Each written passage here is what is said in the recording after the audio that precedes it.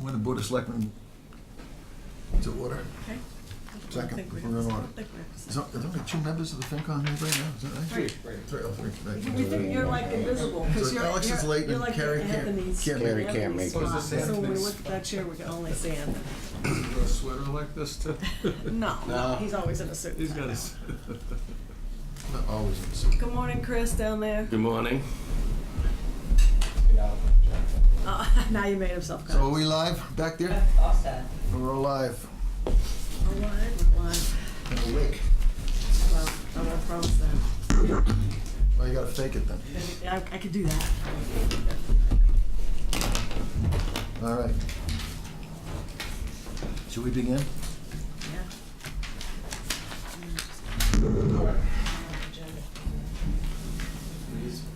I'm just gonna get an agenda. It's in your book. It's in my book.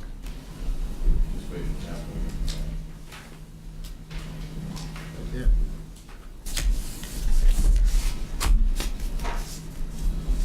You have one right here, Captain. What's that right there? That's a budget schedule, I wanted the agenda. Budget Sorry. preparation I got time. it, I got it. We got this yesterday. It was mailed to us. Yeah, I didn't print it, okay. Please. Yeah, please. All right, so good morning, everybody. Good morning. Morning. Morning. Different than previous years, we were actually having this televised for our viewers at home who are up early, and I know are tuning in with their coffee to Yeah, for hear about our budget. But 6 hours. in all kidding aside, this is a great opportunity for our citizens to follow along with this process, because the budget is one of the most important things that we do. It really outlines how we're going to be collectively running the town. And anytime that we can create more transparency and then get greater citizen engagement, that's a big plus. So before we start, thank you to Jackie and Chris. Did a tremendous amount of work getting this together, so Thank you. Thank you. yeah, great job. All right. So your schedule for today. Oh, yeah, right here. You're gonna have me speaking from 35 more minutes, probably longer. Then we have the fire department coming in at 9:15, the police department at 9:45. 10:15, we have the DPW, the SIAC. At 10:45, we'll have planning and land use. At 11 o'clock, we'll have the council on aging, Jim Reynolds. At 11:15, the joint library. 11:30, assessors. 11:45, iron rail. We're going to come in. We'll take a short little recess around midday, just to just take a short little break and hydrate and so forth. Then we'll have the water department at roughly about 12 o'clock, cemetery at 12:15. Gary couldn't wait to be here, so he's here early. Thank you, Gary. Permitting will be at 12:30, 12:45. Finance, town clerk will be here at 1:15. I'll give a wrap up. So I'm going to go through a bunch of slides that I know that most of you are familiar with, but I think it's a great opportunity for the citizens at home to understand what makes up our budget. So the first thing is our sources of revenue. We have three sources of revenue. It's property taxes, local receipts, and state aid. So here you're familiar with the property taxes. So that early in October, I think, we had a financial forecast. None of our revenue numbers have changed. So what you see here, you've seen before, but this is a 5-year snapshot of how our property taxes increase, that revenue source. FY20 is what was budgeted, so it's not the actual. Keep that in mind because we're in the fiscal year. But FY21, we're projecting 17,243,874, 17,243,874 coming from property tax. Local receipts. Our greatest local receipt that we generate is the motor vehicle excise, but what you see on the special assessment, that's the money that We bill Hamilton for our shared services, so yes, that is a higher amount, but that's coming from Hamilton. Under that, we have a large one is the water.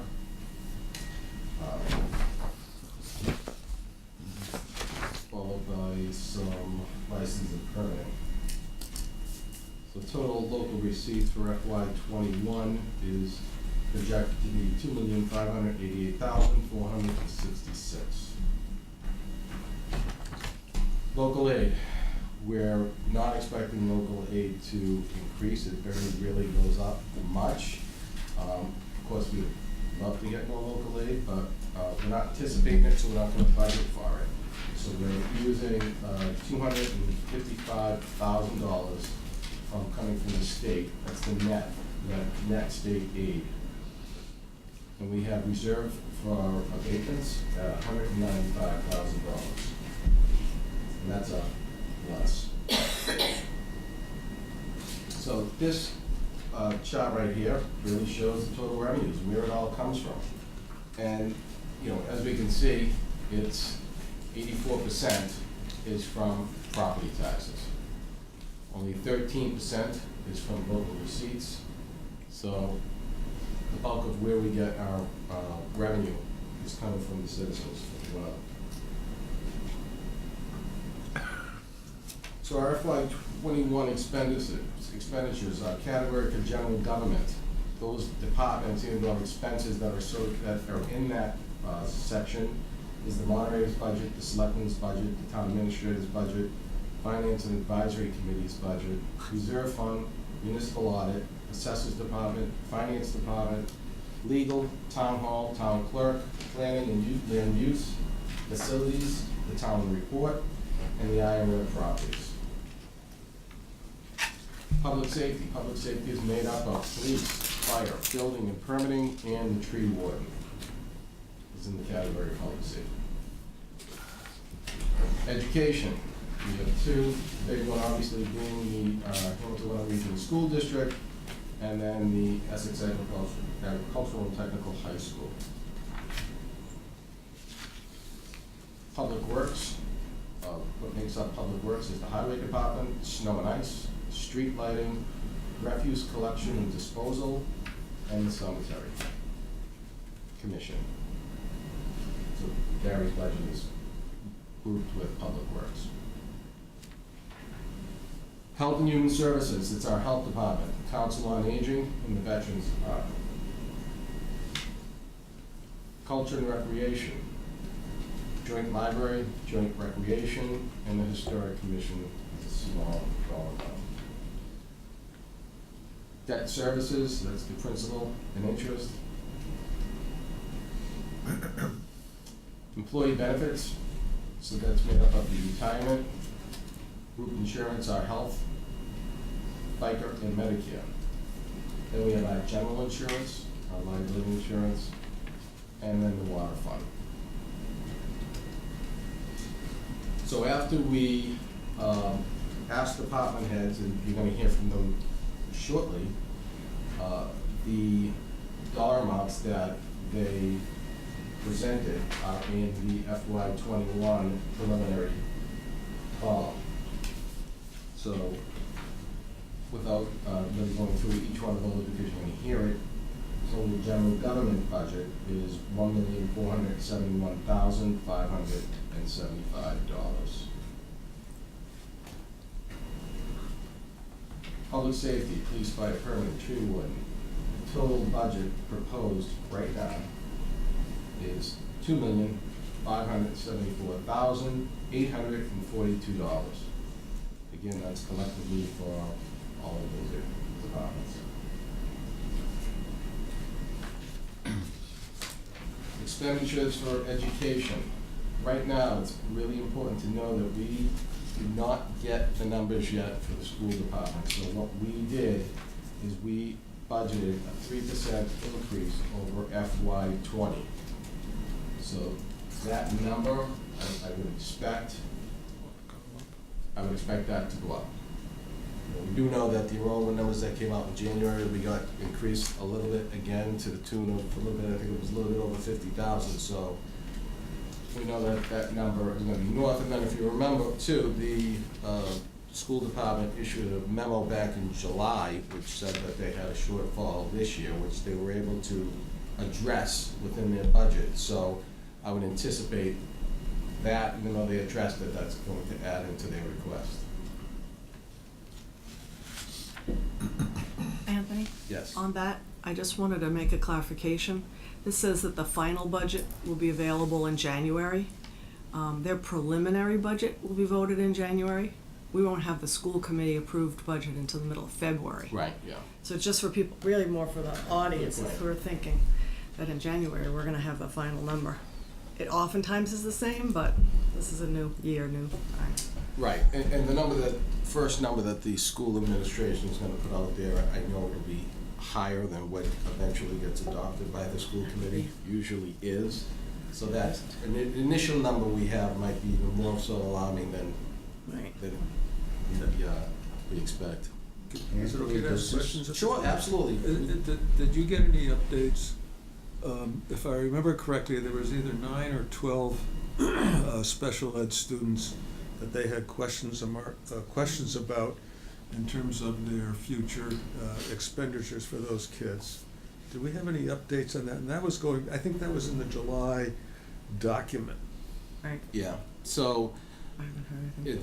it's, special ed is kind of a continually moving target, the superintendent explained it to me, so, one of the problems that, I don't know if it's, to answer your question, I don't know, but I know with special ed, one of our problems in the district is because of our facilities, because of the space, we have to send some of those services outside of the district. Once we start sending services outside the district, the costs are going up because we have transportation expenses and onwards. So, one of the things that they're looking at is you're gonna hear more about their capital requests and long-term planning and who knows, new schools down the road. One of those things that I'm impressed with the superintendent, that she's already thinking in advance and saying, if we can build a new school, say, with that type of amenities, we can bring some of the special ed back inside, which would save money. You know, I know the initial cost of a new school is high, but it's good long thinking. ROI It's on that. Yeah, and that's a way years out, but that's one of our problems that we have. Anthony, is this budget include the capital improvements they're looking to make, or No. that's gonna be a separate? It's gonna be separate. It's gonna be So separate. it's actually gonna be worse. You're gonna have some kind of capital request. In speaking with the superintendent,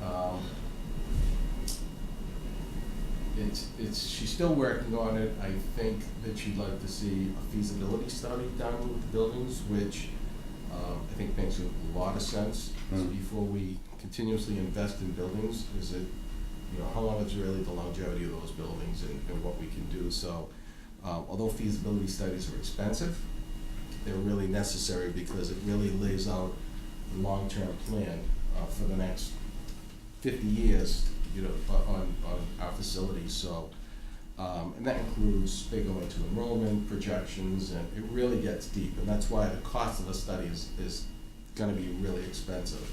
I anticipate, and this is just a guess, that should be asking for that money, and that's something that the communities of both Hamilton and Wenham will have to decide if they want to fund. I think the previous guesses about enrollment were way off too. The Collins study, stuff like that. You weren't around for that, but just a guess. It is a guess to some degree. You're right, Jack. But you like to hope to be in the ballpark with the number, not really have something that's thrown out of, left field. And I think the most recent study the McKibben one is slightly more accurate. They used a little bit more robust analytics to get to that number. So at least looking at what they projected and what is actual, they're definitely better than those original numbers. Which had a huge growth, and we've had a decline in the last Right, 10 years. right. So it's Still going in a- opposite direction. To Anthony's So, point, still a guess. Yeah, so we don't have to spend a lot of money guessing it, I hope. We're gonna guess. Yeah. I can do it for $1. $1. Got that? We're gonna hire Jack. We got that. It's on TV, Jack. That's it. Did we get that quote? In fact, you can have my answer in about 5 minutes. high-end analytics, huh? Yeah, and again, if there's any questions at It'll be worth it, discussion, though, I think if it's it's- great that we have them before department heads come in or during department heads. Happy to, so I haven't missed my balance. Thanks, Anthony. Nothing you didn't already know, probably. Yeah, exactly. Okay, good, that's what I was hoping for. We were just on the education slide, which really started some discussion. We talked about that just being the same as what we projected at the 3%. We would expect that number to increase based on their deficits that they had in July that they were Okay. talking about. Right, They were able right. to absorb those costs within their budget. But I think that they're gonna add those onto their numbers. Operating budget going forward. Yeah, yeah, that would be fine. So that'll increase with the level services.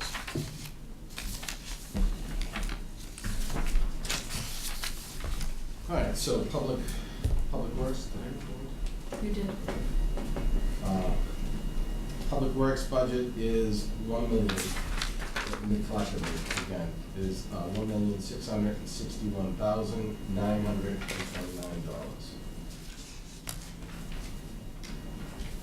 What are the assumptions in that increase?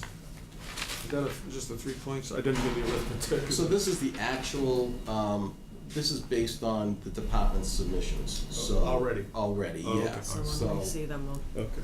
And we'll have some changes to Changes, that okay, yep. going forward. Thank you. Health and Human Services. That's the comment that it makes up. And the total is $186,067. Culture and Recreation, it's $1,100,946.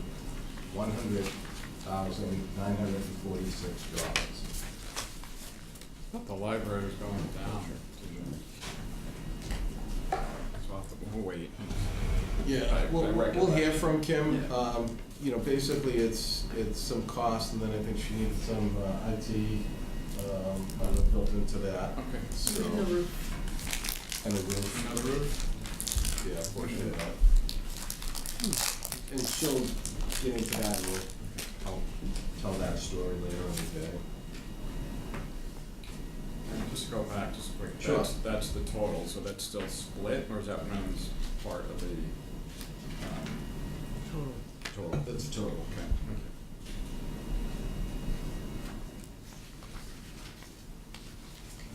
So for debt services, some of this is excluded debt. But the two categories up there is that your principal. So your principal is $405,000. And your interest that you're paying on that, which is $45,186. Collectively, total debt service is $450,186. Anthony, as Yes. a percentage, and I don't know this exactly, but that's a pretty, I think people who rate these things would say that's a pretty reasonable amount of debt for a town this size. I would agree. Right? Yeah, I would agree. I think Not like we have excessive, one good news, we don't have Yeah. excessive we debt. don't have excessive debt. And And maybe some the capacity. the bulk of that debt, correct me if I'm wrong, is excluded debt. So it's this building, police station, Right. school. Okay, Are there thank you. parameters around, are there are there measurements of what's good debt, bad debt, reasonable debt? What are I the think that- measurements I- of town government? I think there are. I feel like I remember someone saying, you know, when we asked, well, could we have more debt? Somebody outside said, well, you only have this percentage of your total, Yeah. whatever, in debt, and there was a number, but I don't remember what that number is. And what's recollecting in my mind is it's 10% of your total budget. Under that is what the credit agencies like to see. Yeah, that sounds right. So, We're a quarter of that, right? With, Right. right, roughly? yeah, Right. so, pretty good. But And we raise taxes a lot too, which I'm told is, viewed as being a positive, right? Right. It's We don't everybody have a but the reluctance to, taxpayers, right? seriously, right, like with multiple overrides that have passed, it's sort of like, okay, well, you can tax your way out of it. All kidding aside, from a rating standpoint. It is, yeah. We're rated AAA, so they must like us. Right. Yeah, but this is one of the reasons. Higher than the government, federal government. That's right. Oh, That's right. Is that, Yeah. It's like I feel like that wouldn't be hard. ridiculous. What's our most recent issuance? Do you know? For debt? Yeah. Was it The iron rail? Yeah, Iron Iron Rail Rail ban, Rail. Okay. that Small. 245. Yeah. Yeah. Yeah, and Yeah. that's like the 10-year ban that we have to go out for every year for, and that's funded through their revolving fund Yes. from their iron rail rental Thank you. revenue.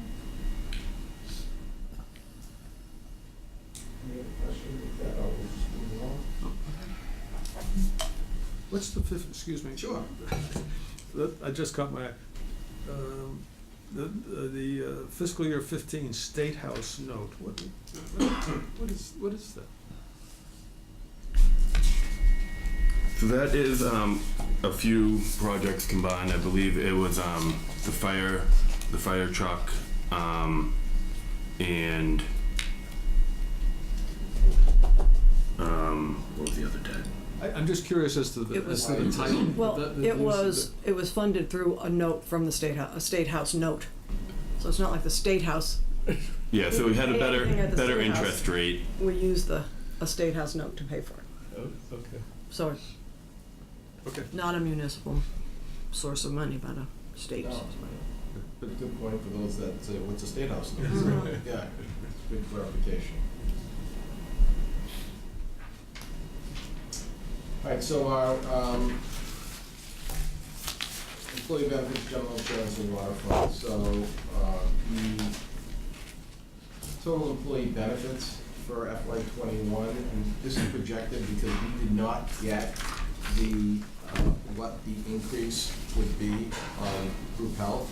So that's expected also in January. We've been pushing our consultants to see if we can get that moving along a little quicker. We projected a 6 or 7%. 8%. Oh, we- 8%. We projected an 8% increase over last year. Increase or decrease, you said? Increase. Increase. So,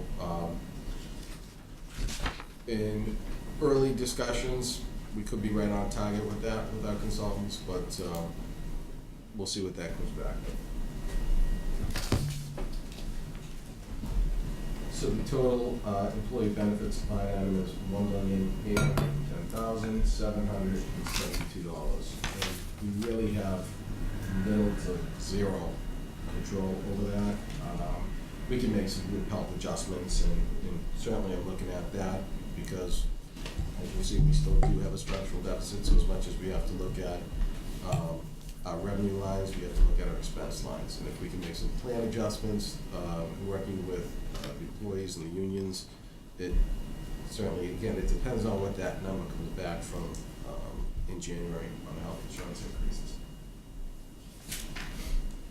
General insurance is $145,000, and interfund transfers out $60,000. Chris, you know?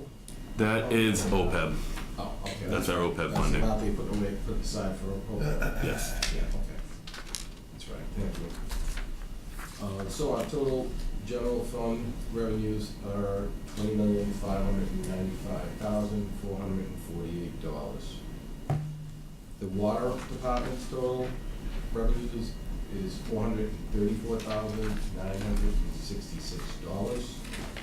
So our grand total on revenues is $30,014. How did that go down? Expense? I'm sorry, expense, yeah. Okay. I'm sorry. Thank you, Jen. Expense. So which one went? Expense. I wish we had that revenue. All right, so our expenditures, so I created a little pie chart just to show a visual on how we spend the bulk of our money. And you heard me just say it, but I think a picture says 1,000 words. So, you know, education makes up 53% of the town's total budget. The next largest area would be Public safety, 12%. Public safety, more than you. And then employee benefits at 9%. These are fiscal year expenditures? This is fiscal year, this is for Right. projected FY '21 right now. This is for this Upcoming budget. Based on the numbers you just saw. This is based on the budget. Yeah. But if we were looking at last year's, that pie chart will probably look Yeah, pretty close to being the same. okay, thank you. So what do we have so far? We still have a structural deficit. Our expenses right now that was proposed by department heads and what we're projecting to come in for revenues doesn't balance. So we have a structural deficit of $1,130,574. So the challenge today is, as we all know, we have to produce a balanced budget to town meeting. So we certainly have a lot of work to do in the coming months to do that. So we'll go back to department heads and seeing what else we can do as far as making cuts to some of their requests, seeing if they're really necessary. And on the revenue side, we'll talk about possible new revenues, the override if necessary, looking at how we're conducting services right now and whether or not we need to make sure that we're covering the cost for some of those services in addition to what is already being paid from the tax levy. So if you were doing this presentation a year ago, if you were with us, what would the structural deficit have been projected to be in the current fiscal year? I think it was about $1 million? We signed about $1 million last year. About 900,000. Yeah, it was 900,000, and in looking back at Peter's stuff from last year, one thing that's not in here that you've done in the past is there's no use of free cash right now. So that still has to be determined. So we would have, I think, about $700,000 in free cash after the amount that we hold back. Yeah, right about that. Maybe just shy. I think we came in at 947 or so on free cash. So if we kept our 250, we'd be just shy of 700. And one of the things we talked about in the financial forecast is because we've been budgeting so tightly, that number is going down, and it did go down over the prior year. So one of our concerns that we brought up during the forecast is continuous support using free cash really needs to be looked at because it's just going down, it's just not there. So, and what you'll see once we get to the capital, there's quite a bit of capital that we need to really make sure that we take care of our assets. Well, the amount of free cash that was just certified is about the same as it was last year. A little bit, A little bit lower, I believe. couple $100,000 lower? 900 and change, Yeah. wasn't it? Yeah, it was pretty close. I think it went down like 15, 20,000, something like that. My recollection is, so it did get up. Right, very close. Yeah, close to prior year. So from FY19 to FY20, we reduced the use of free cash in the budget by 50,000, correct? From 750 to 700, Yes. Right. and we're certified at just over 900,000. 947. Okay, almost 950. Okay. Yep, 954, sorry. Yep. I have that right now. It's 954 we got approved for. Okay. So, Almost the same as it so was. Just we're about saying that 50. last year, we solved the issue with the structural, well, we didn't solve the In issue. part. We In lowered part. the structural deficit with partly, a great deal of it, if we use 700,000 of it. Which is what we've been doing for Years. half Well, a dozen years At almost. least. yeah, although I'll probably say this 40 times, but I think in those early years, we used free cash to lower the tax rate, and then towards the end, we used free cash to actually balance the budget, which is without a kind of a doubt. different. You're correct in that, Catherine. Right. That is what happened. Right, so it's got, our habits have gotten worse relative When to the that. E&D recovery from the schools, it was used to lower the tax That's rate because right. it gave us excess levy capacity. But it was still about 4 or 5 years leading up to the overrides that we were, to your point, balancing the budget with it. Well, and Wait. to Anthony's point to Alex about the free cash, with it going down every year and getting tighter and tighter and leaner, we also don't have significant reserves that other communities may have. So free cash is really like what we're using to solve problems every year. And as it gets tighter and tighter, even this year, though it didn't go down as much as it has in prior years, it's still, a concern, given that we don't have the stabilization fund, the capital reserves, the personnel reserves that other communities have. So when we need to problem solve, we don't have those backups, and free cash becomes the, kind of ubiquitous problem solver in a way that we can't. It's our one and only go-to. Exactly. Yeah. We do have a stabilization fund. We do, it's $500,000, but one of our problems, and we talked about this at the financial forecast, is a couple times during the year, we barely have enough to cover expense for that period, because we're waiting for the property tax. Again, 84% of our revenue is coming from property tax, so, and we bill quarterly. So, in the school budget at $10 million, the assessment every month is Just about 900, yeah. $900,000, closer to nine, right. So it gets to be that time. I think in the past where finance director has had to say to the school, we'll pay in a week, So most towns like to have 3 months worth of what your bills would be, or what your budget is, in reserve. So this cash flow doesn't happen. So that's a challenge that staff faces, is that we're barely covering our bills at a time. In cash reserve, that's accessible to the staff, because stabilization isn't gonna help for that. We need town meeting to get money out of stabilization. It's not a So this is matter, but it's, if we had a $2 million stabilization, we absolutely can't touch that. Right, Board of Selectmen can't touch that FinCom. Right. Town meeting has to authorize that, Right. but it helps with our cash flow. okay. Okay. Are we permitted to have a line of credit with a bank? You can have debt, They're called Line of credit, not- revenue anticipation notes you can take out. but that's borrowing, basically It's- yeah, borrowing money. it's borrowing. in anticipation Future of revenue. come in, so now you're gonna have another expense for that interest that you can, that, Well, Helps if you with have to cash. have the cash, you have to have the cash. if, right, it's So- certainly a possibility. So, Not a long-term fix, but a Not a short-term. long-term fix. Not best practice. Not best Solution, practice. gotta pay the bills though.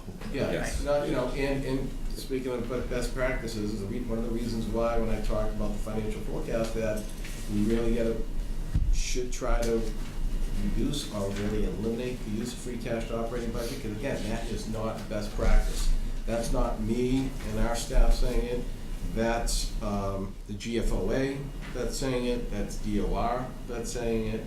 Of course, there's some communities that just can't do that, and especially a smaller Or one. community like ours, Yeah. it's just not realistic, but it's not a best practice. Right. So, how we attack this problem, is it weaning ourselves off of it? Those are just different discussions that we need to have, but at the end of the day, come April, we have to present a balanced budget to town meeting. So we have quite a bit of work to address that number. Yep.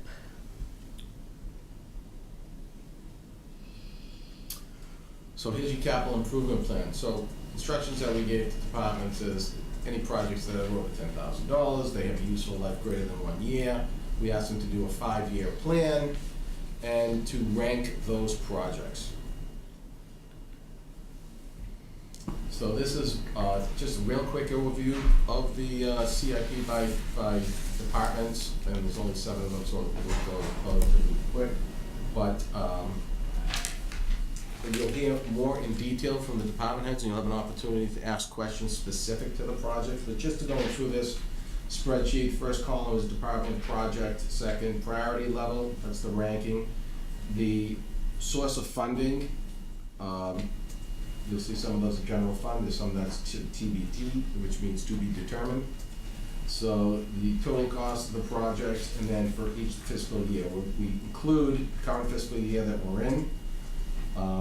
And then their FY21 capital request is $320,000 for Department of Public Works. Can I? Yep. Can you this, and over here, there's 10 million, 10,000. oh, 10,000. Okay. I was gonna put the zeros in for that very reason. Misread it. Got it. Okay. I did have one point to make, Yeah. just particularly on DPW capital, is that, we also have the $150,000 this current fiscal year that looks a lot higher due to the state and that very generous, money we got from the state. So I just wanted to note right off the top that that's significantly lower this year due to that state funding for the Main Street Signal project. Is that a one-time? One One time. time. But the expenses will go down in '21 as well for that project. Is that true? There's a lot of upfront costs to that design, blah, blah, blah. It's like But- there's no expenses. But, right, Projects to projects, there's no Right. additional expenses, Okay. there's nothing we're gonna save in future years, but, right, right. Okay. other than hopefully once it gets done, we save some accidents. Yeah, and, right. We have a better, Get to town hall and faster. yeah, get there a little safer. Facilities, land use, their budget, projection, CI capital improvement plan request is $136,000. One of the larger, items in there, and we'll talk later about this, is the master plan.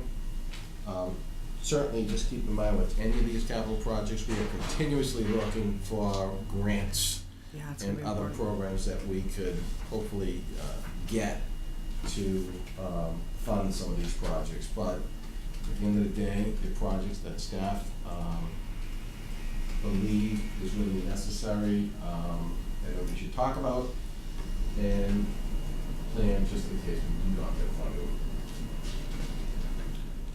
Fire department, their request this year, and Chief and Deputy Jackson will go into this more deeply, is $782,069.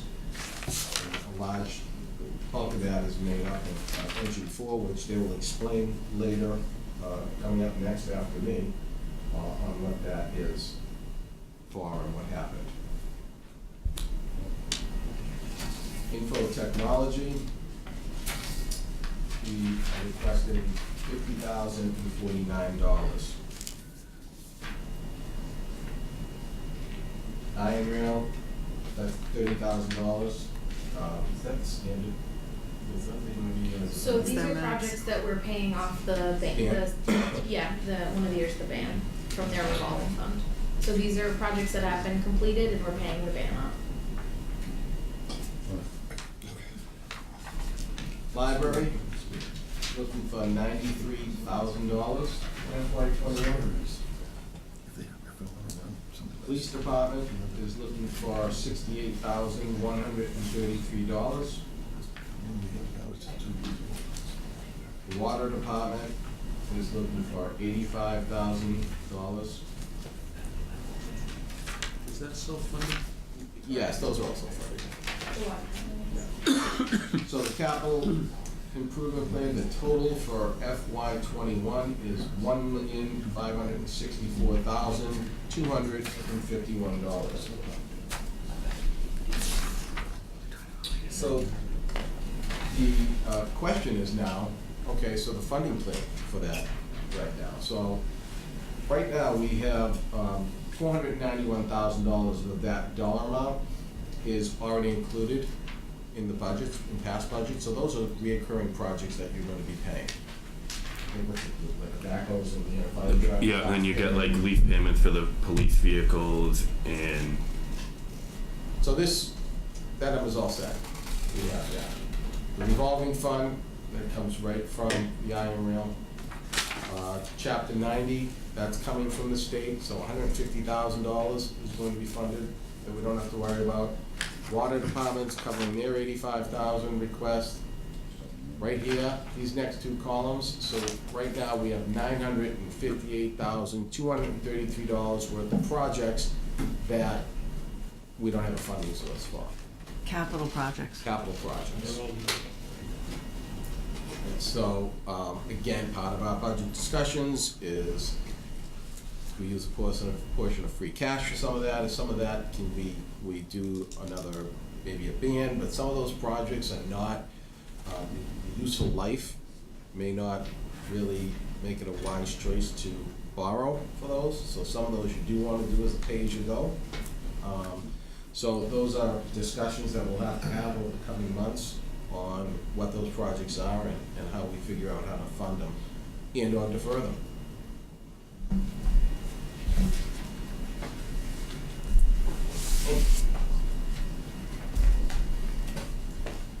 those capital, we haven't, those haven't been prioritized, is that correct? Oh, I'm Yeah, sorry. they have, I think, Jim. They have. It's just not loading.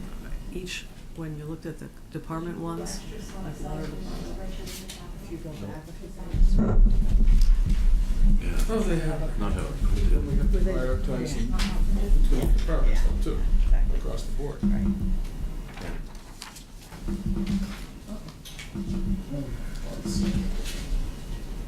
Mine have numbers. What, your pages? I think so. Yeah, but, Yeah, you're, yeah. Not on the handouts, but Oh, well, Keep going. electronically. Go a little I bit. might go electronic, actually, I have my laptop. I guess there was a, Get through 'em. there's an update You'll this see. morning. President blanket. So- That could be. Yeah, I don't know where they from, if they weren't on this one. Keep going. Loading. Hold on, stop those there. Can we share what we have with you in any way? Since we have numbers in Yeah, ours. so I can plug Oh, into okay. Jackie. Okay. Just switch to the Jackie.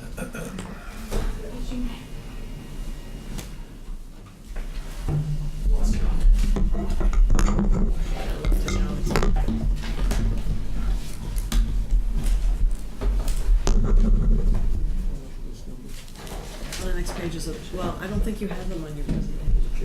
Printed presentation. And, so you don't have these filled in on your printed presentation? I don't think pages are there to represent it, as best I can tell, because it's quite near the end. I'm just wondering if, I'm going.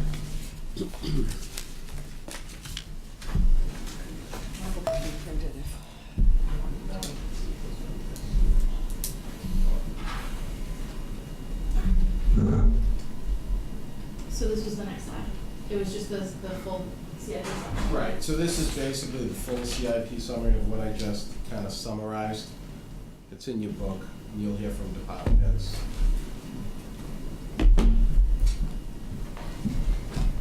I'm still getting your, So if this is in one kind of master spreadsheet, Chris, that'd be great to get up to FinCom and Excel form, just so we can Yeah. Okay. see it as it's updated over time. Sounds good. Yeah, we can certainly do that, yeah. And this is that, another good spreadsheet that I'll send to Alex is the funding sources for those. So, and they, I believe they're linked together, Chris. So as we determine funding sources, they'll Yeah. slide into. Yeah. are those pages, are those the first three pages in our book? they're in your capital budget tab of your binders. Yeah. Oh, okay. In bigger font. Yeah.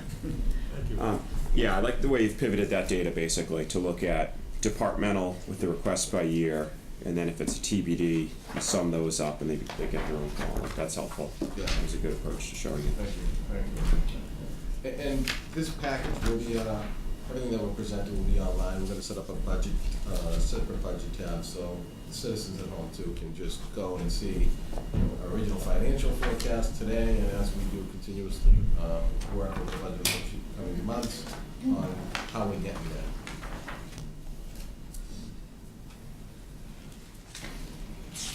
So this is a roll-up just on the revenue and expenses for our budget, which we discussed.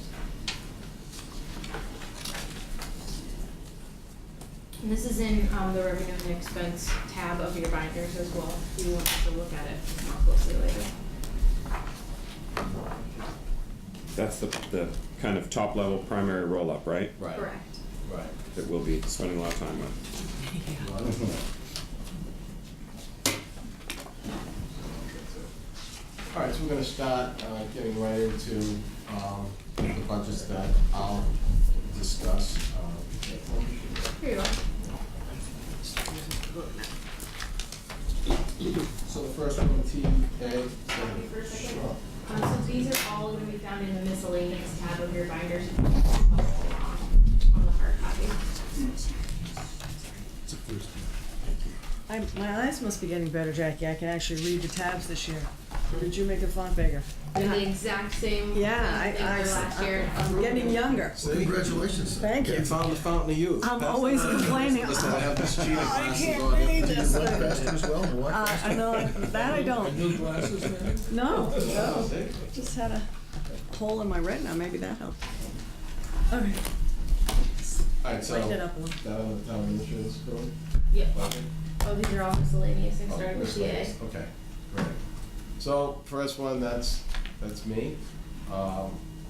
Salary from this year, what we do is we're entitled to, or eligible, I should say, for the 2% COLA, plus up to a 2% merit. So on any salaries, when the departments present them, that's the assumptions we do, so we're always, doesn't mean it's gonna guarantee, and it's gonna definitely happen at 2% for anybody, but that's the max we can get, so we wanna budget to the max.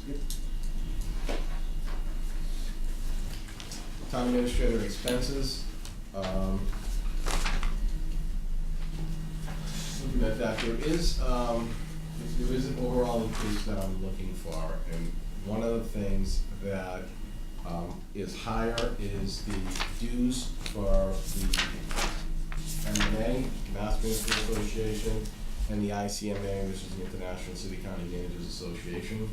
So we're looking for an increase in dues on that. I know in the trade shows and conferences, you know, I hate that word trade show and conferences because it's not that I'm attending, you know, these are professional development. So, I might go to them too.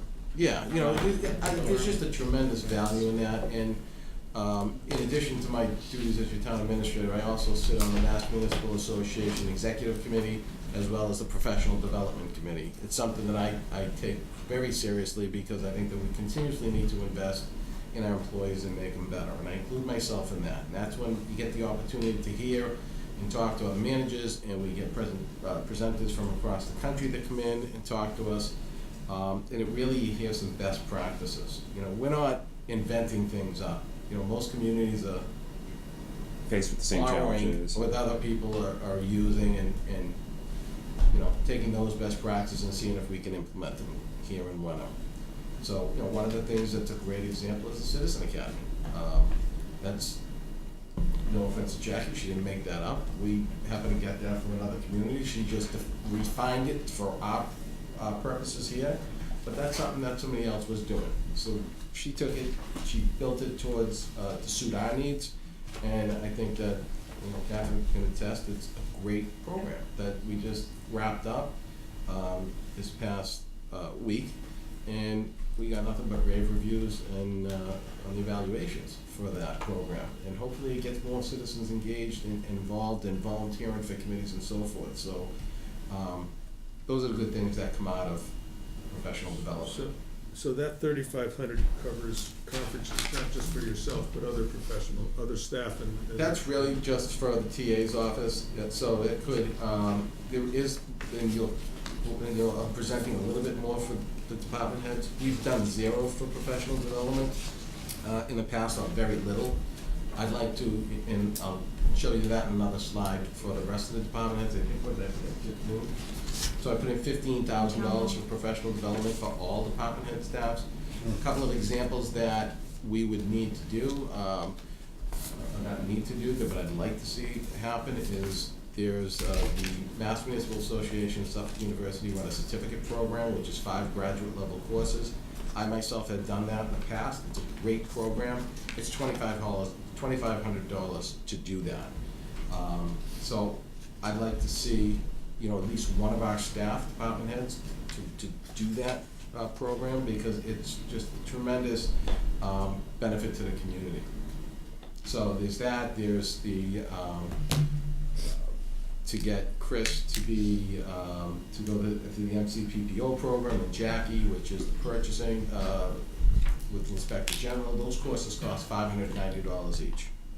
So everything's expensive, but it's something that we really need to do to keep up, and again, bring best practices back to Wenham. Can I speak to the history of this line too? Yeah. Because someone had asked the question of who this line covered. So historically, this line was only covering the TA before. I will say Peter was very generous with this line because he did not always have the time to go to conferences, so that is how we were able to fund my associate MCPPO, is that he paid for it out of this line.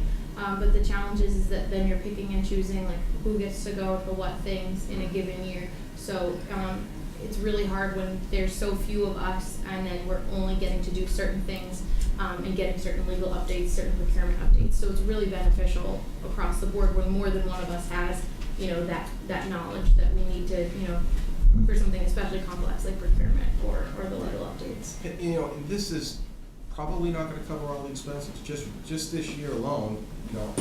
I did attend the ICMA annual conference, it was in Nashville, and I paid the lion's share. I think when I just paid my registration fee, but I paid to get there and house myself, and so. Thank you, Anthony. Yeah, just, but it, you know, it's really difficult too. I have a family too, and I certainly don't mind.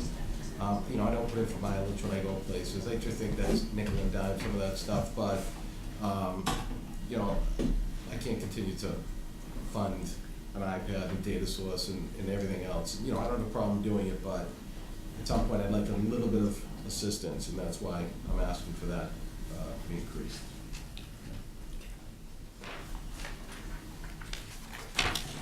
This next slide is just the recording secretary's projected hours and Number of meetings. number of meetings. Oh, that's that number, that was the number of meetings. It's the breakdown and of the dollar different amount. boards and committees.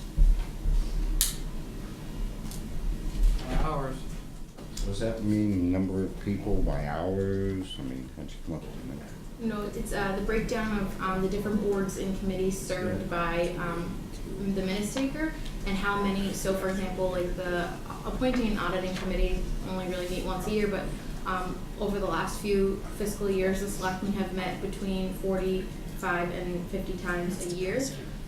The ZBA have met between 15 and 20 times a year, so this is just to better project the cost of the minutes taking that's happening every year, given that it's such a critical function for a lot of these boards and committees, and they're based on the actuals of how these boards and committees have been meeting.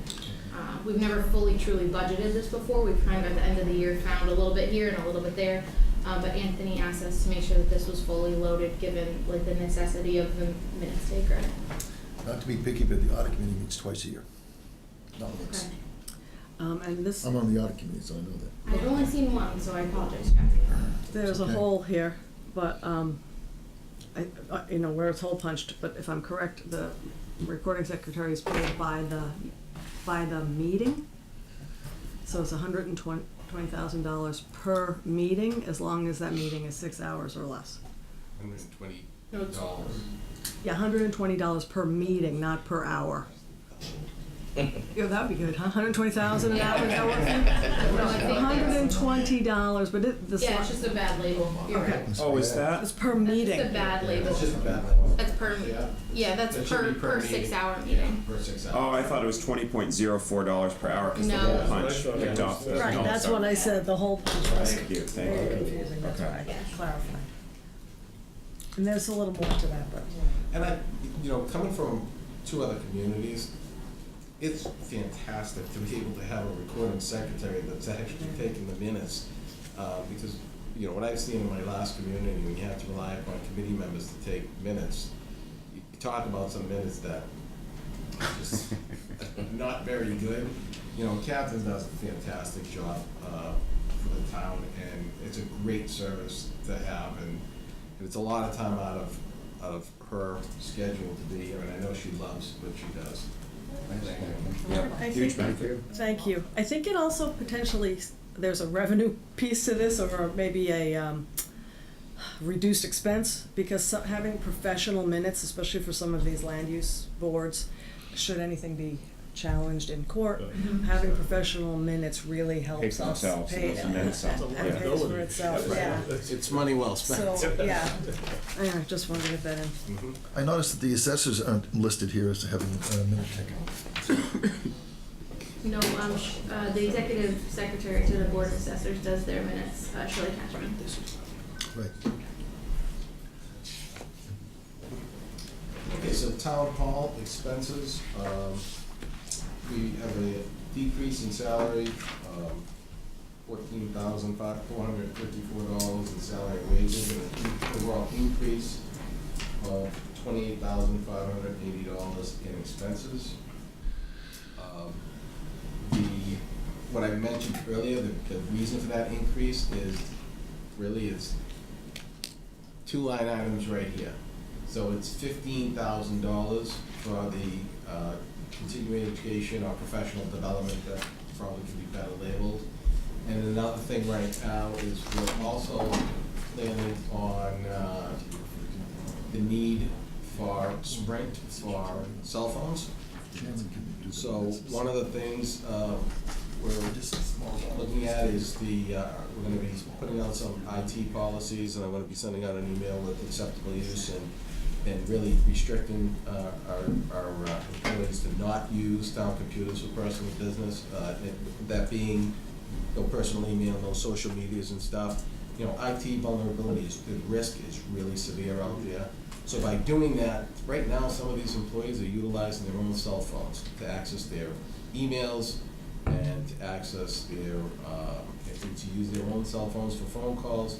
So Sprint has a program where I wouldn't have to carry two phones anymore, so I could just get rid of the town phone, and you have an app, so it's $15 a month just for that. So actually, like, my cell phone cost would go down, but other people like Jackie, who uses hers, we would now have her using it through the app. So what this does too, in case of a FOIA request, right now, it would be, we'd be asking somebody for their own personal phone. It's really a tricky situation. Go over that again. So right now, a lot of departments are using their own personal phones.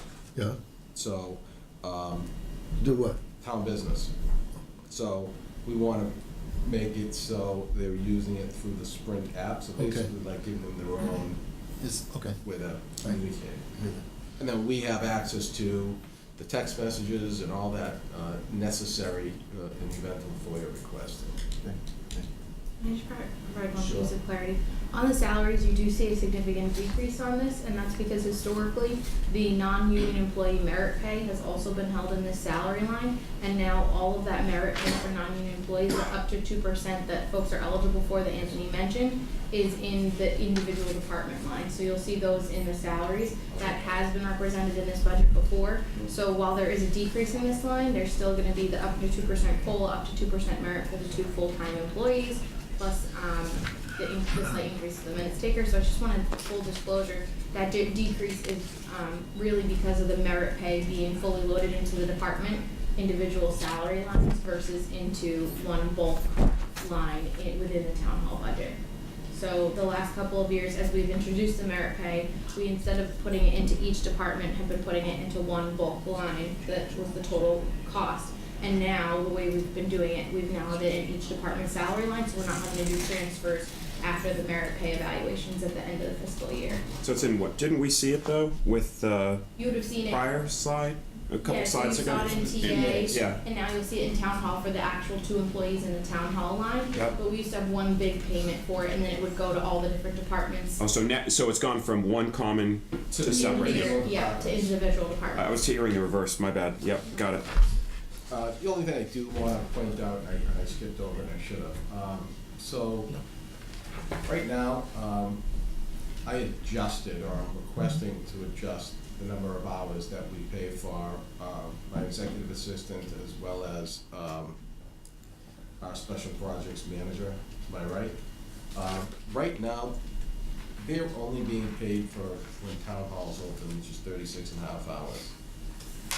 It's, since I've been here, they're here well above 36.5 hours. They're well above 40, you know, so really, I would just like to see them get compensated for the time that they work, which is really, I'm here 40 hours, and Nikki's here right here with me, and Jackie's here too. So I think that if somebody's putting in the hours, they should be paid for it. It's also part of the law, part of the FLSA law. If you're working, you have to get paid for it. So, I feel very strongly about increasing those hours to make them 40 I hours. appreciate you surfacing this. Is it reflected in what we're seeing here? Yeah, so it's in the salary tab, in the salary section. Okay, is it Town hall. spelled out with It's just- respect to the it's- hours increase? It's just or increased to 40. just the dollar amount? Yeah. So it's embedded in that? Yeah, it's Okay. embedded, but I just Okay. wanted to point that out. Well, Okay. but on this So- chart, it shows It's for confusing. FY '21, it shows FY The reason why I put it as 40 as part of FY '20, even though they're at 36 now, because I do plan on coming to the selectmen and requesting that increase in the number of hours so they're paid appropriately. So there's no FY '21 hours column, I guess. No, is- it just gets, Right. that gets rolled into the 2% and for the COLA and 2% for the merit. And the special projects person, Is paid out of that's part of, this is the special projects part. Yes. Plus the permitting part, which we're plus gonna add. CPC. God, that's why it's 18.2. Right. Right. Okay, so Right, Jackie's paid. Jackie works 18 different. hours a week. Yeah, that's Yeah. it. I don't even need health insurance. Okay. So yeah, it doesn't show that, Alex, from the hours for, if there was another column, when Patty originally set this up, the hours were only listed under the current fiscal year. Okay, So that's why, I increased it there, but that's why I wanted to talk about it, because I don't want it to look like we're currently paying, but that's the only place where I could address and put in the projection for salary for next year. So you're projecting from 35 or 36? 36 and a so half 40. hours to 40 hours, so additional 3.5 hours a week pay. Okay. Only an hour and a half for me. Only an hour and a half. we're seeing 36 and a half. Work more and more. an hour CPC's and a picking half. up some of the tab. Right. CPC picks up. Well, that's the thing, it doesn't say 36 and a half here. Yeah, where's 36 and a half, sorry?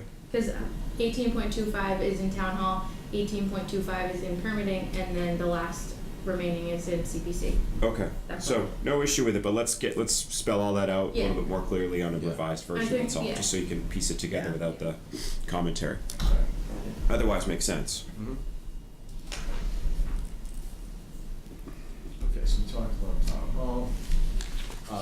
Infotech, we have no salaries there.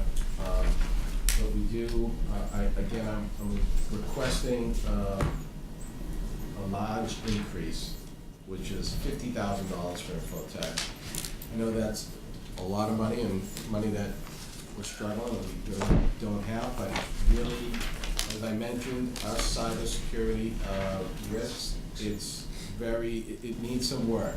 So right now, we're part of a group in the North Shore with other towns that we're looking at possibly regionalizing. One of the things that, in Danvers being the lead community because they have an IT department, hopefully if this works out and we were to join that consortium, our standards would have to be brought up to a level so we don't increase.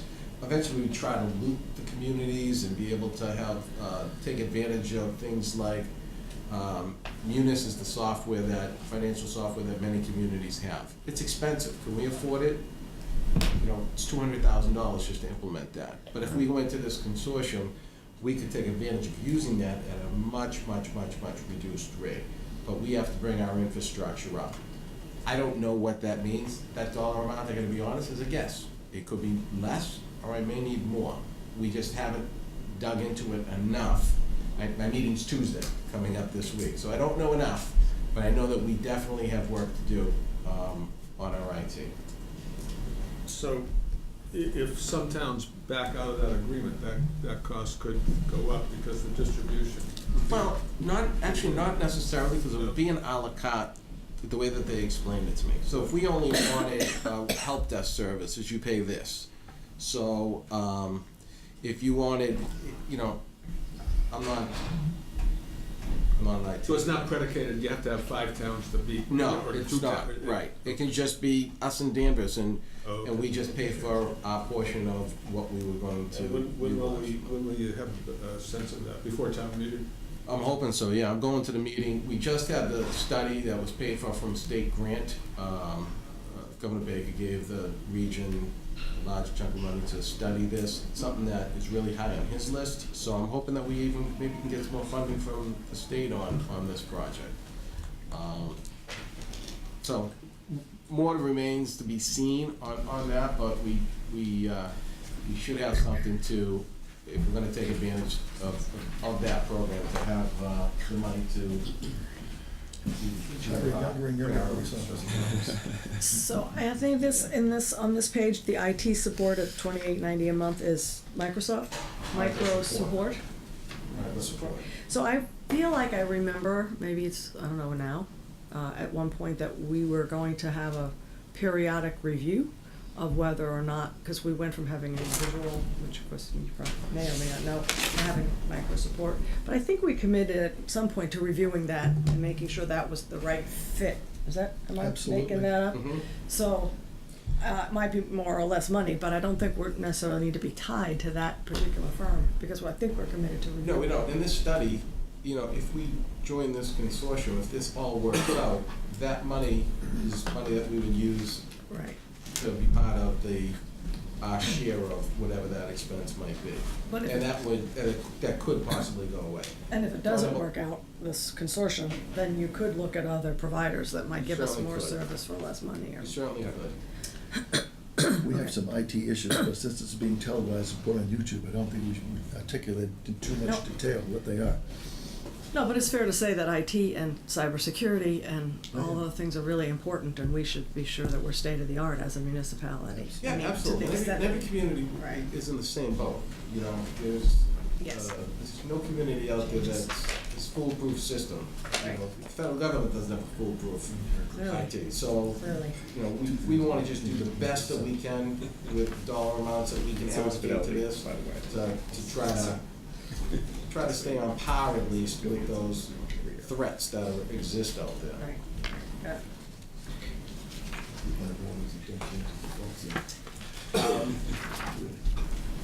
Legal, It's our legal, I can speak to it. yeah, if you. I can speak to the legal. So, over the last few years, we've been budgeting approximately $60,000 for legal. The increase for this coming fiscal '21 is $75,000. For fiscal '19, our actual cost for legal was $115,000. We had a significant year of litigation in that year, but the couple of years before that weren't much lower. So the $75,000 is really just paying for our KP Law, town meeting prep litigation that we do on an annual basis. We have seen some of our litigation close out this year, which is really great. But we have, Sorry, where were you? we're still Legal. miscellaneous. It's all miscellaneous and, Miscellaneous still? It's yeah. after, picture of, Infotech? yeah. Yeah, it's after the Infotech Capital. Apologies. But if you hit reserve funds, you've gone too far. So this is just to bring up our legal costs, based on the average of the first 3 months of fiscal '20 so far. Okay, so we're 2x our budgeted in 1920. We budgeted 60. Yeah, in '20 we budgeted 60, and the average of the first 3 months has been roughly 3,000 a month so Okay. far since July. So we used that to start to consider for fiscal '21, because there's certain costs with legal that we can't not do. You know, course. prepping the warrant, attendance at town meeting, certain things that come up. FY '19 was a particularly heavy litigation year. We also had some work with the town clerk's office for a residency hearing that was unexpected. Yeah. But so this is hopefully to more accurately budget for our traditional legal expenses, the ones that we have every year. Right, and some analysis of the legal expenditures, I think, is helpful to understand in broad categorization what's non-discretionary, to your point. Yes. What's anomalous because we're being sued over land, what have you, and what is more truly discretionary And I with think- respect to TA usage, other committees and the like, where we I think- might identify opportunities to FY reduce. 19, to your point, Alex, was an anomaly, you know, Yeah. where there was just litigation that was unexpected, Yeah. other processes that were unexpected the town had never dealt with before. Whereas in fiscal '21, we're optimistic that we're gonna Right. kind of reset back to more of a normal usage of legal. Right. Just town meeting prep, some of the ongoing litigations, you know, certain intermunicipal agreement review, more normal doing business. Plan for those, right? Correct. Yeah, we don't have Wenham Pines, we don't have Maple Woods, and we don't have Marijuana laws. Still have. Yeah, the marijuana laws were the particularly Airbnb, you know, extensive here. there was a lot of, Yeah. we spent a lot of money. But I'll say that what I said, I think, I don't know I think with the minutes taker, I think that some of the money that we spent, particularly in land use, by having council at every land use meeting for big projects, has saved us money Oh, no question. in litigation. Right, yeah. I've seen a difference between, you know, the years before we did that and the years now. I think we get better decisions written, and More credible and more credible and Yeah. less, Yeah. But less, even if there is litigation, less success, Accessible. because we've tightened Yeah. things up, so. Right. And to your point, Catherine, we don't expect any of those bigger projects in the pipeline for fiscal 21. As of right now, we haven't seen anything coming up. So I think, we're hoping to return a little bit more. We still have one open one. We that do have we're one hoping open is one, going to be. compared to, close, so. when we had the Dodgers Row, Wenham Pines, Maplewood's all operating at the same time, our portfolio has generally gone down, which Yeah, is which is good. good for the budget. Yeah, but there's those unanticipated times that, we need to call council, and it really is necessary to use, not overuse, but protect us so it doesn't end up costing us more money. Without doubt. We're on decisions Right. that we may make. Just as a quick, what's the process for the choice of town, outside legal counsel? I mean, how are those choices made? Is there competitive kind of bid around Which- the which rates firm and so, we have? Which firm, and how does that? Well, we did that recently. I can speak to the most recent process if you want. So it's an appointment by the Board of Selectmen, but most recently when we selected KP Law after the retirement of Paul Weaver, there were several firms interviewed, scopes of services reviewed. So it's something that we haven't gone out to the market since we selected KP Law, in the hope of having some consistency with council, rather than having to start scratch, over and over, from different year to year. So that's how this current firm had been selected, was through interviews, scope of service reviews. I know they came in and met with Jack and Catherine and John at a public meeting as well. So they were pretty thoroughly vetted between the two firms that had come in as the kind of the top We're contenders. generally satisfied with their They services. do an excellent job. Yeah. They specialize in municipalities. And we also get the managing partner to come out here to help us run town meeting, for example. She sits in the back with Trudy, and a couple of other issues that came up recently that we have the managing partner of the firm out here. And so she services probably 15, the firm probably services 15 to 20 municipalities. I don't know how many it is. Oh, yeah, maybe even more. Yeah, they're fantastic, and Lauren Goldberg is really one of the top attorneys dealing with municipal and being a partner. One of the things recently is, she was involved in the whole Fall River issue with their mayor, so, that's in the newspapers, I can say that, but, Lauren's fantastic, fantastic. Great firm, the advantage of having a firm like KP is that they have several lawyers that deal with land use and all the other purchasing and, all of the Labor Council, separate. So we really get the advantage of having like a fleet of lawyers, but having one firm. So if we brought it in-house, we'd have one lawyer who really isn't expertise in maybe labor law, but we have lawyers that are expertise in labor law. Thank you for clarifying. Appreciate And it. their land use council, since I've been around, about 3 different land use council firms, and KP's is by far the best. Yep, And the rates are reasonable. they are. As lawyers go. As Any lawyers qualifier. in there? Reserve fund, we're just keeping it the same at $125,000. The municipal audit, slight increase, it usually goes up $500 a year. Our CPA firm is Powers and Sullivan. I think they do an outstanding job. I'm familiar with Powers and Sullivan, I use them in Brookline, very reputable firm. I think Chris is very happy with. Yes. Plus Chris came to us from Powers and Sullivan, so. Therefore. Now they're not as good as they used to be. That's right, because we stole one of the accounts, that's true, that's a good point. Every once in a while. Street lighting static, $20,000 again, for FY '21. Refuse collection, this is one of our largest expenditures. There's an increase, there's a pretty big increase in the wheelabrator cost. So they went up on their rates 22.25% or 22.5% from last year to next year.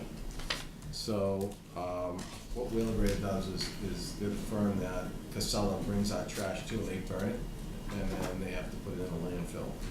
So, when I met with them, they talked about them running out of landfills to do it, and that's why they have to increase their costs, and, but this is really an issue that we'll have some discussion starting on Tuesday night about. I think we've talked with FinCom already, and to have some further discussions. This is one of those areas where, that we could look at for revenue, for potential, fees that would increase the revenue. So I think we'll be having some discussion on this. I know Hamilton has just gone through that now with some discussions, and they've changed their structure around. So, I think it's something that we should discuss as well, considering what we're looking at for FY21, needing to close the gap. Anthony, can we see at some later point, maybe I'm missing it, a breakdown of a couple, year over year? You said these are increases, but I don't see by this line item where the increases are. So could we have a column that says, what presently is and what the Department of One request is? And then Yeah, I have a bunch of spreadsheets. You'll see some on Tuesday night Yeah. at the Board of Selectmen's meeting, and then I have others that I want to incorporate in there, and it has to show the history Yeah. of where our costs have been. For instance, 3 years ago, we were probably making about $500 a year on recycling, and that cost now is, we're paying $36,000 roughly a year. I think it's- Well, and I think, Catherine, to your point, in the columns on the expense sheet, there's a slight increase in that first line item for the Casella contract. There's a contracted increase. Right. But a majority of the $45,000 increase is in that second line for Wheelabrator. Our current trash processing per ton was roughly $66 or $67 per ton, and the increase that they're telling us is gonna happen for next year for fiscal 21 is $82 per ton. So most of that $45,000 is in that Wheelabrator trash processing per ton cost. And we have forecasted it based on our average tons over the last 3 fiscal years. So I appreciate the explanation, but I'd kind of like to, The visual. I'd like to see if we have expenses and Yeah, we just have absolutely. Casella here on the next page in the detail, it'd be nice to see the others as well. So I appreciate that because it does And explain to it is in people. your packet for Tuesday. Okay. I bet the FinCom will like it in there, but. Yeah, we'll get Yes. that for Thank you you. guys. Sorry. No doubt. Because without I know doubt. we're gonna be talking about Yeah, this a it's- lot. Remember 10 years Big ago? dollar, big percentage increases year over year, so to have the breakdown of each category versus the past few years will be great. And I know in other discussions where you've presented specific refuse-related data, it's been there, it's just, piecing it all together for, Right. for the big picture. All right, we talked disposal. That's just IT capital. Oh, this is just IT capital? Yep. Also, these are recurring, All right. with the exception of the website upgrade. All right, so I had mentioned IT capital, just to go through this year. So this is a static, $16,949 request for IT software conversion, that started in FY17. Is that soft right? Yeah, that's soft right. And it's not excluded debt. And it's not excluded that, right? So, That's much, yeah. Oh, there we go. PC replacements, $10,000 a year. We have some computers that are running some old computers that need to be, we need to purchase new ones. So right now we're, need $10,000 to do that, to bring more computers up to, current versions. Library is looking for, we put under IT, $9,600 for our server. The server was installed in 2010. I think anybody with any idea of IT, 9 years is a long time to have a computer, and she runs everything off of that, so we need to, again, she mentioned the Windows Server is 2008, which is obsolete, so we really need to bring that server up to date. There's no upgrades or service. And she also doesn't have any capacity left on it, so it's an increase of the Storage. storage, so it's an I increase presume in the size Microsoft just and in the doesn't- software. Doesn't support Yeah, it doesn't support. Yeah, it doesn't You're on your support, own. by January it'll be completely Just obsolete. Back to your Right. cyber stuff. Yep. Yep.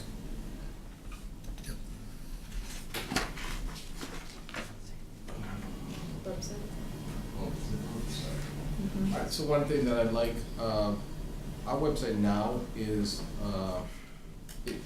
Nikki's done a tremendous job with what it is, but the capacity and capabilities of that website is really restricted. Most communities now are using Civic Plus, which used to be Virtual Town in Schools. It allows us to be more transparent, it allows us to be more interactive with the website than our current website allows. So I'd like to, convert next year over to the most up-to-date Civic Plus platform, which will really allow us to, use more online and be more transparent with the citizens. Miscellaneous capital? Oh, yeah, absolutely. So for the miscellaneous capital, we've got several departments, and I'm gonna let Bill Tyak speak to the facilities capital request of the COA roof. This is, coming back from last year. As we discussed last year, the COA roof is in critical need of repair, and Bill can speak to that further, but we do have that budgeted in our miscellaneous capital. We're also looking for two other capital requests, as Anthony mentioned a little earlier this morning. We're budgeting $100,000 for the master plan. I know the master plan has been discussed with both the selectmen and the FinCom and potentially together. But we have finished a lot of other plans. Our open space plan is complete, the age and dementia friendly initiative, the Affordable Housing Trust has completed an action plan. So we're in a really good position to complete a master plan. And as Anthony also mentioned, we're looking for grant funding wherever possible for these types of projects. But given the importance of the master plan and what we've heard from both members of FinCom, members of selectmen, members of our land use boards, about how critical it is to have this master plan, we did budget for the master plan for fiscal 21 capital, with the hope that we can find some grant funding to offset that, but not wanting to count our chickens before they hatch in terms of grants. We have looked at several different consultants, and for a municipality of our size, and with the plans that have already been completed, but with the caveat of our limited staff capacity in the land use office, this is where the numbers coming in from quite a few consultants. But I think it's a really critical investment in the community and hoping to get that community outreach and community input in decision making going forward. The last item on the miscellaneous capital, Anthony asked me to include, which is the compensation and classification study, and that would be a $15,000 feasibility study, which again, we are looking for any kind of grant funding on. The last time that the community did a classification and compensation study, it was just for the full-time non-union employees. It did not include the library, it did not include our part-time employees, and it was actually completed right as I started working here, so it's 4 years old and getting to be very out of date. We've learned that as we recently posted the treasurer collector position, as we posted the assistant treasurer collector position. It's out of date based on the fire department reorganization. So what we're looking to do is that in fiscal 21, the Collins Center report will be 5 years out of date and really not keeping up with the market rate competition for employees, for hiring, for when we have to go out and find someone new for a position. So that's included in fiscal 21 as well. So we're up to date. So, and you really want to do a salary study, especially when you get closer to negotiations. Excuse me. So that will actually help us determine before we start negotiation where we fall with other comparable communities. So that's pretty important considering our contracts expire in 2022. So to that, I think, I agree. And this is sort of it becomes an update to what the Collins group did, right? An update and an increase. The library hasn't done Right. for quite a This is what while. I was gonna say. The library was actually finished and approved Yeah. at about the same time. The Collins, actually the Collins study was instituted or was instituted because with the town of Hamilton, we were looking at our joint library and they wanted a wage increase. So we actually, that was, oh my gosh, a year of that. But it was not really signed off until shortly before this is done. So not that it shouldn't be redone, but it's not starting from scratch To your there. point, Catherine, so particularly, because the library was finished in the early parts of 2015, and the Collins Center, the actual research though was finished in 2015. While the Board of Selectmen did not adopt it until a couple months into 2016, the data is as old as 2015 Yeah, for both of those studies. The data, definitely. And that's I think unfortunately the time lapse of when it got approved, makes it 2016. But I think in terms of the quality of the data, when we're in fiscal 21, we'll be in calendar year 2020, so that data will be pretty out of. It's just, I think, a smaller project than, it's updating the salaries and potentially groups, but it's not doing a lot of the job descriptions. Right. Do we have job Yeah. descriptions? So it's a slightly smaller scope than what was done. Right, we're looking at market, we're looking at where we stand in the market compared to other communities. So this way, we can Excuse me. attract and retain talent. Totally. So it's so important to do that. And also, public safety. Being a smaller community, it's important that, the chiefs, both chiefs, or especially Chief Perkins struggles with, you hire a police officer, we invest in them, we train them, and then, they go to Beverly. So, where do we For the stand? state police. For the state police. But, we have to really see, and where do we fall in the market? Because we want to invest in our offices, we want to make sure that, our offices are paid, pretty much comparable to other communities in the region, so we can retain them, so it's not just a revolving door. I totally agree with that, and that's a place where we really have not, in my time, done a serious study on the non-union person, or the union Unions, personnel. this would be non-union and union. So This the would be- union piece is a big hole right now, I think. We've Yeah. got a lot of piece together stuff. So this Yep. encompasses both of that, that's Got what it. we're planning. Got it. These are just the spreadsheets. I didn't have you click through That's fine. while you were All right. broken. All right, so you're done hearing from us, and good, because my voice is losing it. So, we're fire department's up next. We need to adjust the schedule, because the schedule, we're an hour and 5 minutes behind. So I don't know what your plans are, but the fire department's supposed to start at 9:15. Okay, At least based on the draft, anyway. Yeah, I don't would know if just that'd change. recommend we run through it with the schedule. I know we're behind, and Maybe we'll at catch some up. point we may catch up, but, Can we notify the people that are coming up? Yeah, yeah. I'll go take care of that, yeah.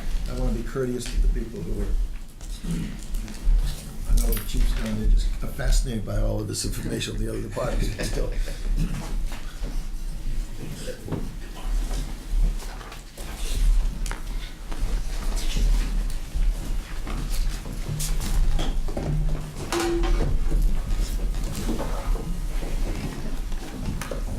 I'm so Oh, that would be cold.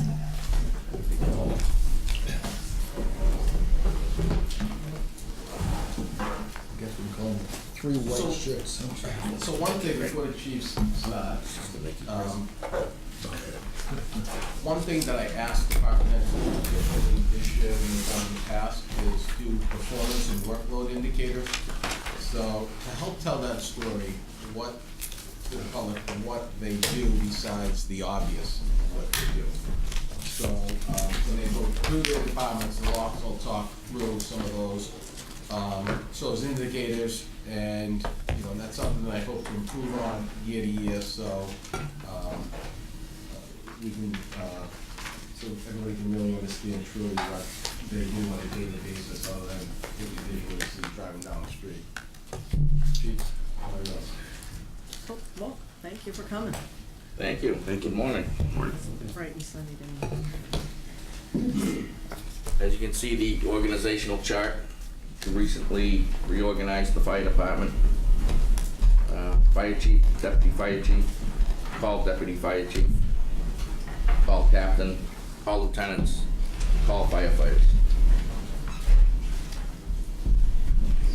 3 full-time positions, 1 fire chief, 1 deputy fire chief, 1 fire captain / firefighter. And we split a administrative assistant with the police department. That's Sue Versey.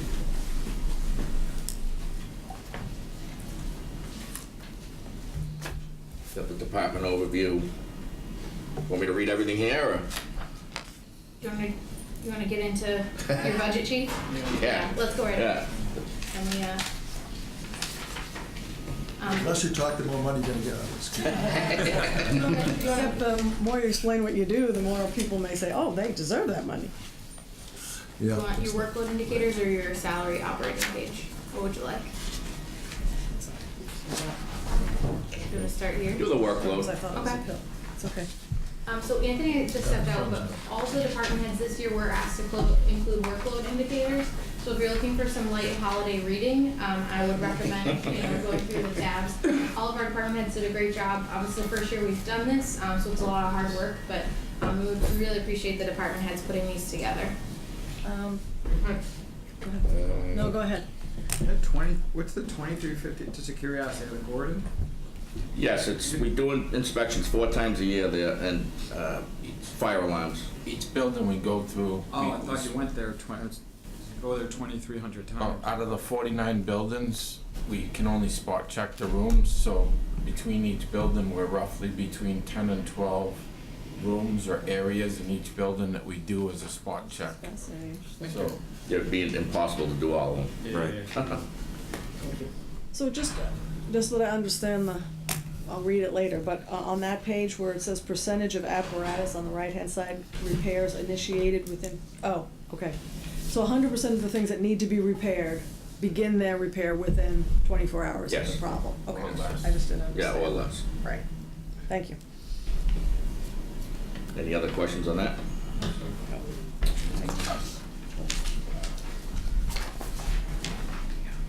Okay, we have salary and wages.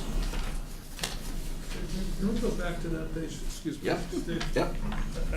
It's probably on here, but I just wanna, so the proportion of medical response calls opposed to fire calls, so you had 400, am I reading that right now?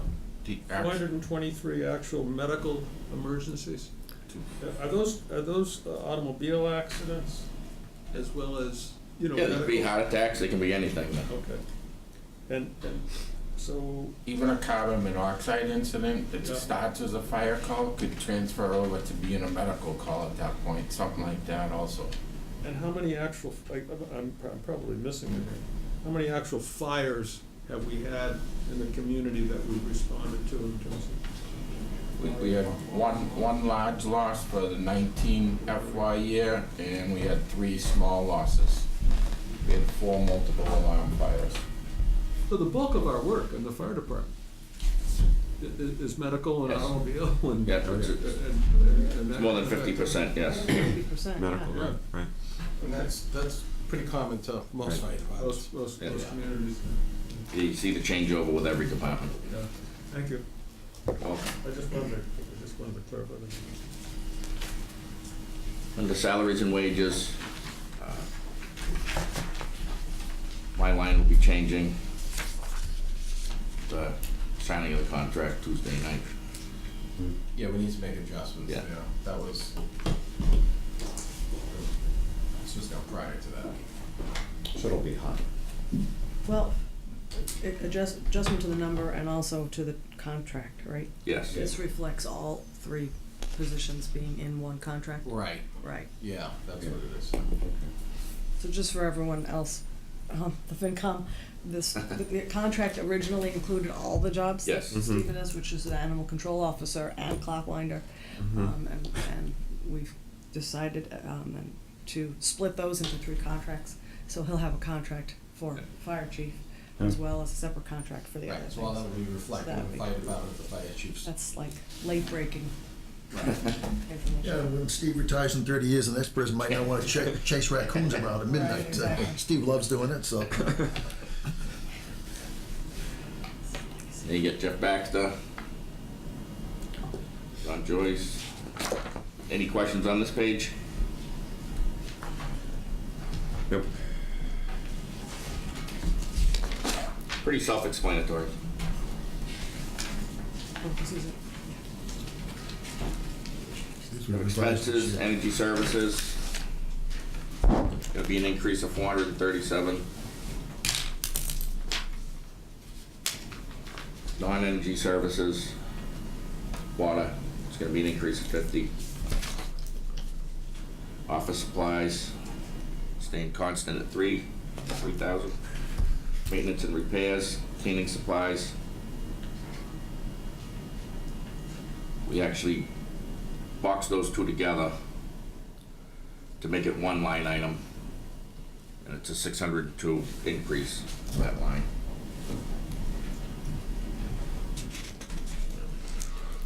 Yeah. Ladder certification, $4,000. Firefighter equipment, $2,000. Fire prevention supplies will be an increase of $200 to $650. Subscriptions, fire codes, staying constant, $2,300. Uniforms, $83.70, that'll remain constant. Clothing allowance, 3 full-time firefighters. That'll be bringing Jack Joyce's cleaning allowance, clothing allowance to we each have 1,000, and that'll bring him to 1,000 too, so a $250 increase. Protective gear, $10,000, that'll remain the same. Medical supplies, ambulance license, $7,500. Self-contained breathing apparatus, $96.50, that's an increase of $36.50. Radio maintenance replacement, $3,000, increase of $25. Chief, can you go back and just explain the increase in the SCBA for Yes, the both boards? SCBA will do for hydro testing. That'll be our first year of hydro testing. So that means each one of our 40 bottles has to go out, go Is this the through. first year we've done that? No, No. we've done it in the 5 past, years? but it's every 5 5 years, years. correct. And Yes. we do it, we break it, so half the department bottles are done 1 year, and then the other half a second year. And this is in compliance with NFPA. It's pretty standard that fire departments do not to do that. I just wanted So it's not replacement, it's a testing certification that's required Yeah, you have to do it, yeah. every 5 years. We replaced some subset of the bottles last year in FY20, I think, right? We replaced 2 more packs last Two- year. 2 packs. And we have 2 more for this year. A pack's not a bottle, maybe a bottle's part of a pack or something Yeah, like that? correct. Okay, thanks. Hazmat equipment, 1,000. Well, actually, cleaning allowances, 28 times 300, that's 8,400. Service new pumper, $2,000, well, 2,200, went up 200. Fleet maintenance, 20,000. Rec additional costs, 12,000, went up 220. Communications, 2,000. Fire alarm services, 2,500. ALS and ambulance billing cost, 7,000. Emergency management, 400. No, 3,000. Fitness program, 400. Training expenses for all,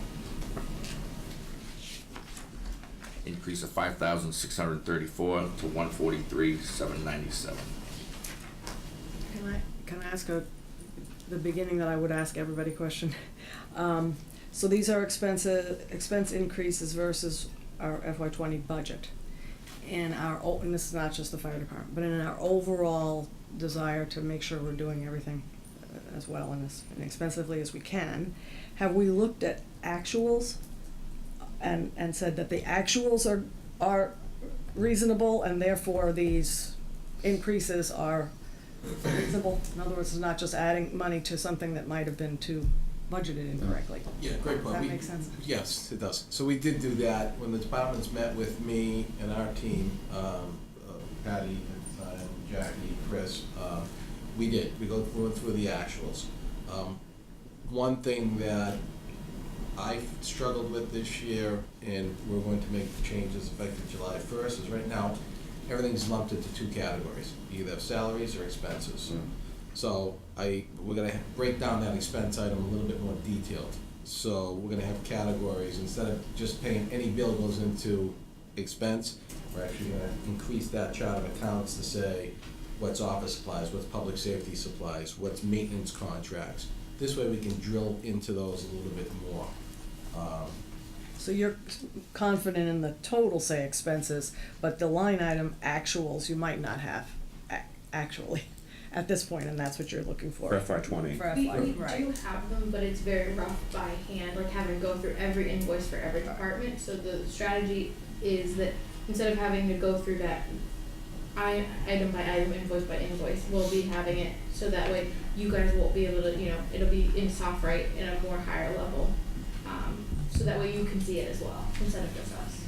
But if the total budget is Yeah, we have to about right, really then drill we can down assume now. right now that Yeah, we have to really drill down now, Catherine, it's very time consuming to actually look at those, but I wanna just simplify that, so when we run an accounting report, right. we can really be able to compare year to year and see it compared to actuals too, so there's some work, definitely some work to do in this to make it even, more efficient.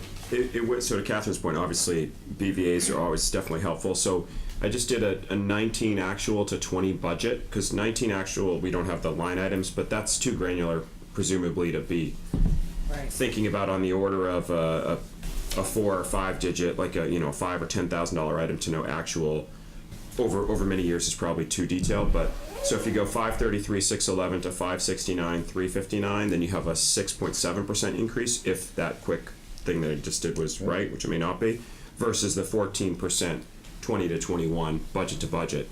So that would reflect a pretty meaningful percentage.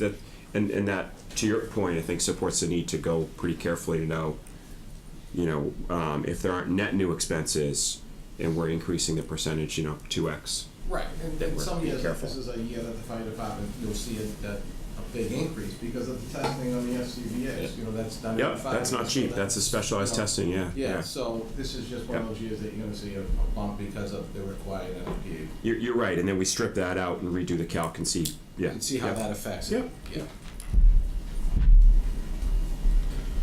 Right, under capital, 2 SCBA packs. SCBA packs were part of a 2-year program to replace 2 in FY20 and 2 in FY21. The impact cost is $15,000.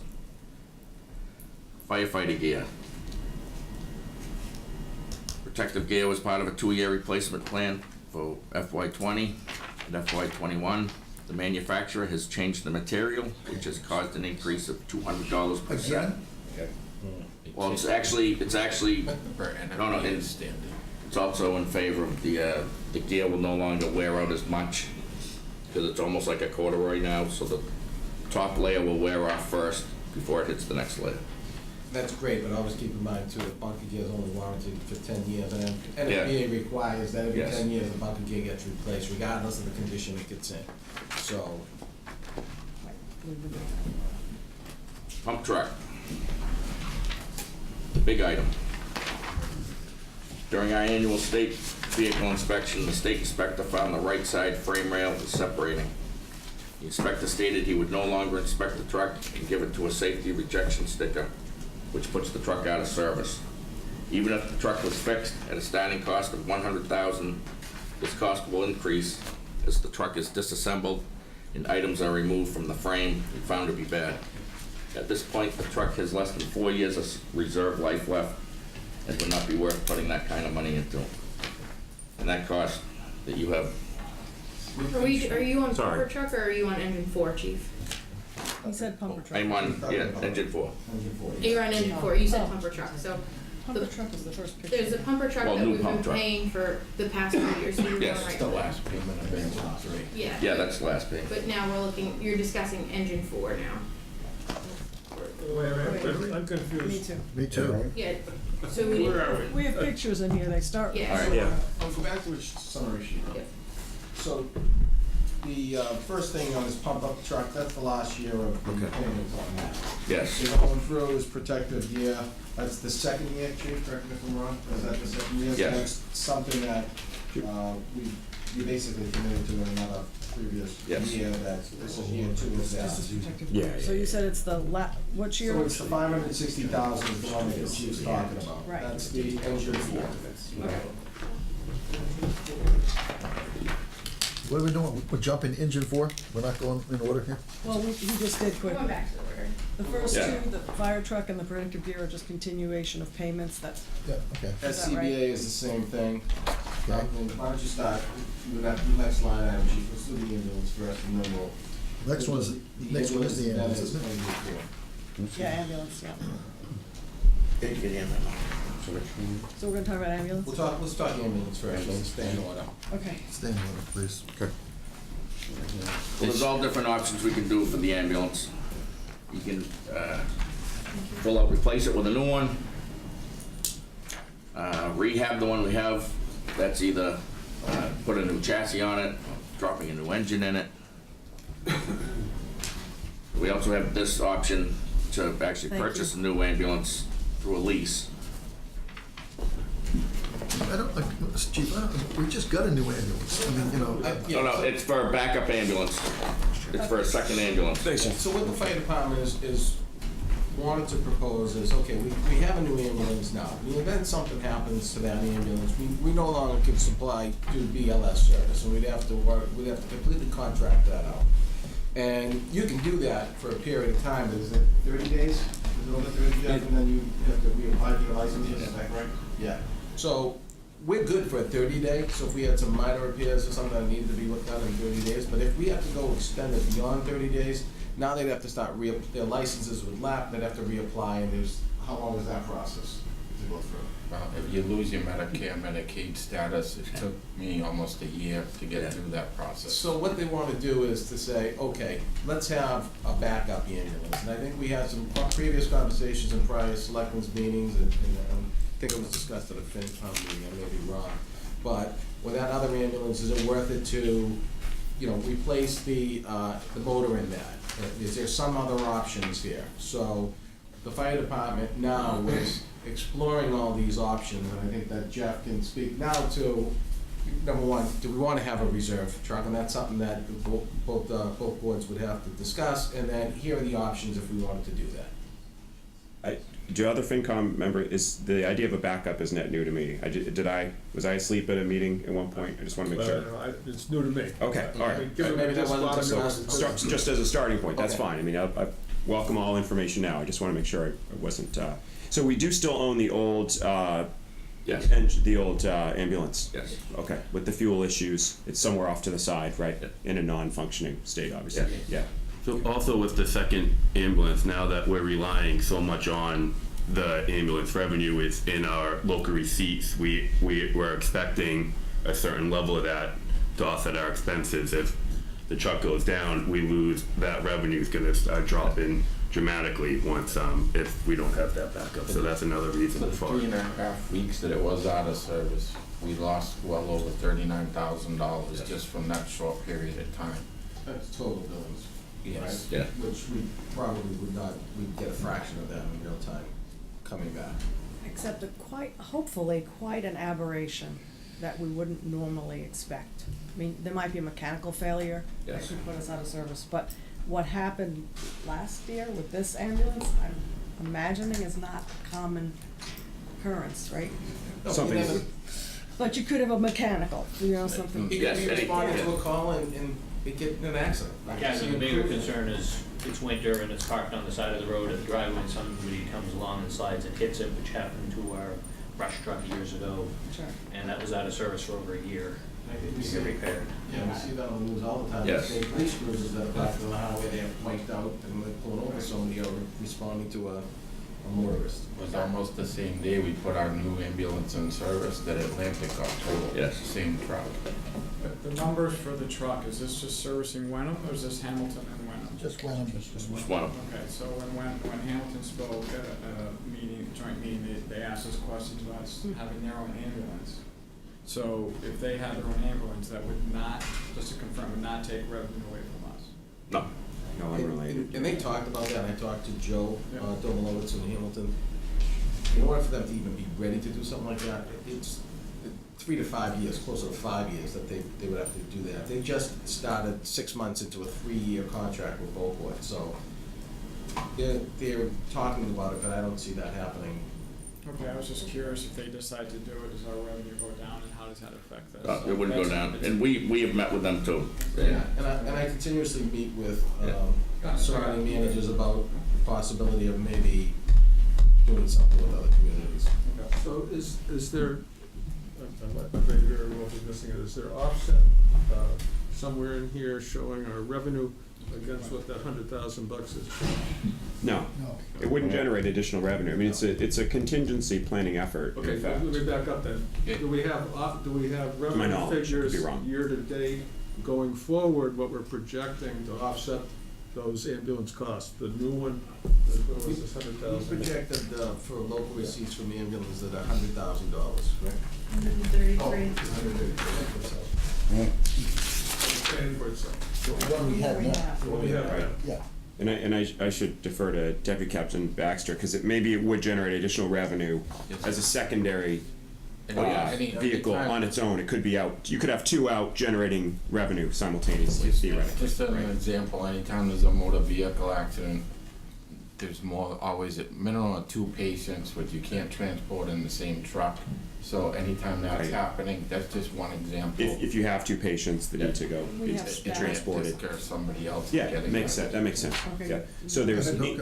there could be an incremental revenue add, which would certainly be expected to be less than 2x on the long-term average, because not every call requires it, and not every instance of having machine one out, vehicle one out on a call necessarily means that another one will be called out during that same time period. But yeah, I get what you're saying. What you're basically assuring is that you're having no interruption to your revenue. Right. And then anything else would be considered Yeah. bonus. Yep, understood. Do you have staff to man 2 ambulances at the same time? You said, you know, to Alex's point, maybe it'd be a bonus if we had 2 of them. Yeah, like if we have a Actually motor vehicle staff accident, we always have more than enough staff. To man 2 ambulances? Yes. Okay. Thank you. How often, you gave an example a minute ago, that 2 people might need to be transferred in a single accident or an illness or something. How often does it require, how often would you, that occur? That you would actually need to transport 2 people, I'll say simultaneously, you only have, the ambulance you now have can only transport 1. I'd say once a week. Yeah, probably once a week. So Chief, to that point, roughly half of your calls are medical. How much? Yeah, more than half. More than half of your calls are medical, but 50 is a clean number. If half the calls are medical, what percentage of those medical calls, as a guess, knowing that it's not a statistic we know offhand, like once a week, that's 52 times a year. Yeah. So that's, It's roughly $50,000 Yeah. on the Yeah. low side. yeah, roughly 1/5 of the time you're doing a medical call, it would be helpful to have the second ambulance for the And Mark, patients. Right now, what are we doing if we have 2 people that need to be transported? If we bring the Yes, ALS? another contract comes in. Atlantic will come in. Let me make sure I understood what you just said a minute ago. You're saying once a week, on average, that you need to transport 2 people at the same time? Yes. That they need to be transported at the same time? They could be the same Well, it could accident? be 2, Multiple calls. yeah, multiple calls, where we have to have Atlantic come in to take the second call. And it's, Once a week, Oh, yeah. on average? yeah, Surprising. yeah. It seems like when our calls come in, it's almost like they come in at 3 at a time, right at the same time. Yeah. But it kind of speaks to the statistics that you have. Yeah. I mean, the majority of the work, correct me if I'm wrong, Chief, is medical, emergent, MVAs, Yeah. response as opposed to primary fires. Yeah. Yeah. Oh, yeah. And, you know, the investment for the community is really, I think the challenge for the community is we have to have the fire apparatus. Yes. And you can't not have the fire apparatus, but at the same time, I don't know how hours it would, you know, actual work hours breaks out, but, you know, probably roughly 80% of your hours are for MVA's medical. Yeah. So how long, I mean, it's not a question, it's more just an observation of how. And they don't, yeah, and not all of those calls require an ambulance transport, but the numbers of medical calls. Are significant. quick question, so if you had a second ambulance, how long would you keep the 06 for? Well, it all depends what you want to do with it. We have many options.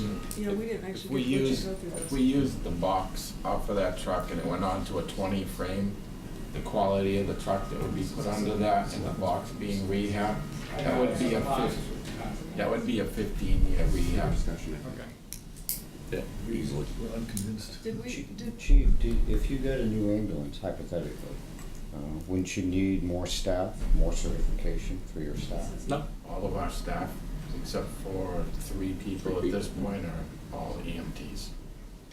3 people are EMTs? Are not. Only Oh, three all are not. fires. Ah, gotcha. So they all certified to Yes. Department ambulance service? Basic, yeah. can you say again, I'm sorry, because I was looking at 2 things. If we were going to replace the frame, is it you said, on the old, original chassis. ambulance, the Chassis. chassis, would cost, It's 88,000 range plus transportation to, okay. So this $100,000 that you're proposing here is to do that? would do that, that would cover a new truck or a new refurbished truck, whichever the boards decided they want to go with. Okay. Covers all aspects. Okay. We'd have to replace the engine too, right, because of the accident that happened. If If you're doing a chassis, it would complete. that would be a whole brand new. He said frame.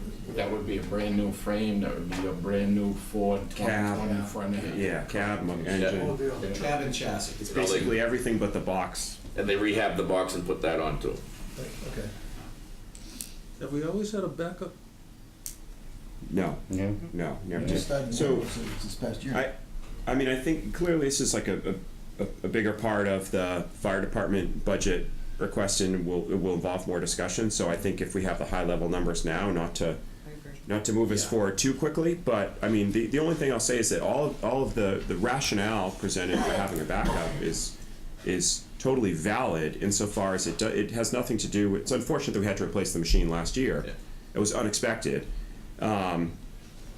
And these types of contingency planning are ever present, which is, I guess, the only reason why I'm a little bit surprised that it wasn't part of the pilot ambulance program transitioning to a permanent program discussion that I know of originally. Like, at what point we would have planned to have a backup, knowing, foreseeing the need to have a kind of contingency for a machine being down due to an accident or repair need, or with both up and running just fine day to day 24/7.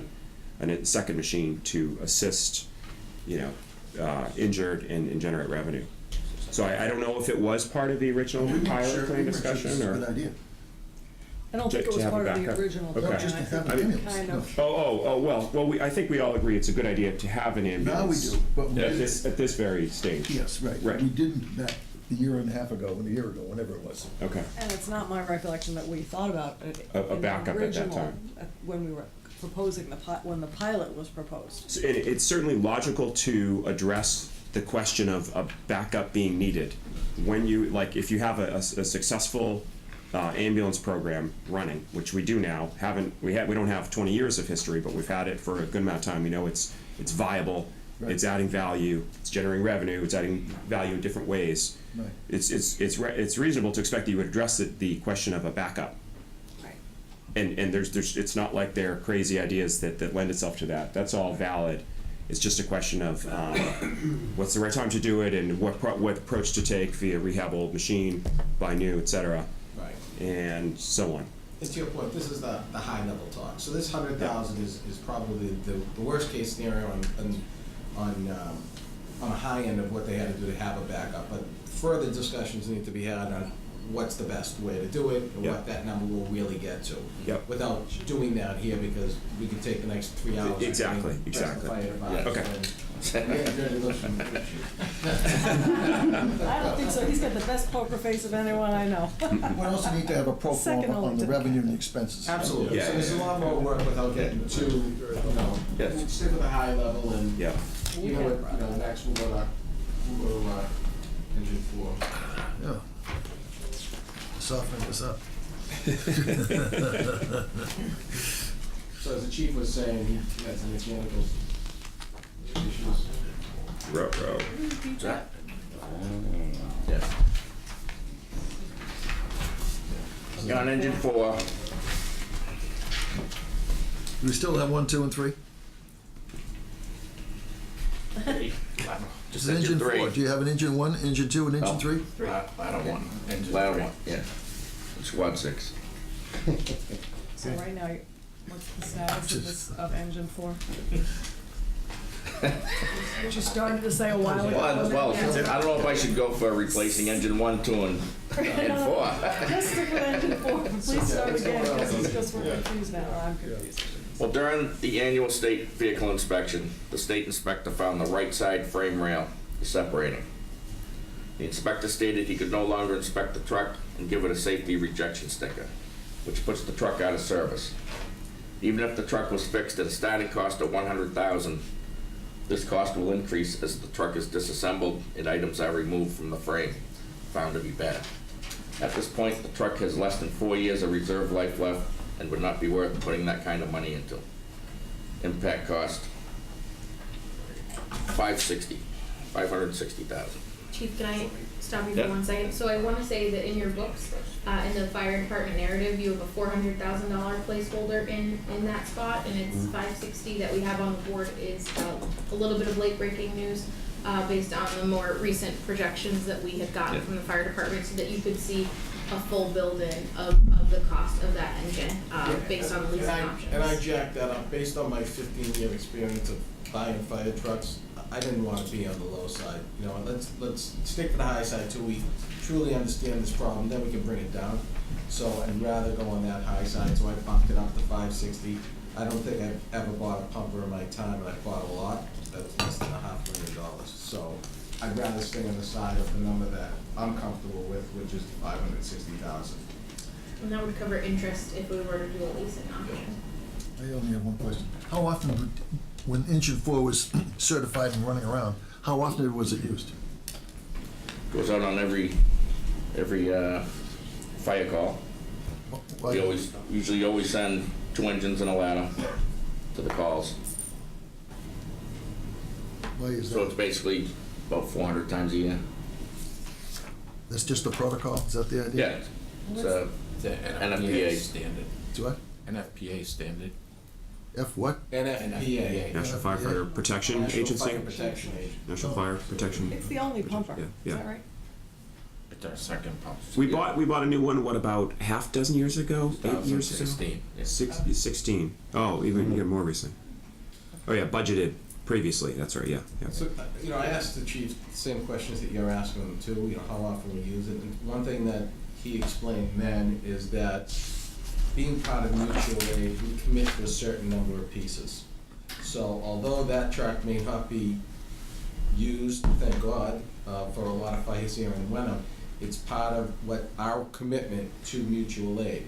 So in the event, correct me if I'm wrong, the event that we say, hey, we're not gonna do anything, we're not gonna take that truck because we don't use it all that much, then I think they have a different situation where We come off of mutual we aid. offer mutual aid. We don't give help, we don't get help. So this would restore us to the minimum amount of Yes. trucks to Yes. allow us to participate in mutual aid. Yes. And the number of minimum of trucks and being part of this is also contributing to how you as residents, your insurance, your fire insurance, it's all based on the ISO ratings of the Right. fire department. So if we're not up there, you could see an uptick in your insurance because we're not adequately protecting this town. So, Bottom line is you can't use a fire truck. It's not We are using inspected. it, we are using it. Even though It got it didn't have- inspected. They won't reapprove, They are not gonna re-inspect it They won't re-inspect it. next At year. what So you point? passed inspection, or they gave you the inspection. Yes. but This is it. We have a year. This is it. Okay. Okay. What time All exactly? within the next fiscal year. Yeah, till August. August? Yes, And we're using it Minimum. minimal, minimally, but. very minimal. And that is the, again, correct me if I'm wrong, that is the piece that goes out to mutual aid. Yes. Are there any salvage revenues, if you will, in this vehicle to offset that $560,000? Honestly, because of the DOT factor, that truck will be placed out of service, scrapped, and it's probably, just to get rid of it out of town, it would be probably about a $5,000 trade value. Yeah, there's very rarely any So there's no value. salvage, in fact, it would cost us to get rid of it. Yes. Yeah. Yeah. It's Where is scrap. Donald Costa when we need him? He used to take these fire Yeah. trucks, you know? So the, by the time we have to finalize this budget, is there an expectation that there'll be,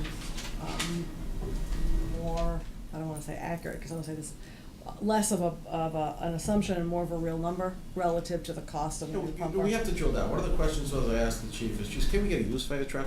Because, one of our problems is that it's the fire station. We have a certain height and we just can't go out and get, somebody else's 10 used truck at $250,000 because it can't get fit in the bed. So we have some challenges to figure out. I think that the fire department's looking at that, but. And most people are selling the fire truck for a reason. Right. Well, so I guess my question though is, assuming we need a new one, and you said that, 560 is your best estimate of, in the past, by the time we need to approve this budget, can we get a bid or a quote on a new fire truck? We have those now. Yeah, So we have that those. We have some stuff we have now. something, maybe it's 650, maybe it's 450. Why are we not, it was 400 placeholder per Jackie's comment earlier, and 560 on the high-end range. So, What are the I estimates can with the speak to bids? that. Okay. So in the initial presentation by the fire department, when we met with them for their budget meetings, had it at 400,000 as a bare minimum truck of what they could need to suffice. Okay. The 560 number is a full load-in of a 10-year lease on this type of vehicle. Okay. So this is a full Actual cost. expectation, actual cost of what it would look like, with the thought process that the funding is so TBD for us, whether we're going to use free cash, whether we're going to do a capital bond. Right. Issue So debt. for us, this is the highest worst case scenario for this fiscal year as we start to drill through the capital program more and determine funding sources for each item. This is the max worst case scenario, again, as we did for the ambulance. So we could see, $56,000 for this truck if we chose to do the 10-year lease. Yep. So we'd be paying a little bit more with the interest, but, we wanted to have it all on the Yeah. table as we start to drill down those. That's where I was going, sources. Jackie. Thank you. Yeah. Which is from a FinCom standpoint. I mean, there are decisions as to what to do and how and when, and then the structure of the payments and the financial implications to the capital and operational budgets are TBD. And so this is, One thing you gotta keep in the back of your head on January 1st, it doesn't matter what the manufacturer is, there is gonna be between a 2 to 7% increase on any truck. So it's just something to keep. They do it every year. Mhm. Yeah, it's a Mhm. standard. Just to get back to my Yep. salvage, like we did with For new. the ambulance, we Yes. took equipment from the old ambulance to Yes. the new ambulance. Yes. Same thing. Yes. Does that apply with a fire apparatus? Could we take equipment on this apparatus and apply it? Oh, yeah. All your SCBA's That and could any reduce, of your reduce equipment. that 560 possibly to? No. No, because that would be extra. That's just for the truck, that money. We're moving our hoses, anything like that. So that would be done, and Yeah, any Yeah. of that. the outfitting of the truck would come from what we already have. Yes. the outfitting would be met with our existing equipment. Yes. Yes.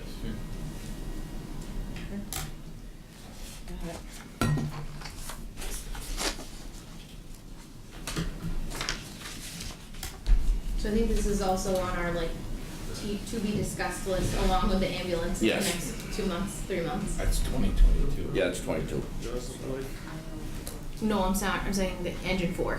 Oh, yeah. That and ambulance, yeah.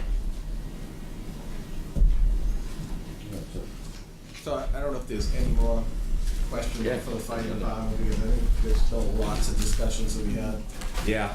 Yep. At least we get some of the questions No, out. but I mean, we're aware of what's coming. With the issue. Yeah. We know. Yeah. And that's helpful. Yeah. So, thank you, chiefs. Thank you very much for your time. Thank you. Very helpful, very helpful. I got started with Toys for Tots this morning, thanks to Dana. Dana did all the work, had a big box of Good for her. toys delivered, and I dropped them off my way here. That's a good plug for whoever's watching at home. That's right. Toys for Tots until Get out. 2 o'clock today out Stop front. watching and go buy some presents. Bring them on down. Thank you very much. Thank you, guys. Thank you.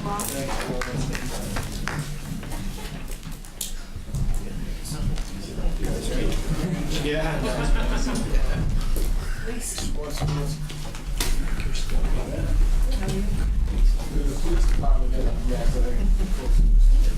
Stretch your legs. Yeah. Thank you. Right above 5. Sorry. Kind of spread out here. Jim?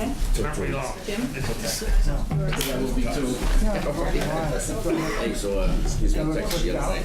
Did I click out? Certainly have my challenges. By a midnight, I'm like, I'm just contemplating. Like your life. I'll say. Hypothetical life. Yeah. Okay. We want to make sure. Great. Yeah, yeah. thank you. I would think you'd want to sprinkle in a couple of quickies. Thank you, Jackie. I don't control schedule. Thank you guys. Thank you. Some of, like that, Thank you, David, too.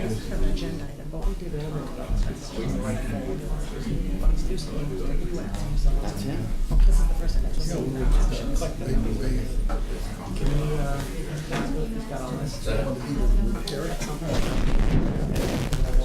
Yeah, mine is at the end. And they made a presentation. Exactly, sir. That's what you're gonna do and come back. Something. Get him to come back. Yes, sir. My apologies.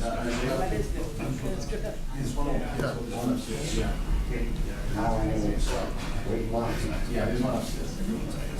Sorry, I think I talked too much as well. The highlights We're for good. somebody else. I get it all the time.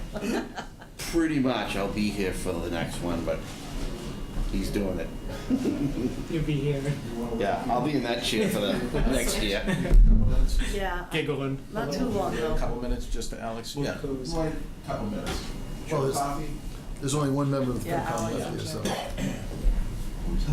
Unless he wants to pull a coup, we should wait for the other people.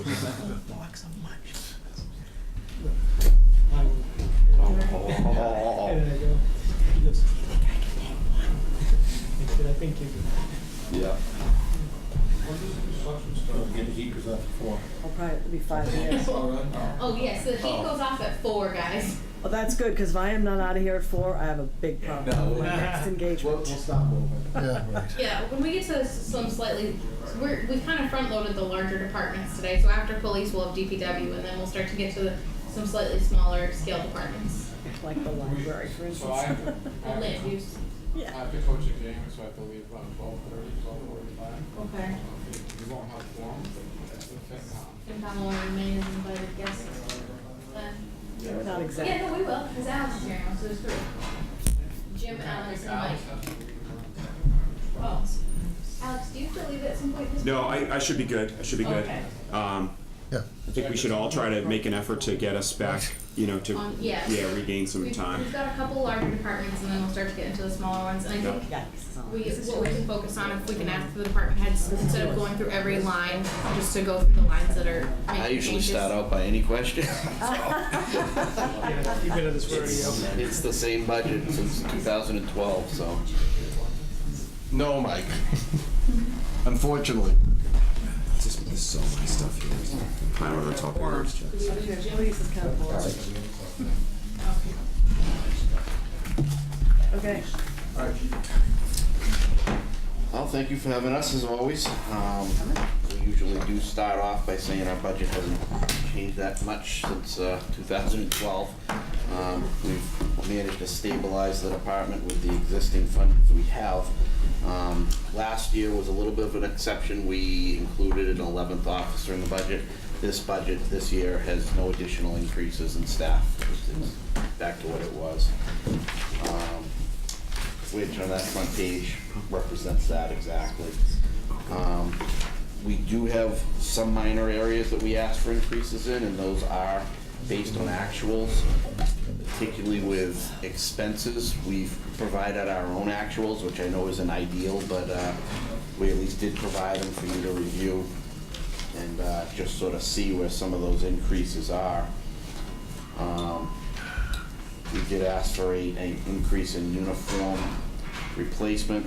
We've had several officers going to the academy. When they go to the academy, they have to get outfitted from head to toe, and that does not come out of their uniform allowance. That's separate. So we asked for a minor increase there. We asked for a minor increase in our telephone budget, which we've seen that go up slightly over the years. We budgeted $6,000, and last year we spent $73.06, so we asked for a $1,500 increase there based on the actual. And utilities, 2 budget cycles ago, when they were just looking for something to cut, they removed $5,000 from our utilities, and coincidentally, we tracked just about exactly $5,000 over budget. So we're asking for that to be restored, and that's basically just the National Grid gas, heat, and electricity. So that would be it for expense increases. Under salary reserve, which our salaries are just walking in the door 40 hours a week, the salary reserve page is for FY '21. Oh, okay, Yeah. good thing. Quickly on the work order. Sorry, let's get into the meat and potatoes first. So you can see by our statistics, they're running fairly steady. We have had a challenge with statistics over the last few years because we have changed record management systems several times through our affiliation with the RECC. I am glad to say the one we have now is the record management system that we had prior to going, and is far superior to the one that we had when we first joined the RECC. So if you do see some disparity in the numbers, that it can slightly be towards that. To make a big jump, more vehicle activity offsetting. Yeah, exactly. I'm surprised you only had 7 annoying phone calls. I get 7 a day. You don't call them all in, though. That's the difference. You don't call the Yeah. police when you get them. Those are just people that have called us regarding their Yeah. annoying phone calls. Chief, Go right ahead. sorry, No. is a building check a wellness check? Somewhat. I mean, we have directed patrols, which are the officers are directed on every shift to check Pingree Park, Town Hall, the town municipal building. Okay. Some that aren't included in that go in as like separate building checks, like they check the 97 Market every night when it closes down. That would be a building check versus a directed patrol. Gotcha, okay. Well-being check is specific to That's a request for an person. individual. Well-being is what I meant to say, not what if I said wellness. Thank you. And that's on the Gotcha. other side, there's, well-being is, Yeah, on the next page. Got it, okay. I'm jumping ahead, sorry. No problem whatsoever. Yeah. Well-being. What we have seen in the last few years is Captain DiNapoli specifically. If you do want to flash to the next page, we now do all the used car license, as you guys are aware, inspections where they actually go to the properties, doing a site inspection. And we enlisted the help of the state police the first couple times we did that, just as a learning process, which was very beneficial. And we've successfully, for the last few years, done the inspections and got the paperwork over to Town Hall. We do the exact same thing with the alcohol licenses in town. So that's another fairly new service that we provide. We're enhancing our social media every day. It's probably my weakness, being the age I am. I'm not that much into the social media, but we are utilizing our younger officers, and we are gaining more followers every day, it seems. That's impressive. That's pretty good, 1,450 in Wenham. Yeah. Perfect example, like today with the Toys for Tots with the fire department, we already have it out there on social media, so quite a bit of interest. And then when we did Movember, you saw a few of us with the bands, and that was out there. We got Thank God. yeah, we got that out there quite a bit, so we raised some good funds for that too. But Chad Labrie, we sent him to school for that, and he's pretty skilled in that area, and he's done a really nice job kind of getting us out there. And speaking with Anthony, that was certainly a hot ticket item to kind of build that up even more, and we're really focusing on that. Yep. Our motor vehicle accidents were down slightly, and that was mainly attributed to how mild last winter was, that we didn't have quite as many crashes. So this one isn't looking to follow suit, but we'll cross our fingers and hope. Motor vehicle stops are up significantly. We've really been working to motivate the troops to get out there and stop more cars. And they majority of the time give warnings, but they're still out there stopping the cars and doing their investigation. And there is, the studies out there show the direct correlation to the officer-initiated motor vehicle enforcement. Usually you do see the downtick in accidents. The visibility and the officer-initiated activity usually shows the correlation of accidents going down. So we are seeing that too. Yeah. I've personally sat across the table from housebreakers that we've caught that said, I knew I shouldn't have come to Hamilton or Wenham. You guys just stop everything that moves. Yeah, it's almost. It's true, just motor vehicle activity prevents crime in itself, it really does. Yep. I don't have a lot else on that unless you guys have any questions. That's great numbers for the stops. Just when I was in Brookline, they stop about 26,000 vehicles a year, and to their point, it does. It really it decreases accidents, it decreases crime. It really works. So great job on that. And just a quick question, Chief. I might have missed this. Directed patrols are the daily 365 times X? Yeah, exactly. Okay. Those are all officer-initiated checks of town property, anything else that could be, even like checking the shores of Wenham Lake or something like that. Okay, salary reserve. So the salary reserve page represents everything else we do besides walking in the door for 40 hours a week. It represents officers going to court. It represents their time off. It represents all of our mandated training. And then just the bottom of that page is just about everything else that you could think of. Extra coverages for prom night, extra just traffic we usually put an extra officer on if we're gonna have a bad storm or something like that, because with two, you can get, 2 calls and all of a sudden you don't have anybody to send to anything else. And usually in a storm, it's quiet right until it's not, and then we have 4, 5, 6 all at the same time. So like Topsfield Fair, for those 10 days, we had Yeah. some extra patrols out there, because as you guys all saw, there's a huge amount of extra traffic coming through town. Yeah. We did ask for some increases on this. At the very top, the vacation, you'll see a larger number there. That was due to the contractual agreement made with the full-timers. They originally split vacation time 50-50 with the part-timers, and now as a attempt to use the part-timers a little bit less, all the vacation time will be offered to the full-timers first. Some of that will definitely still go to part-timers, but it's about a $15,000 transition. The other area we asked for is a slight increase in sick time. We, for as far back as I can remember, have only budgeted for 4 days per year per officer. And we're coming in close, but we are going over in that area, so we're just asking for an additional 2 days per officer. We try to encourage them when they do have a flu or something like that to stay home, because otherwise they come in, and when you're riding around in that confined space of a car and talking on the microphone, germs can just transfer so quickly. We put antiseptic wipes in the cars, and we actually have a contract service with a company that comes in, and we share the service with the fire department because they had to use it for the ambulance anyway. And they come in and I don't know exactly what it is, but it's a disinfectant of type that they actually do the cruisers in the office and everything. Seems to be helping a little bit, but 6 days per officer seems a little more reasonable. Our specialty training, we asked for a slight bump in that, where we have had some unanticipated retirements and people leaving, especially in the area of investigations and stuff. We need to send those people to the specialty training.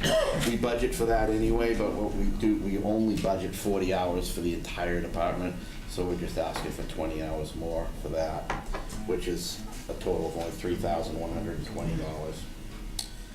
And the only other area we were looking for an increase for this was the special events line, which is what we were talking about earlier. Put extra help on for Wenham days, any type of community policing thing, the officers going out, doing talks with the elderly and the scam talks, because no matter how many times we do it, it's uncanny that it seems like only days later we get a call.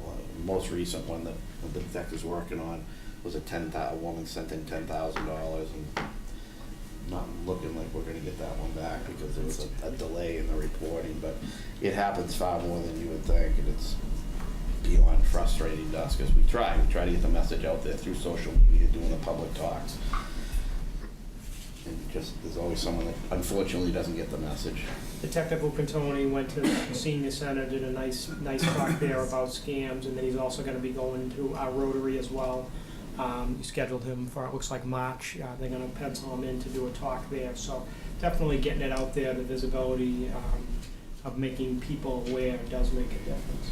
Yep. I think the one at the COA, I heard a lot of good press about, and it's probably the appropriate method, and it's great to have it in social media, but I don't think the demographic for social media It's are not. necessarily the same as the ones who are gonna No. be susceptible. It's So the not. other kind of outreach that you're doing is Yep.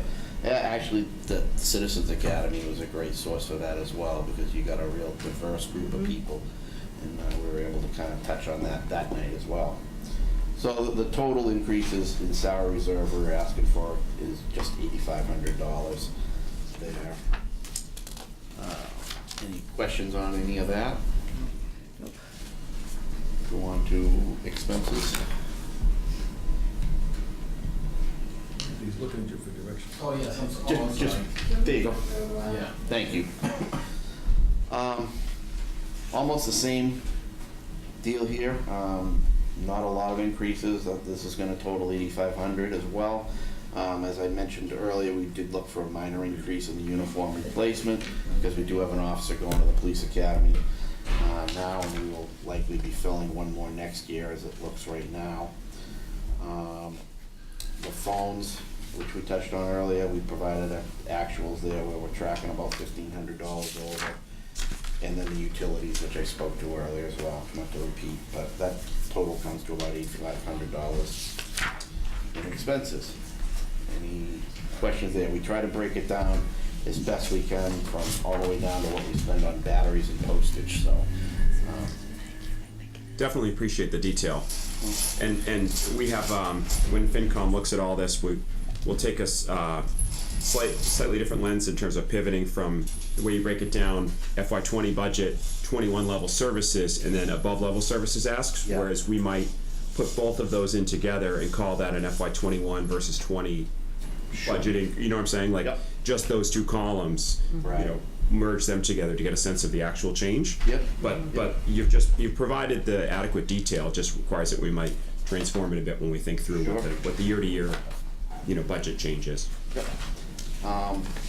One thing that I just discovered yesterday that you may want to make a note of, Jackie, is under memberships and dues, the NEMLA, where it has the 3 payments of $1,666. We made the last one this year, so you can actually back $1,600 out of that line item. We can give that back. Thanks. Oh, That, what a difference. That's Christmas is early. Let's see if anybody else gives money back to you. While you're here, if there are any others that you want to. Yeah. Anything else you want to back That's up? the only one I'm aware of, but in the interest of full disclosure. I certainly feel special. That was so helpful. Don't spend it all in one place. Oh, thanks. Any questions on expenses? Okay.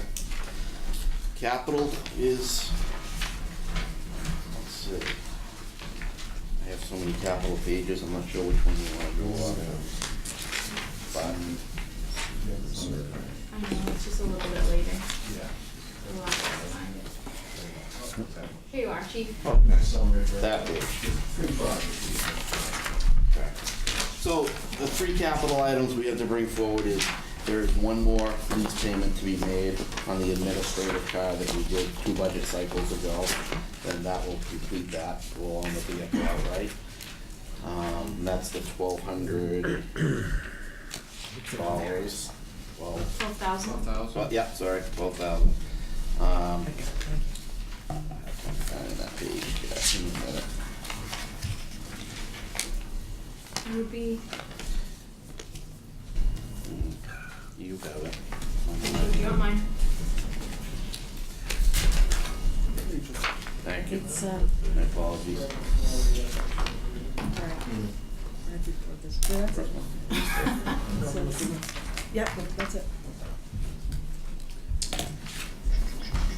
Yeah, so 12,133 completes the payments for the administrative car bought 2 budget cycles ago.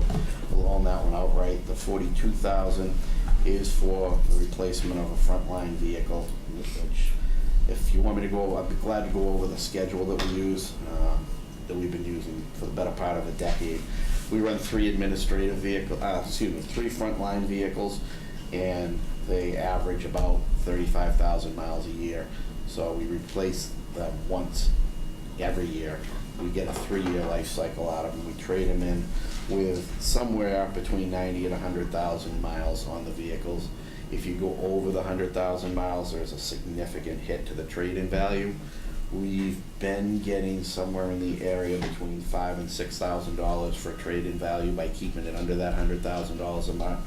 The one time, somewhat recently that I can remember, we went over, they only gave us $2,500. So Oh, wow. it's a fairly decent amount of money when you're talking about purchasing the car. That's not just for the vehicle, that's for the vehicle and any equipment replacement that you have to do. If we do stick with our current frontline vehicles, which are the Ford, basically the Ford Interceptor SUV, which is just an Explorer, but it has added handling parts to it. They did change those in 2020, so some of our equipment won't fit from one to the other, or if it won't, it's gonna need new, like the cages that we use for the prisoners in the back. Sometimes, if they can get the cage to fit, they still have to change all the mounting hardware and stuff, so that $42,000 would pay for that. And the one other item that we were requesting this year, we actually requested it last year, but it got bumped, is the replacement of our assault rifles that are both in the vehicles and in the armory. They have well over 10,000 rounds through them now, and that's usually the guideline that you use before you talk about replacing them. Nicely broken in. Yep. Yeah. Yeah. Chief, just to jump back, so the 42,000 for the frontline crews, that's what we budgeted for last year's. Correct. But the model year, what would you be buying I'm sorry, a 20, model year 21 or 20? Yeah, we always fall right around that time Right, period yeah. where it's September, October. Either or. Yeah, it depends. If you can get one off the lot, you do. It's usually Right. quicker that way versus having to order from the factory. Yeah, last time we had to wait for a while, we just missed the window. Yeah. So you're waiting on a new one. Yeah. I guess not that it really matters, but whatever the newer model year is, you're saying you have to retrofit some of the older equipment, but that 42,000 does account for that? You wouldn't expect it to be does. higher? Correct. No, it won't be higher than that. It won't be. We will have to retrofit it because they did change in 2020. So So the mounting points for stuff and all that? Yeah. Yeah. Yeah, but we'll see. Some of it'll transfer. Just tough to tell right now exactly what. Any specific questions? Sorry, no, that's all, thank you on that one, yeah. Just one, how Sure. long have we had, two questions, how long have we had the 14 assault rifles, and how did you determine that we needed 14 assault rifles for the police department? Well, we did a calculation on how many full-time officers there were, first of all. Each full-time officer is issued his own rifle. And then, at the time, we had them in 4 different vehicles. So these are carried in the vehicles, These are, yes. and they're Yep. assault rifles? Correct. Yeah. Like Back AR or something? or- right after the Columbine. AR-15. Yeah, AR-15. It's actually comparable to the shorter version, which would be the M4 military rifle. They're semi-automatic, not fully automatic. When I first started, it was just 12-gauge shotguns, but after Columbine and all the other tragic things that we've seen, I would say we purchased rifles. So we've already replaced them once. So we've had them a while. We had 10 rifles initially, and then we replaced those and got 14, so that each full-time officer had his own, as well as each vehicle. And we found that they go out of service sometimes as well, and they're always out of service after we use them at the range until they've all been cleaned. So we don't use them all. We use about half of them at the range. Those come out of service because to be cleaned, it has to be done by an armorer, someone specially trained in how to break those down. Not every officer can break down his or her own pistol and clean that. The rifles are a little more complex, so we had to send someone to specialty training. And now he's ultimately responsible for cleaning all of those, so those come out of service till he catches up. And the security of those rifles and the vehicles and so on, what, you have, I'm sure, significant protocol for that. We do. I can't talk I know too this much isn't publicly budget, on so too much security, detail. but they are well secured. Yeah. So, and just for clarification, if someone not understanding this, saying, wow, we shoot 10,000 rounds, I'm going to say virtually all of that is at the range in practice to keep our officers Correct. competent in the ability to There are far more mandates today than there were originally. We used to shoot once a year, now we shoot 4 times a year. Kind of glad for that if you're Yep, gonna carry not a bad guns. It's thing. kind of good Yep. that you know Not what a you're bad doing. thing, but it comes with a cost. Well, yeah. I just don't want people to think that we're. Sure. Thanks, Jim. Sure. Any other questions? No, thank you, thank you, thank you so much. Thanks. For everything you guys do. Thank you. Appreciate the support. Bill? It is. Highway, buildings and grounds. Highway. Yeah, we're gonna begin with highway. Bill's got quite a few under his belt. So, Bill, do you wanna start with facilities today? Wherever, it doesn't matter. Okay. Sorry, is this mine? So facilities, Mine. you need tab 190. Looking into your area And here. binder, if you're on the iPad, you can just keep scrolling. Thank you.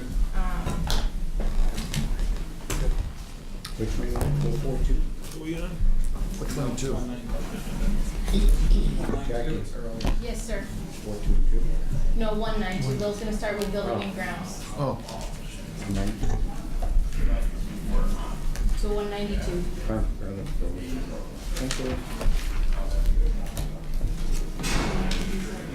yes, sir. Okay, got it.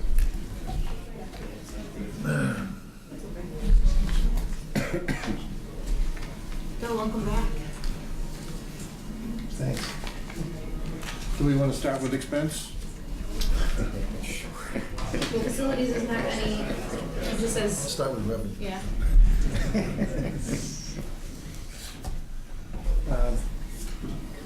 On the expense side, I eliminated the mileage because we have a used water truck for the facility director, which is using, it's got 135,000 miles on it, but it still runs great, and we use it to plow with. So I took $2,300 of that, and I added it to the clean team expense. Mostly for the town hall where we haven't had the windows cleaned in 4 years, and I wanted to add window cleaning and carpet cleaning as part of their scope of work twice a year. Right now, we just absorb the cost when we need the carpets done. And I just rounded off the numbers on the fire alarm inspections, so we actually have cut the budget by $68. As far as capital, the only item I have on there is to re-roof the COA building, which we were gonna do last year, but it got cut. So I've got an estimate for just under 17,000, which is subject to change. I had put 20,000 in there just in case there's some rotted wood that we may have to replace. It's not, you know, it's, you can't see it at this point. Right now, the quote just covers the flashing, re-roofing, water shield, and drip edge around the building. Anything else, anything over that would be covered under the 20,000. And that's a contract expenditure, it's not in-house, we're not doing that. Correct. It's the capital. That's the only capital item I have in facilities. And on the salary end of it, 192. on the salary end of it, all I'm really asking for, in addition to facility director's salary, is $10,000 for summer help, which would be used mostly for painting. I think mostly at the town hall and the library and any other town building which we, which we see fit. But mostly it's those two places. How old is the roof on Council on Aging building? Over 30. Okay. It's leaking. Yeah. It's leaking now. You can see the damage and the flashing needs to be replaced on the chimney. So I will add to Bill's point that the COA roof was considered one of our highest priority capital items last year, but unfortunately got pushed to this year. So it's something to just keep in mind is that this is becoming more and more immediate every time it gets pushed down the road. So hopefully we won't be able to push it down the road again this year. That's all I have for facilities, if there's any questions. Want to Bill? Sure. 422 in the binders.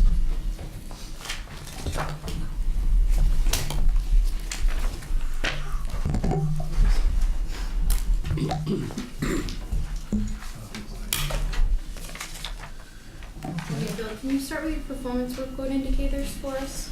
Okay, this, Provided? these are estimates, these are not actuals. It's impossible to have actuals where I've got to take the guys and change what they're doing sometimes 3 or 4 times a day. And also, I've got 2 guys that are on the fire department who are called every time there's a medical aid, an accident, or a fire call. So they're, you know, they could be gone anywhere from an hour to the rest of the day. So these are just estimates. The actuals are also estimates. But this is where we spend the majority of our time. There's also a pie chart. I don't know if you included that. No, I apologize, Bill. That's not, I didn't have it for this. But we spend most of our time, as you can see, mowing and landscaping. Tree removals, every time we get a microburst, we are out there for sometimes weeks cleaning up the town. I'd like to spend more time on the crack sealing the roadways. You go back to the trees for a minute. Sure. You and I think Gary Cheeseman walked the cemetery, and that there were several trees that some people thought were urgent. We thought they weren't emergent. Right. So do you have enough money to cut down 3 or 4 trees in the cemetery, Main Street Cemetery? That's not Public Works. That would be under cemetery's capital request. Gary's identifying trees in his budget when he comes back in a little while. I didn't know whose were. Thanks. Okay. If they were emergencies, they would come out of. We determined there weren't emergencies. Right, We correct. walked the thing. Yeah. But one of them could hit one of those old stones and cost us Oh, yeah. a hell of a lot of money to Oh, replace. yeah. Person underneath them wouldn't appreciate it. Catch basin work is another very important one. The amount of salt we're using, they're going faster than ever, as the numbers show. We rebuilt 18 catch basins this year alone. Well, And the cleaning and inspecting outfalls to be MS4 compliant with our permitting for DEP, that's increased quite a bit because we have to document everything we do. And sample, we have to take samples of the water that we're putting into the waterways, Miles River and Ipswich River.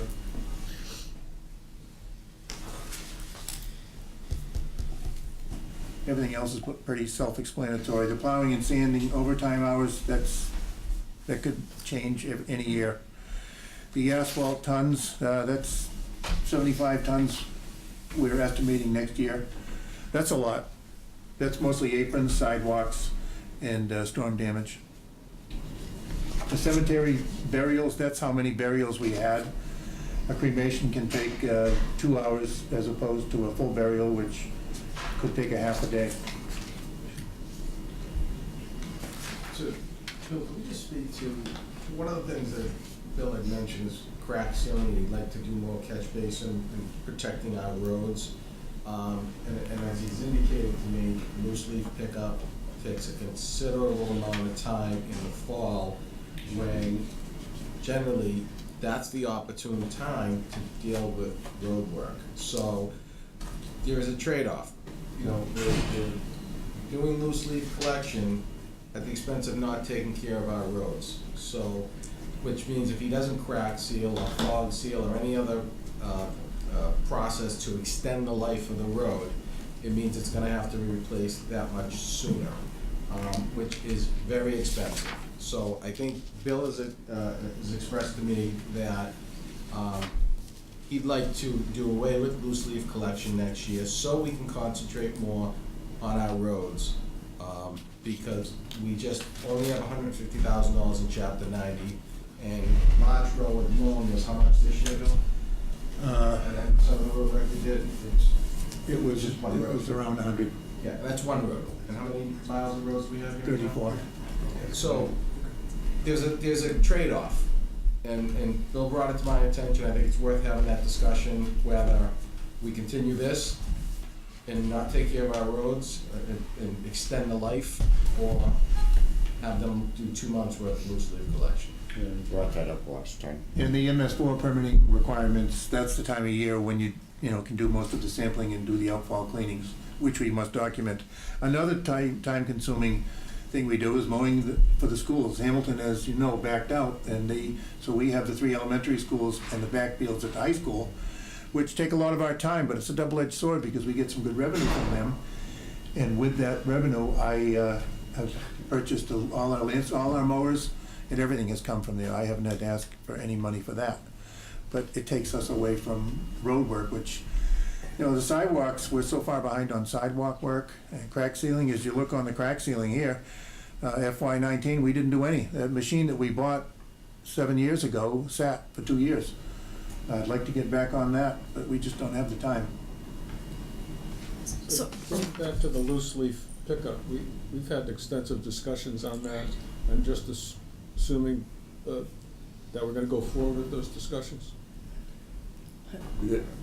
So I think there are a couple things at play. One is Bill has, as he articulated now, and has for the past few years,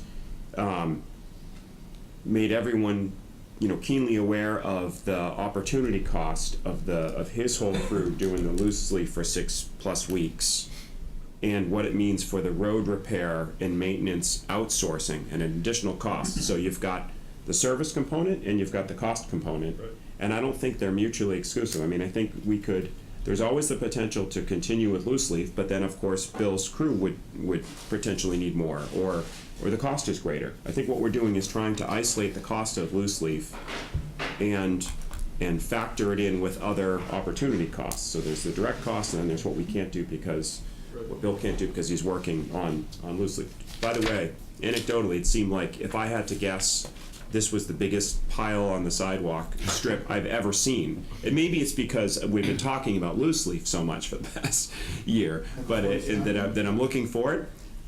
Was this a bigger year for leaf? Not really. No?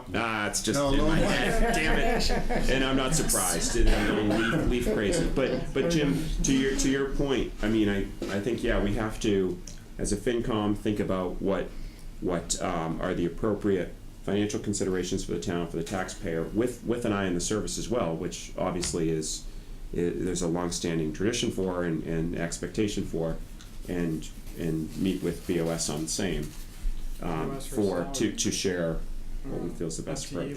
right. I did. Well, I didn't ask for it this year, but, we did say that, it would help with the loose leaf pickup, but if we didn't have the loose leaf pickup, I wouldn't need it. An additional FTE. right, exactly.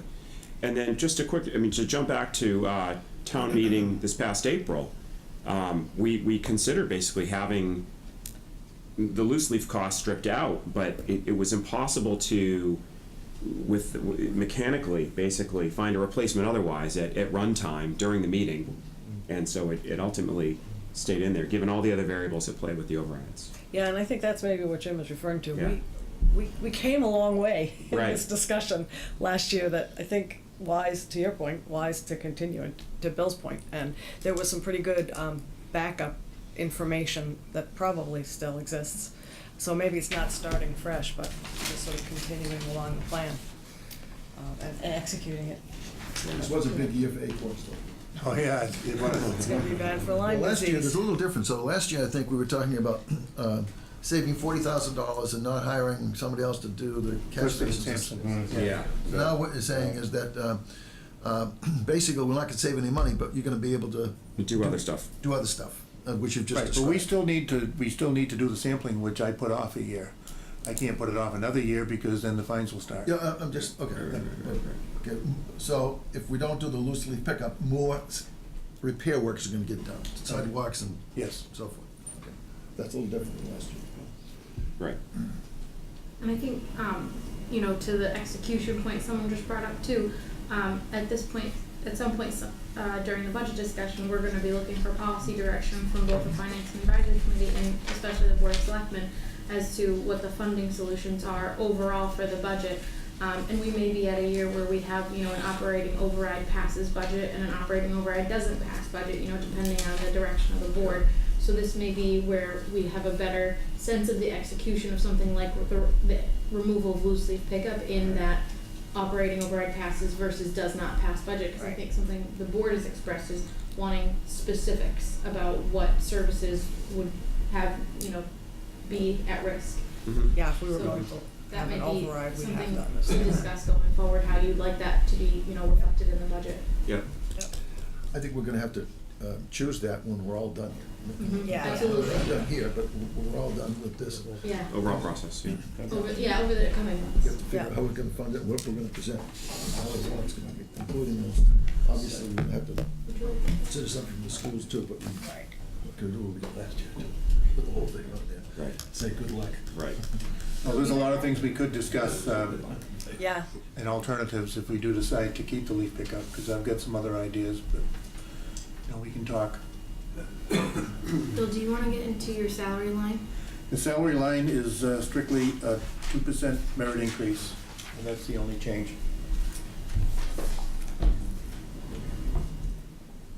Everything else has been there. Yeah, as contracted for the. Yes. Bill, I think you guys do a great job, and that, I have people who live in Hamilton, I go to church in Hamilton, people compare the Wenham streets after a storm versus the Hamilton streets, and you compare extremely favorably with the Hamiltonian friends I know. So, Thank you. great job. Appreciate that, thanks. Bill, do you wanna get into the increases in the expenses as well? Yes. The expense, the only thing I increased is vehicle maintenance. I'd like to have $5,000 more because we are maintaining an aging fleet, and we've gotten behind in our vehicle replacement. So I have 5 one-ton vehicles, and 3 out of 5 of them have over 70,000 miles. And those are used every day. Those are used more than anything else we have. In the last few years, we've had to get a loader and we've had to get a Peterbilt with a sander. And those are 2 big items, so we kind of put off. Last year, we didn't get anything, which brings me back to capital. The road capital, I kept at 85,000. The John Deere backhoes, I asked for last year and didn't get it. There's a 3-year lease for $40,000. We could get a 5-year lease if we wanted to bring it to town meeting. But that is my number one request for capital, is that backhoe, because the one we have now, it's almost 13 years old, and in FY18 we spent over $10,500 in repairs. Now it's sounding like it's on its last leg. That's a full-size tractor, right? Yes. And you've got the mini excavator, which Mini you're excavator is relying the only on reason to. it's still running. Yeah, right. The only reason the other machine's still running, Yes, right? Because we're you were using able that to much lessen the more. usage of it. Yes. But we still need the backhoe for a lot. Yeah. And with the new loader's on the road, so the backhoe's the only thing we have to load the sanders up during any snowstorm. So that's my number one request. And the front end loader, we've obligated $35,000. The Peterbilt is paid for now. And the other thing I'm asking for is a pickup truck with a plow for $43,000. We haven't had a small truck replacement for 4 years. So that's why they're up there in miles. What would that be? What kind of truck? Chevy 1-ton pickup truck. Yes. And that 43,000 is with a plow.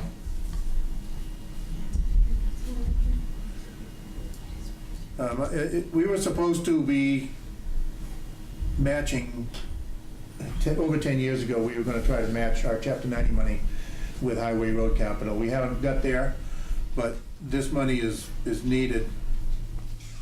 Half of that will go to fixing winter damage, the other half will go to supplement Chapter 90 projects we have around town, with police details or striping, anything else that it might require. Do you use contractors for snow plowing, or do you do it all? We do 90% of it in-house. Anything over like 8 inches, I've got 4 contractors that I call on, which we're down to like 2 or 3 now.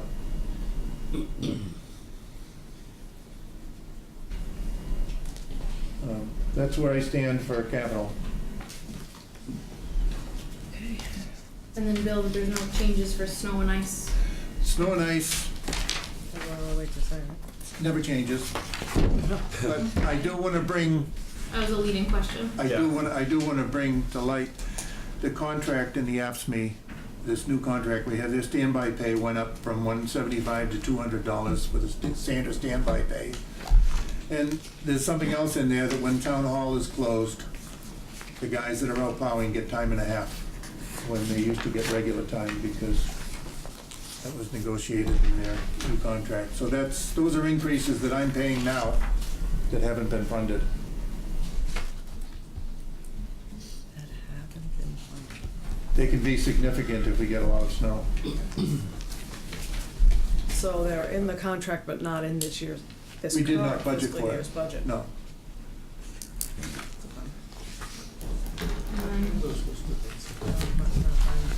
Bill, do you wanna finish up with tree warden?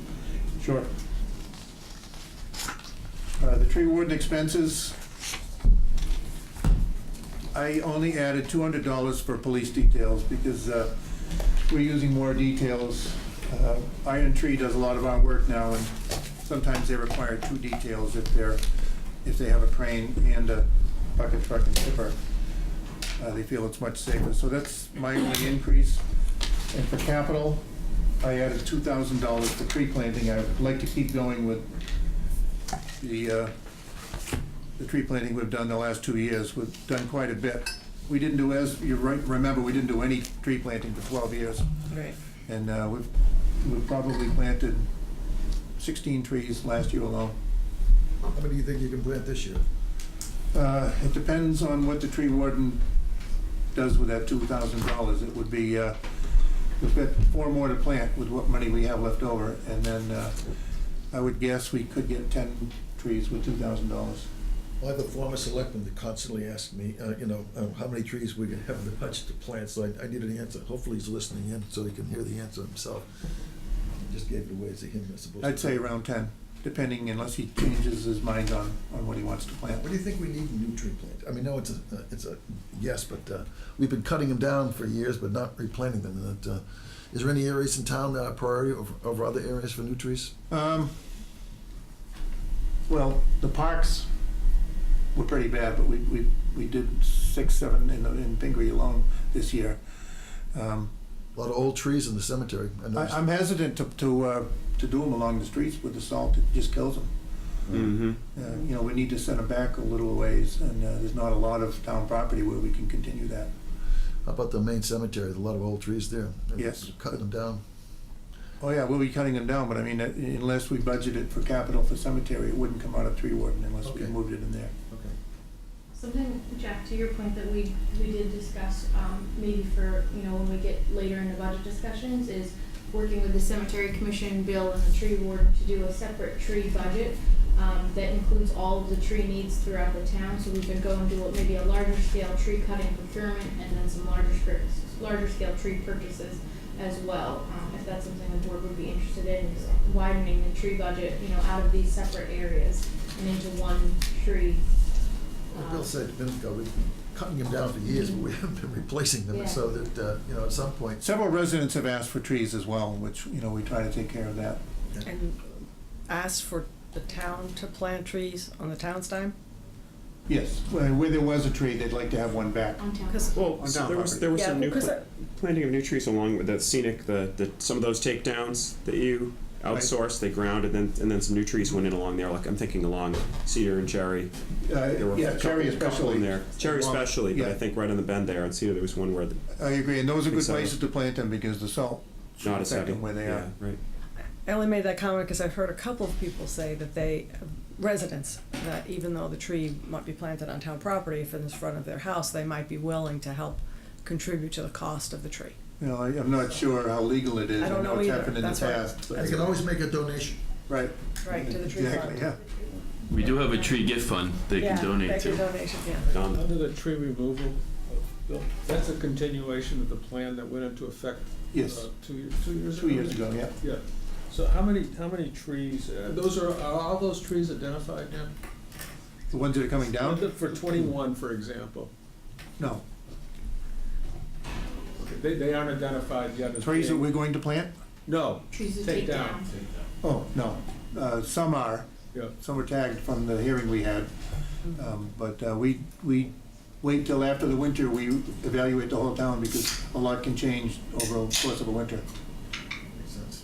The tree warden and myself drive around and we prioritize the trees. Thank you.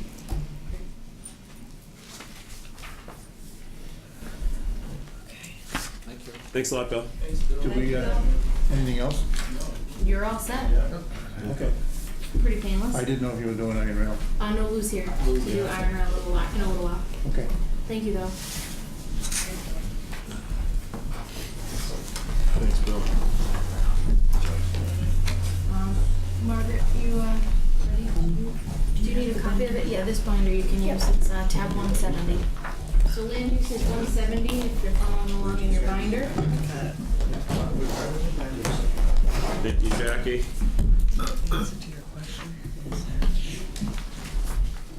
Shout out to our wonderful interns who made your tabs this year. You did a very nice job. Tabs are great. Like the organizational charts too, the lead-in page, the covers are Yeah, cool. we've been doing those It's in our really- GFOA document the last few years. Yeah. So we've had them, but we haven't really utilized them. So Patty incorporated them into the narratives this year before she left. And I think they're a really huge asset, especially with things like fire, where Yep. we've had big departmental changes. Nice for keeping it fresh in our minds. Definitely. Margaret? Good morning. Morning. How are you? Okay.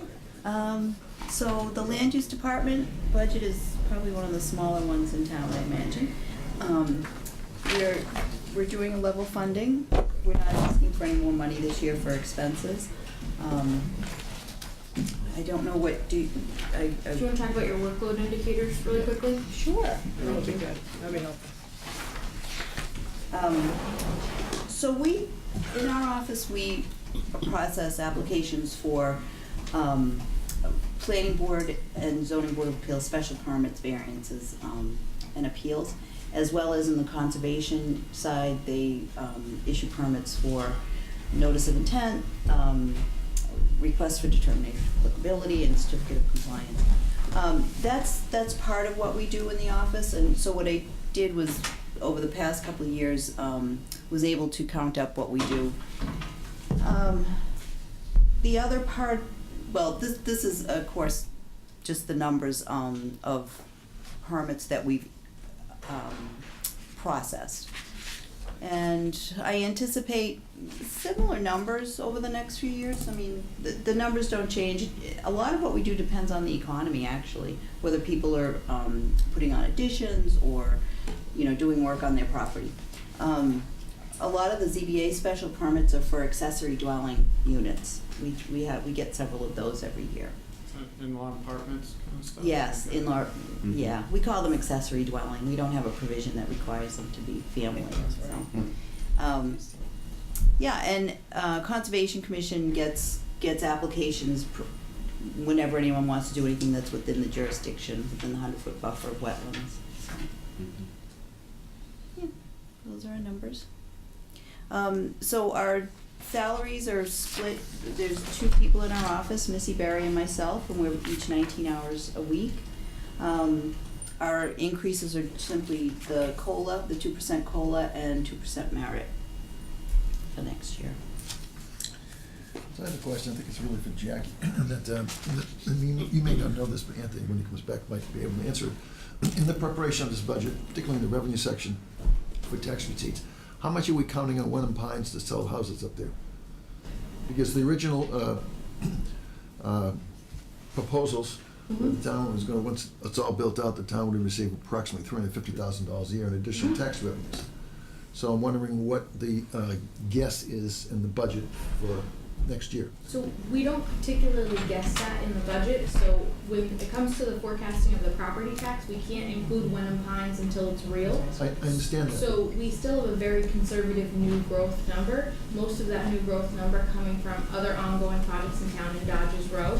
Wenham Pines, we won't really be able to see that in our forecasted numbers until they actually start to sell those properties.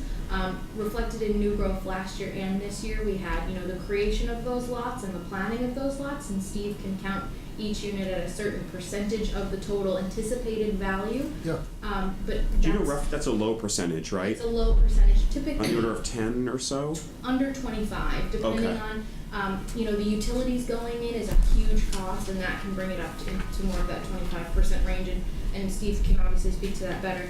But we can't, Jack, to your point, get too deep into forecasting those until they really start to happen. So in our current property tax calculations, it's just what's built and how Steve can do that 25%, you know, now that the utilities are in the ground.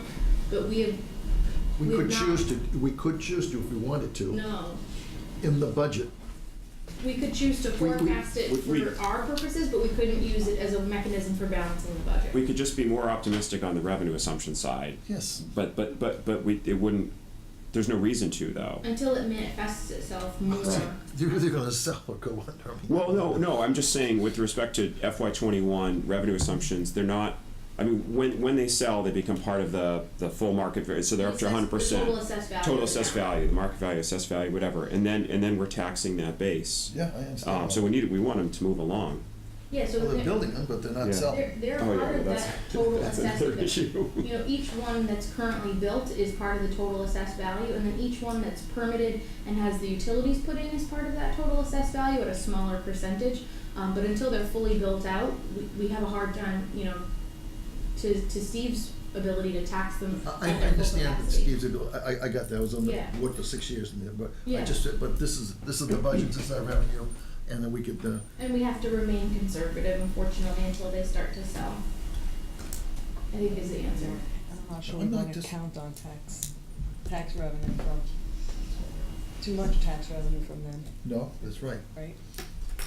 But, we're on TV, so, okay. Jack, to that. Thank you. I got it. To that point, Wenham Pines, we know they're not selling. They have 4 buildings almost complete.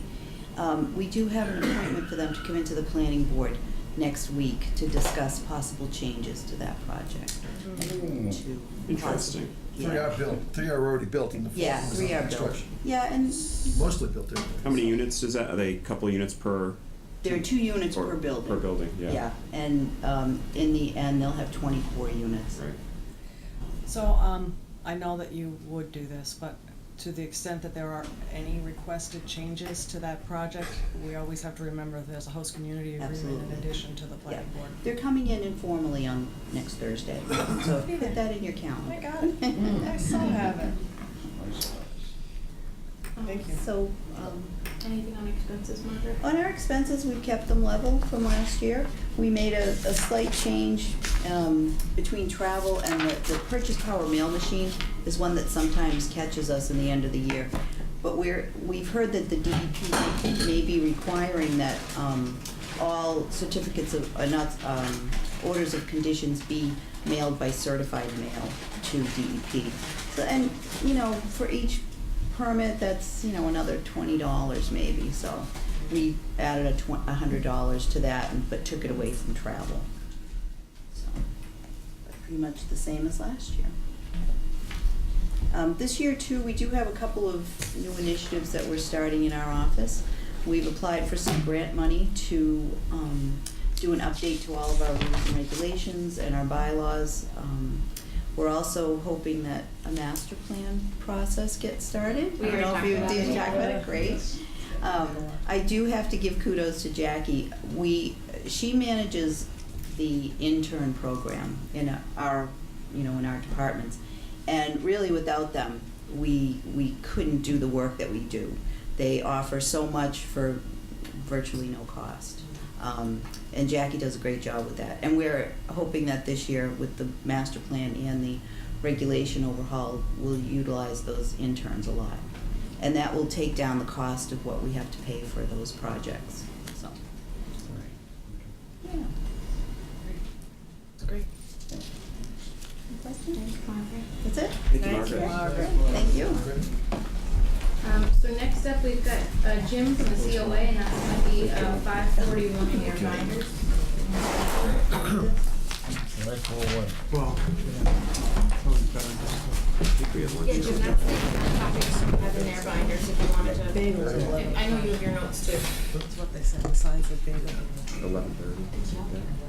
But I I heard the lunch was, but I was told before that lunch was gonna be provided. Yeah, no, there's. You can have lunch, by I the saw way? a sign out there. What time is that? I'll go after if you wanna. I'm being asked just, you know, I'm just asking, not. facilitating here. I am hungry. think there's some. No worries. But I imagine others are too. Well, I usually eat lunch around noon, I don't know. After Jim. Don't After miss- Jim. Getting close to noon. Let Jim wait We any can longer. eat and talk. Okay. So you saw the way fire and police had their uniforms on? Yeah, you got your. Let's count Mr. Rogers. Mr. Rogers. Yeah. It's working. Jumper. Yeah. The jumper. Great, yeah, Mr. Rogers. Nice. That's my uniform. So anyways, I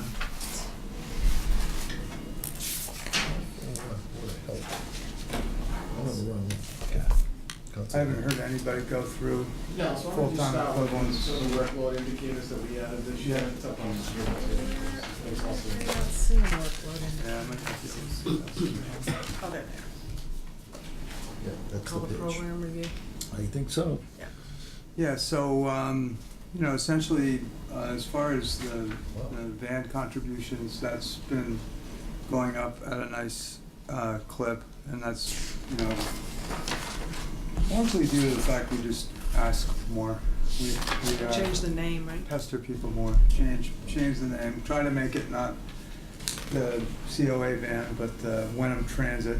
It comes from like Netflix and those British shows That's where good. you're Goes going with through the the jumper. countryside. I mean, I don't know why more people don't use it. If your car's in the shop and you're 60, you can come jump on a van. Oh, keep But it we're like trying to figure out ways in which to even better utilize the van. But in any case, the number of riders has gone up. What does it mean by And all of it- unduplicated? What does unduplicated mean? It's like the same person, so the duplicated is the raw number or gross, and the unduplicated is sort of the net. So that number of The that's total- that- Unique The total people passengers. not based on their number of rides right. per that The person. total people not based, like she said. So 88 people, Yeah, what she said. 88 people did 2,173 rides, is that what you're saying? I think so, I right? think so. I don't Well, think that's what he's no, saying. No. between duplicated and unduplicated, right, so you've got, but the total number of people that rode the van was 88. Okay. Yeah, so, right, so I have 5 people that go to Market Basket every Thursday. We got 2 rides that go there, so 2 or 3 people, so they go every week. And so, So 88 people, there was opportunity for increasing the number of people that use that. absolutely. About 88. Yeah, so we're starting to think about ways in Yeah. which to do that, like maybe run through the Maples or, do things like that, make it more like public transportation. Because Right, people say, right. we don't have a Like a public route. transportation system. And I'm like, well, wait a minute. Right. Yes, we do. We don't operate like a public transportation system, but maybe we could do some things that would, improve that, so. It's interesting. The other thing I know is 88 people gave over $100 apiece. Over the course of On the year. average, over the course of a year. Yeah, that's, Oh, the As opposed to the year contributions. before, the contributions, I mean, Yep, good point. Yeah. that's very positive. well, that'll be the justification for increases in wages in a minute. Way to give him a softball, Jim. Softball, right? Coming right at you. Softball, great. So, I'd like to say also what Bill said, which is that some of these are estimated numbers. It's really, hard to know, but I really, as best as possible, I went back and looked at my records to see, as far as volunteers go, one of the reasons why we would have an increase in volunteer hours, to the extent that it's 50 and 500, I don't trust that number. But I've got a 9-member committee on Wenham Connects. I've got my own board. I've got a friends group. So between all of them, I've got a pretty effective, a way in which to, get things done if I need them. Tax work-off participants has been the same, almost the same people, except for maybe one. And the rate's gone up. The $1,500 per person. Payout is, and those people have been very helpful, as everyone can attest that uses them. The Bill Wilson and all the great people that we've got. Can I working ask through. I'm sorry, just a couple of questions about that. Yes. So all of the administration and costs of tax work-off program go through your, through the Or council? through me, really. Right. Yep. And, So Catherine, can I make Yeah. one amendment? So the administration all falls on Jim as well as the assessors, but the cost of the abatements themselves are in the overlay. yes, I meant the administration part of it. Oh, But yes, good sorry. No, I point. should No, that's a clarify. good point, a good thing. And the other question I had there is, so there are 10 participants that you list here, and you said they're pretty much the same.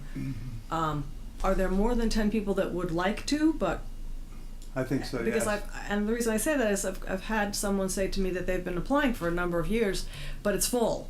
So I'm Yeah. wondering if there's ever been given any thought to, I don't know, term limit or, rotating over the years so that we always have 10, but they could be maybe some more different people who have a need and not the same people all the time. I don't have any solution for that. I just throw it out there as something that. I have casually talked about it and thought about it from the standpoint of maybe we reduce the number of hours, so so it's currently 137 hours to complete the total for the $1,500 benefit, less taxes or whatever. So, but to split it so that it's like 75 or 70 hours per, 68 hours per slot, to increase the number of slots, but bring more people into the program. The other would be to add to the total of $15,000 total, which. And to your point, Jim, we're not governed to that it's 10 slots. Catherine, we're governed by the total $15,000. So if there are folks who are not using all 137 hours, which I know in the veterans program is true, and at least a couple folks in the senior Yes, yeah, a couple in the program is library true. group. So I think it's also making sure that we're tooling that if there's somebody who's getting an intention from people of how much they want to work for a given year, so that the 15,000 is going to the max and is getting spread between all the participants. And I get the idea. I understand the 15,000 max. I'm just commenting that there might be more people that would like to be involved. And in fairness, Yes. there might be a way to do that without considering the constraint of not being able to change the 15,000. Or going to town meeting and changing the 15,000. Or maybe that. Maybe that. I think that's probably would be popular. I'm just confused by the 1,500 as opposed to 15,000. Per person. Yeah, so 10 times 15,000 15. shows up on your expenses someplace? No, it's in the assessor's, it's an abatement, so it's on the. It's under the abatement. It's under the overlay, the assessor's overlay. Reserves, yeah. Thank you. And then, Thank you. yeah, any other questions on that? Otherwise, so as far as social work referrals, I think we have seen more of that as time has gone on. Generally, I would refer to senior care, somebody that, needs help beyond our capacities. And, whether it's through protective or whether I call information referral at senior care and say, listen, I've got somebody who's, we think maybe there's self-neglect or any kind of situation that involves something beyond our capacity. I go to senior care. And then home care referrals really is a bit of a guess there, but I mean, it's like when people are coming in looking for home care agencies. I have a book of about 10. I have about 4 that I really know pretty well. I usually would give somebody 3 or 4 for them to go out and check out and talk to. It's all up to them. I explain the way the contract works. It's, somebody comes in and assesses, and if you want home care, there's a contract that's going to be signed, no matter who you book it. So, but we do quite a bit of that. And the information referrals I already mentioned as part of our referral up to senior care. And then tax discount participants, I don't think that's, I don't know where that number came from. But, maybe that's just to the tax work off participants, I think. And then, Those two categories, Jim? yeah, I'm pretty sure that. Tax discount, Yeah. same group? Yeah, I was kind of interested in finding out, how many people applied or for the tax deferral, Right. who've already paid for their homes and are on fixed income and so forth. But I don't think very many do. If 2 or 3, from what I understand from talking to Steve. Yeah. So, And we can speak with Steve about that too, because they'll have those numbers, Jim, so you don't Okay. have to, okay. if you wanna. Yeah, and then daily programs, I mean, we've continued to do a lot with different things there. I've got a really good staff. We're doing a lot through social media.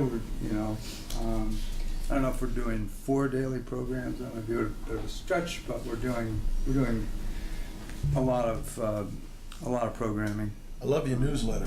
You describe many of those in your monthly newsletter. Yeah, It's always yeah. interesting reading. Yeah, you like the history page, right? I do. Yeah. Well, and those Otherwise you numbers- would You're gonna open it. move beyond World War II now and get up to the Korean War or something? You know, Yeah. We're kind of stuck. You're gonna have to talk to Bob about that. 1945. Yeah. All right. Salaries.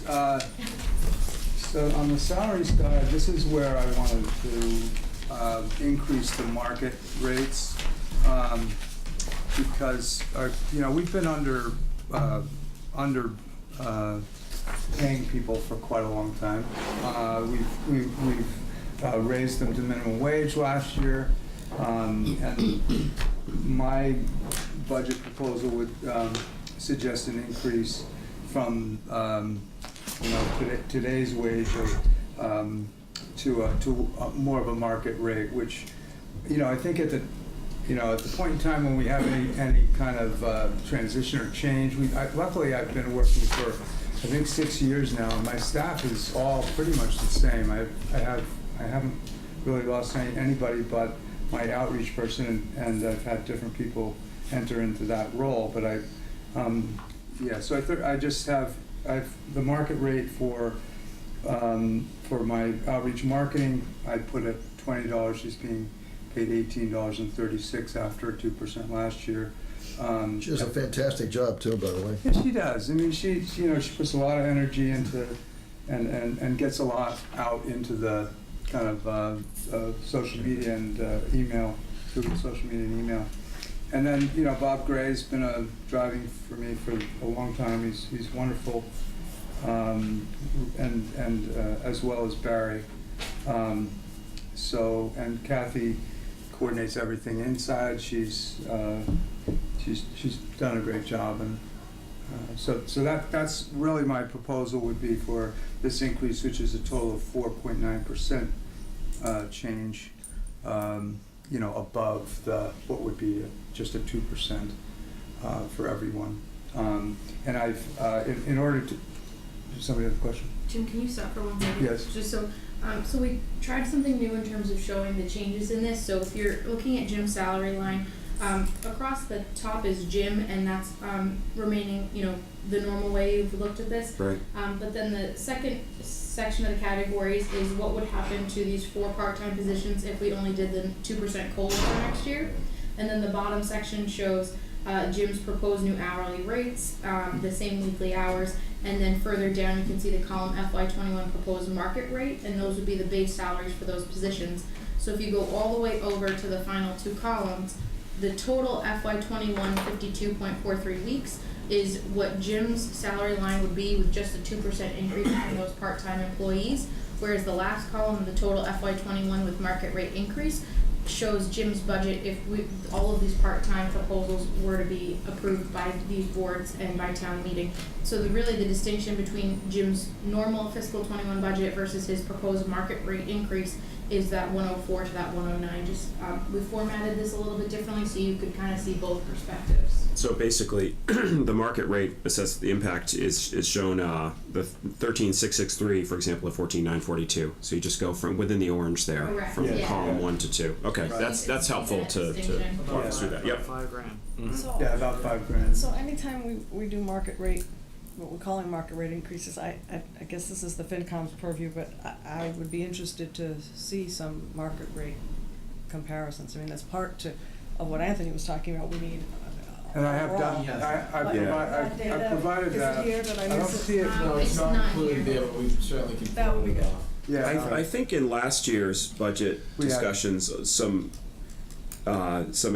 extensive data was provided too from Yeah. assessments in the regional. Yeah, and I called them back Communities. this year, so I've got Ipswich, great. I've got Ipswich Yeah. and Rowley Bolton. and Manchester, as tired of wage, you know. I'd love to see that. Yeah, we can. Yeah. Thank you. But I don't recall there being different versions of the increases last year. Was it just purely for minimum wage that we made changes Yes, last year? Yes, yeah, as we And turned then- into, Did we defer or not decide on at all any other market? In other words, you hadn't proposed market rate increases last year, no, but Last year was just keeping up with the minimum wage. minimum wage. Not change. but to do so, the regional analysis would not be required. But I think you had provided that, so maybe that was just to support the fact that your view of underpaying kind of relative to market, Right. but we didn't seek to bring it in line last year. Right. In other words, This is more of this, and this is more of the same, to try and just bring yes, these wages up so that we can be able to rehire if somebody leaves. right. More The than- ask being FY21, but it wasn't an Right. FY20 ask is what I'm trying to get at. We just Right. did what we were legally required to do. That's right. We didn't punt on That's another merit or market type increase. That's Okay, right. thanks. I just want to make sure I have it straight. Thank you. And so going to expenses here, you know what, sort of one of the things, we're pretty well level funding everything. I have one decrease of $3,000 in the health and wellness instruction, which I can do really because of a number of different reasons. We've introduced like an exercise card, which is generating more revenue than we've had before, and then there's some additional protection in the way of gift funds that would allow me to, to pay for all the yoga instruction, any kind of instruction I bring in. I really feel compelled to pay people. So I think we've done a good job of using the resources that are available to us, and it is also covered through my formula grant. Formula grant that I get from the state is about $10,000, and I can apply that to really salaries and instruction as the primary use for those funds from the federal government, really, actually, through the state. But anyways, so that What about funding via the Friends of the COA? How does that work? So we do an annual appeal, and we generally bring in about $6,500 to $7,000. We had a goal for 10 this year that we're hoping to get some letters out for year end to possibly get to the goal. But we, the need as defined is really why you would set a goal, and I just set a goal because I wanted to bring in more money. Set a target, yeah. Yeah. So Save the town money. I guess I We didn't could have do to that go with through property tax, so it's all. Yeah, right. We want to make more money. Yeah, so, yeah, that's, so the Friends, our balance at the moment might be about $10,000 total in the Friends group, and they would pay for a portion of something like the Heart House lunch that is coming up on Tuesday next week. We have a few spots left if you want to come. We've got some great raffle items. So, Great place. but yeah, so that helps to defer, defer on different prices. So. Perfect. Thanks, Jim. Yeah. Thank you. Thanks for the Jim. demographics, by the way, Jim. This is very helpful. Yeah, there's some stuff in our books that's really interesting to go back and look at. Yeah, the only other thing I wanted to tell you is the fire and police were in here earlier, and we have a new outreach trifold that we plan to give to fire and police, so that if they go into people's homes, oftentimes they're going into homes where people can use additional services. Right. So we want to come into that flow of communication, and so we plan to have fire police hand out in situations where they think it's applicable, and where people can come to know better our services. And then, of course, Wenham Connects, you'll hear more about that as things come along. But it's an inspired group that's interested in improving housing options and other things like that. So, and the last thing I'll mention is the roof. When it rains really badly, I can bring any one of you, and with the back of your hand you can feel the wet on the other side if you want any proof or in what's going on there. So You shouldn't have to offer, but thanks. yeah. Yeah, right, exactly. But thank you very much. Thank you. Thanks, Jim. We, if I could just remember to just do library, please, been here a while, then we'll take that break. Yep. Alright. So library is gonna be in your next tab at 6:20. So if you just turn the page at the end of Jim's budget, you should find yourself with the library. Oh, we got a new logo. Kim, welcome to your first budget day. Yeah, thank you for coming. This is like twice in 2 weeks. So you want me to start with this part first? Yeah. Okay. Into the workbook. Okay. Sure. So I would say our biggest accomplishment this year has been our transition from Jan Dempsey as director to myself. It's been a big learning curve, and I've had a great staff and a lot of great help here at Town Hall and from my board. And it's been a really good couple, been 7 months-ish. So I say that's our biggest accomplishment so far this fiscal year. Other things we've been working on, we have some new public access computers going in.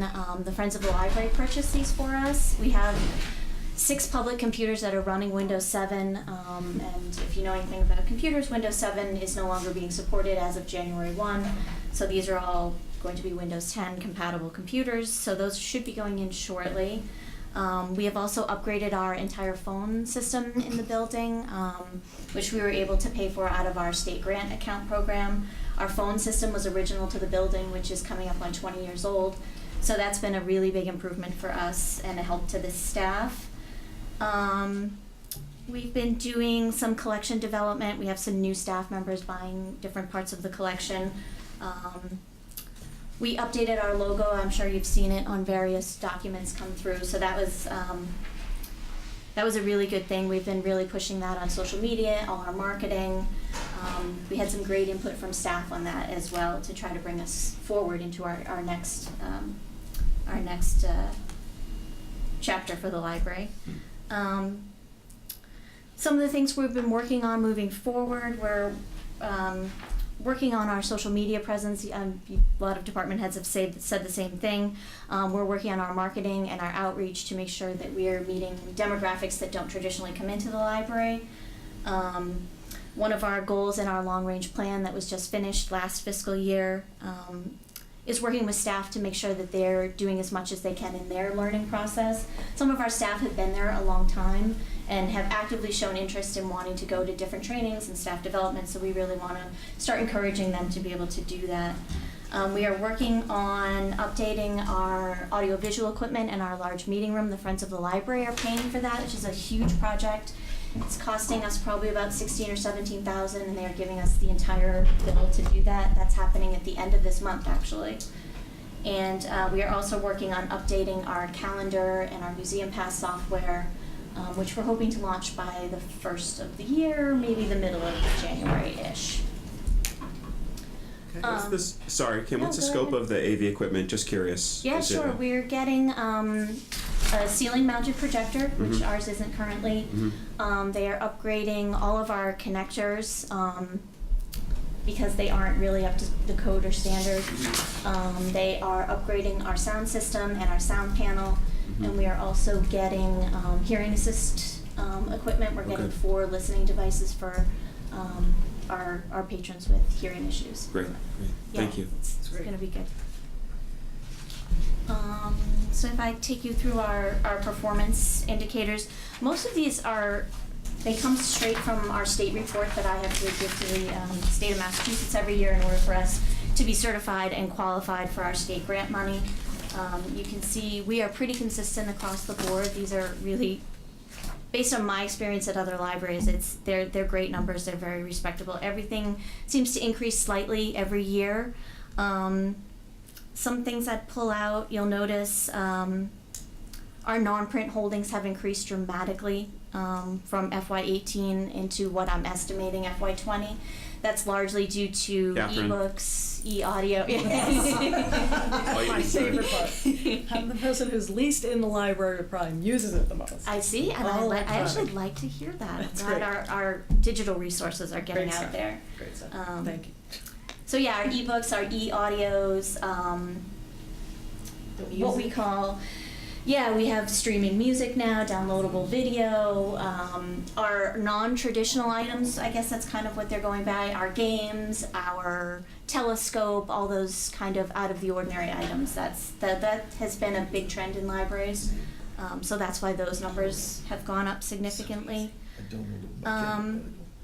Our reference numbers, the reference questions asked, is slightly down. I would say, in my experience, that's due to the old interwebs and people doing their own searches. But we do like to still tell people to come in and ask for help. We do a lot of help with computer searches.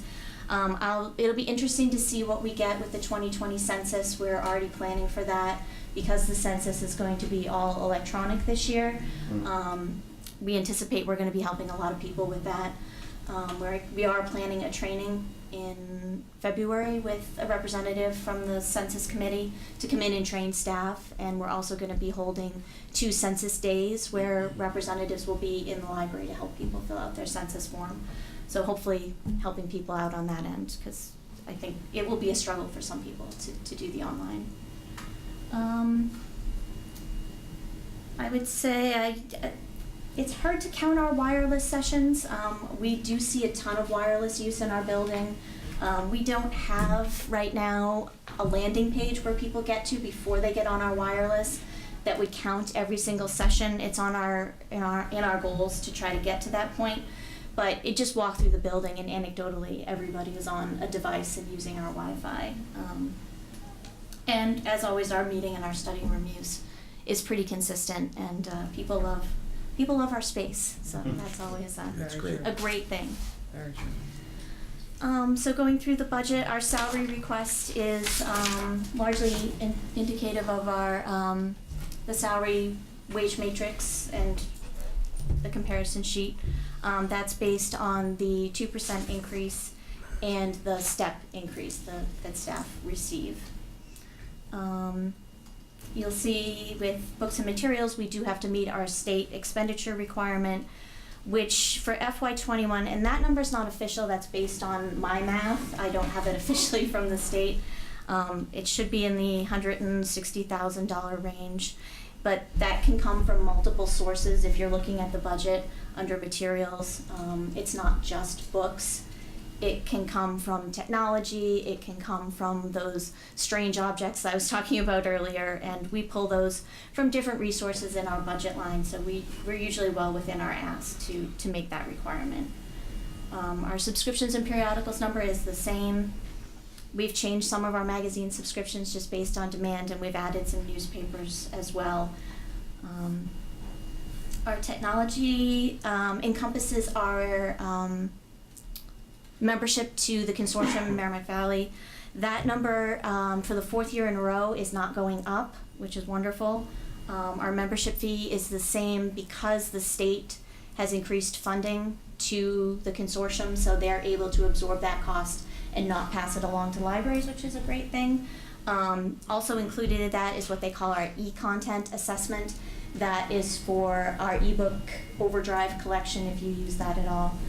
They are at Freegal, which is our streaming music service, and Safari Books, which is another ebook source. That they call e-content. That's what they assess us for that. And then anything extra in that line item we spend on various pieces of software to keep everything running smoothly, all of our backup for our server, our website domain renewal, and then any other random supplies we need between keyboards, mice, all that good stuff. Our general office supply it's down a little bit.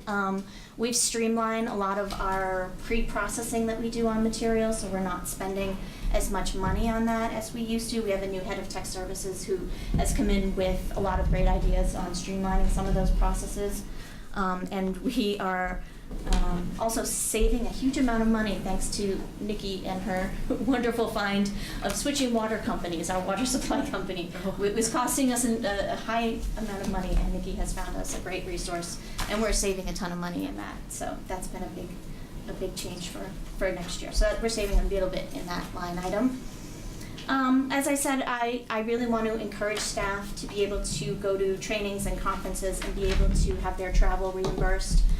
That line item has not increased from what I can tell, that $916 has not increased in over 3 fiscal years. So that was kind of a goal of mine, to start building on that, to be able to encourage staff to be able to go to local meetings, trainings. We'd also like to do some staff development in-house for everybody, and that would help us to pay for the cost of trainings or speakers to come in. And it's the same thing with the program number. That $500 has been the same for at least 3 fiscal years, as far as I can tell. We do receive a lot of money from our friends, and my staff is very good about getting grants for programs. That $1,800 reflects the cost of our new calendar software. Traditionally, that, I believe, is where Jan had been taking money out for the software that we are currently going to stop using. So that $1,800 would cover the complete cost.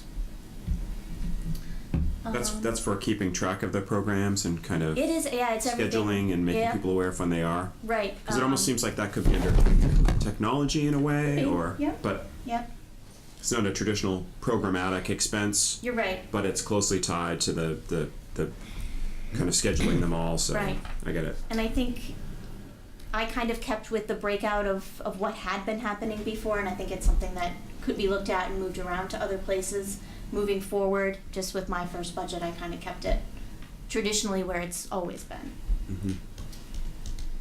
Mm-hmm. Heat and utilities. So all of them are based on actual costs that we intended for FY19.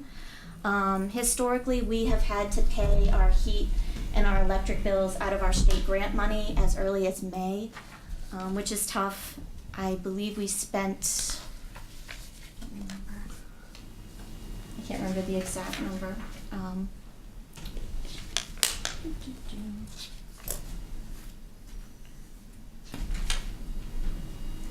So for FY19, our actual budget was $38,588.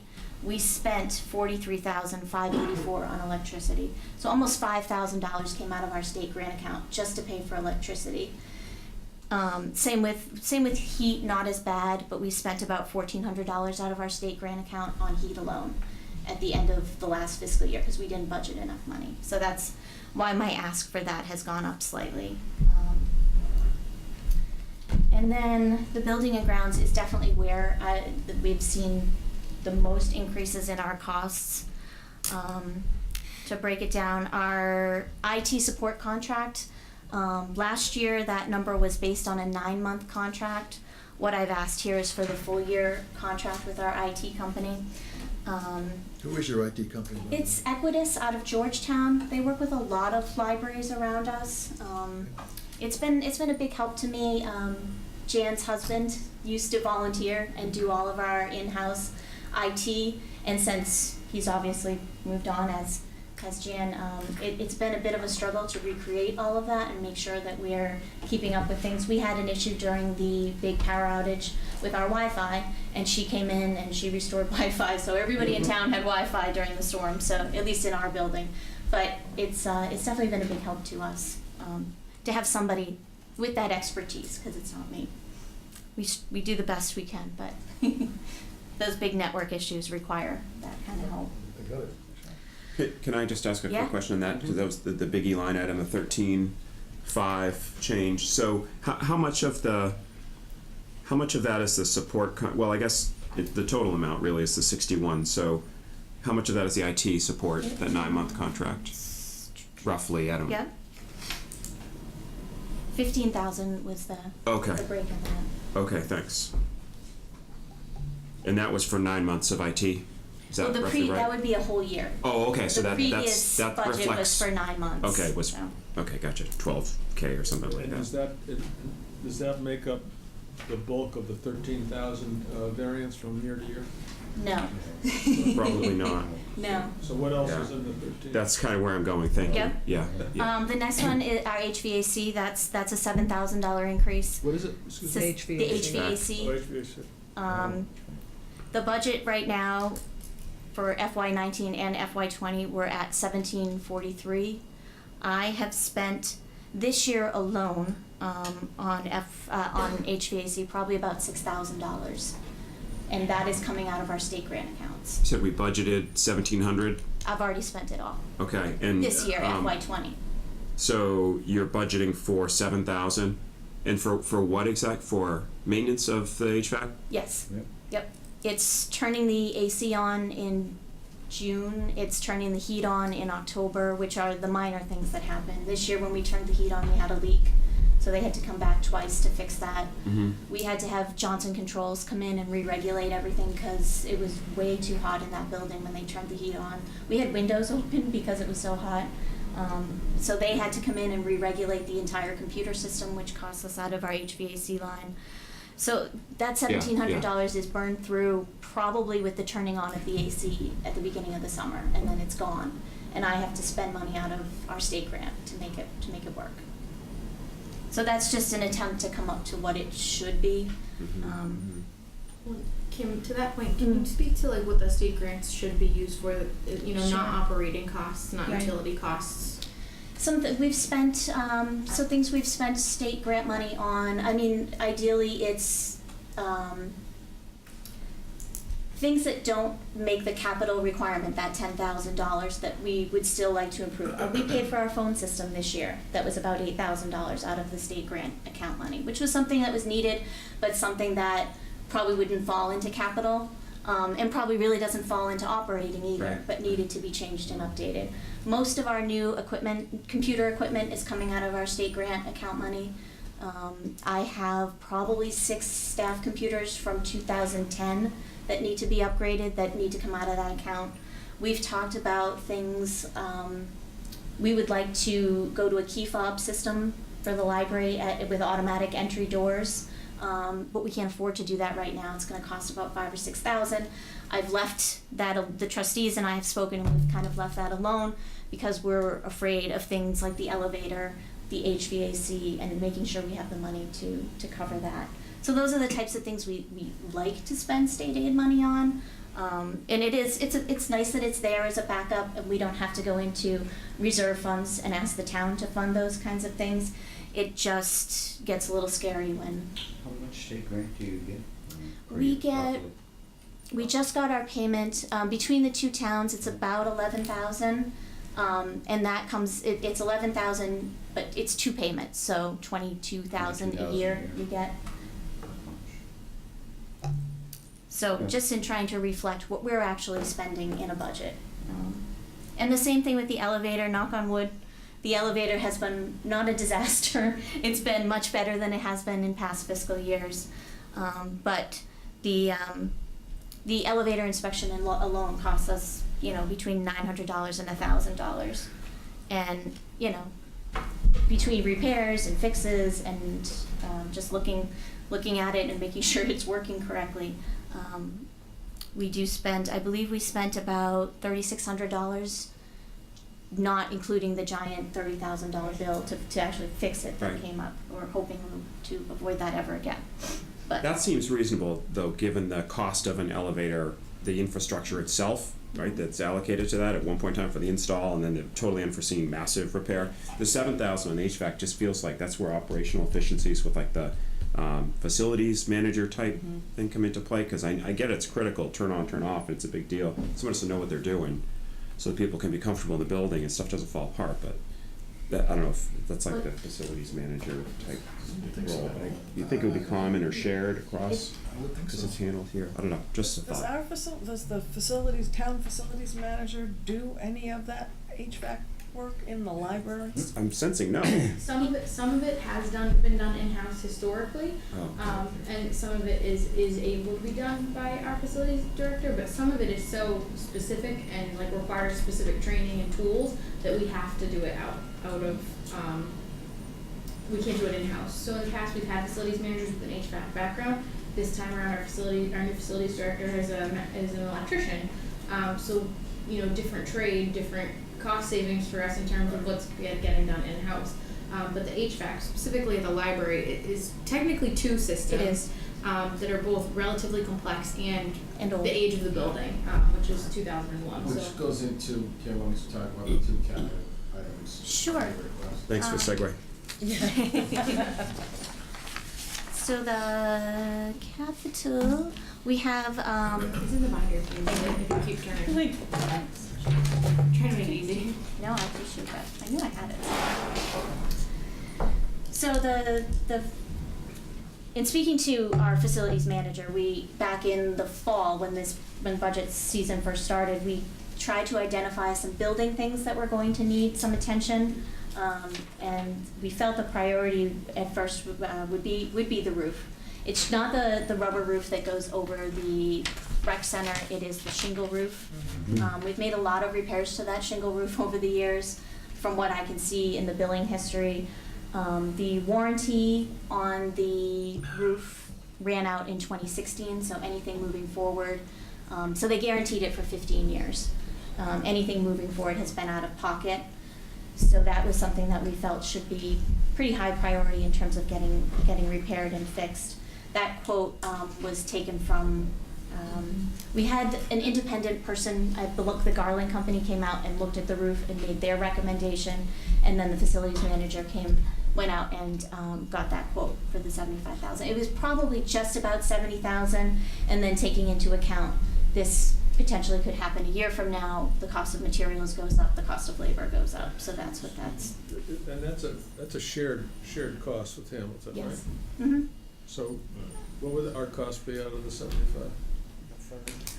What is it, 2/3 split?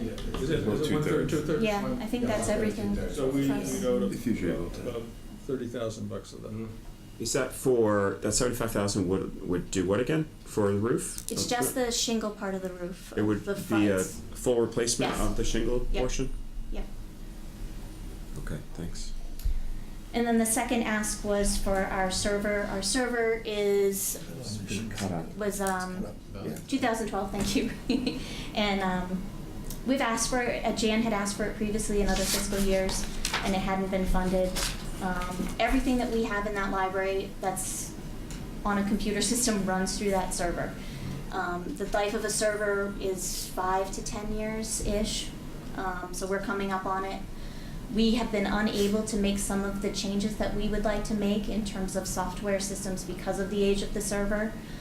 We've kind of put a lot of things on hold because the server's so old it can't handle what we'd like to do in terms of making upgrades to our computers, our systems.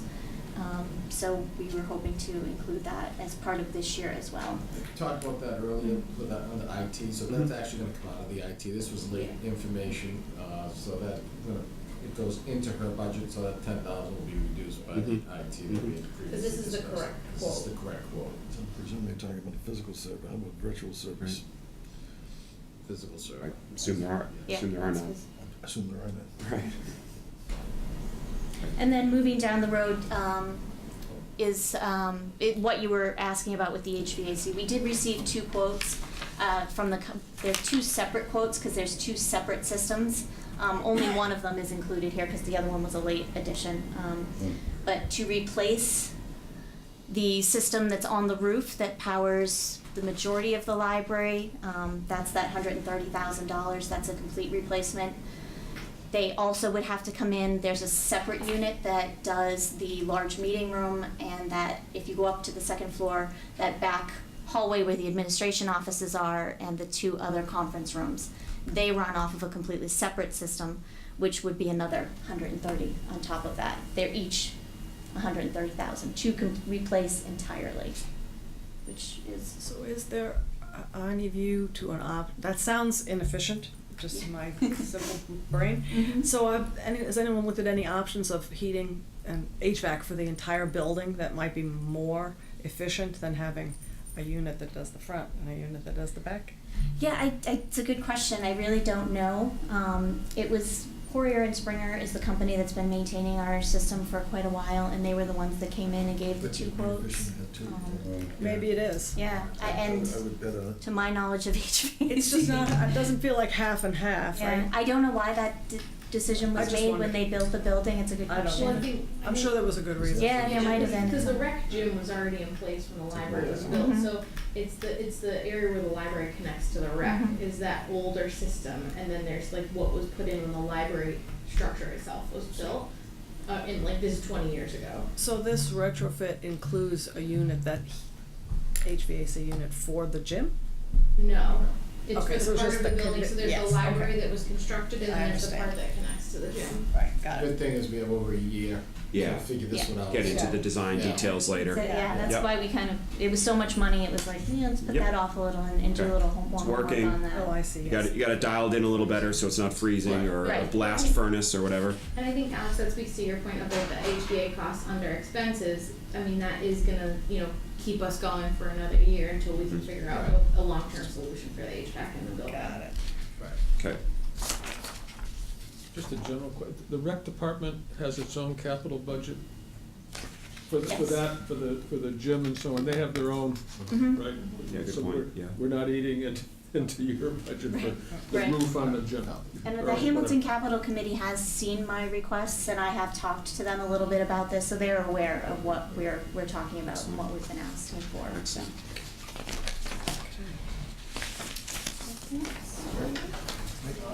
Thank you so much. At this point, we'll take that Thanks, Jen. 15-minute break, and then we'll. I suppose so. Thank you. Great job.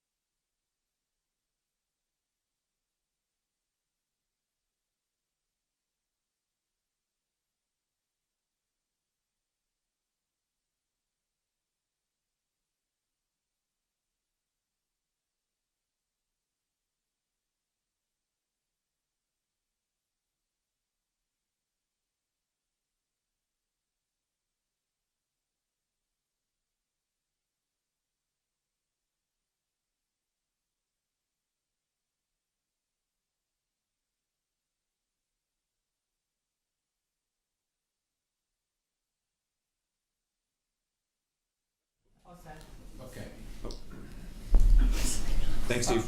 Yeah, so Steve, you're up, the assessor. Steve, we're gonna start with, Sutherland Board City Control. Okay,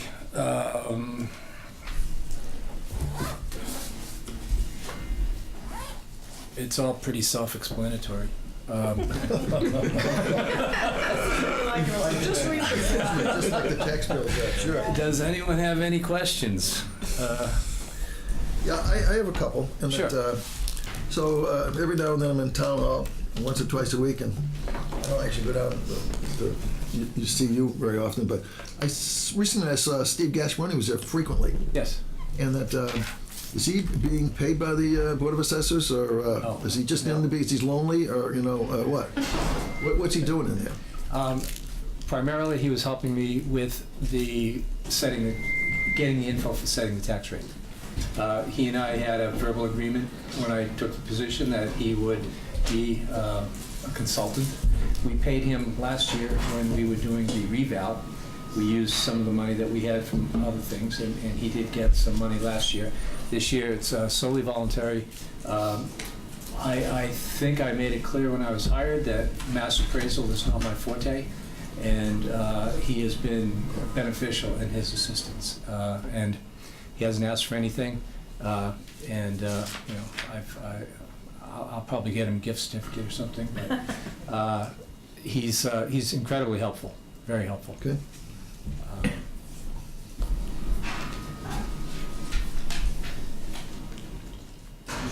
And that said, he's not going to be around forever. I am learning, but nor will I be around forever. That we can segue into the big thing that we're going to do this year, what we're proposing. For years, we have used Vision Appraisal as our company for handling all of our assessing records and so forth. And we're proposing moving from Vision to Patriot. And it's kind of a big deal in that it's changing a vendor that we've had a relationship with for many years, and it's not something that I'm taking lightly. It's a confluence of a number of things that occurred, both with the reval and with something that is pending.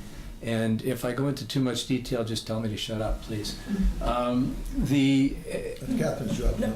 Oh, listen to you. Clapping or something. Yeah. Vision, the operating system that Vision relies upon is Oracle, and Oracle has some system where, and it's also true of Microsoft, periodically they stop supporting whatever it is. I'm not an IT person, so forgive my rudimentary terminology, but as of December 31st, Oracle is not supporting some version of something that Vision relies on. So they have said that, Vision said that everyone who has the current Vision software, which is Vision 6, needs to upgrade to Vision 8. Mm-hmm. So I met with them some months ago. They said that was going to cost $12,000 after going back and forth and having some discussion about how dissatisfied I was with the number of things. That $12,000 went down to $5,000, but it's still $5,000. In addition to our annual fee that we pay them of $6,500. And everything I heard from talking to different people, I attend assessor gatherings periodically, and it's pretty clear that Vision has some issues, and they're a large company, they have some issues. So I had, as a real estate appraiser, I've always found that using Patriot Properties to be better. It's just easier, more informative, easier to handle. And so I've spoke with them about a potential conversion, and we would like to do that. It does require an outlay, and I'm not sure of the protocol for laying this out, Anthony, but the conversion itself is going to be somewhere around 10,000, might be 9, might be 11, but we're saying 10,000 for just the conversion. However, the annual fee is got for Patriot is $2,500 versus $6,500. So it'll pay for itself in 2.5 years right there. In addition, I'm very confident that we're gonna have a superior product.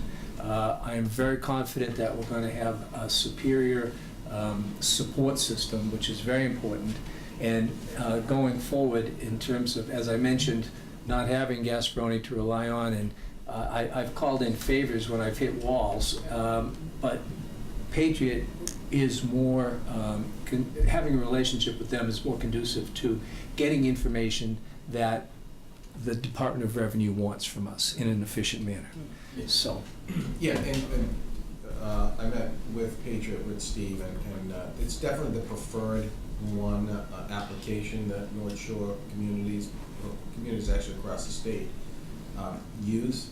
So it's something that we'd like to, instead of having, what was the name of the other company? Vision. Instead of Vision, basically holding the gun to our head saying, give us $5,000, we'd like to start, and that's one of the requests that's gonna go to FinCom, is to get that $10,000. Saw the RFT noted, Yeah. yeah. To get this going sooner, and realize that, off the page, yeah, we're gonna save money right off the bat by next year on the maintenance contract, as Steve said. Yeah, So, yeah. even the IT study has identified Patriot as being the more used application, so it really makes sense, and we had a great conversation with them. I think it's more of a not to exceed 10,000. I brought up to the few different points to them that our number of properties being roughly 1,400 to 1,500, there should be a lot less to do as far as a conversion.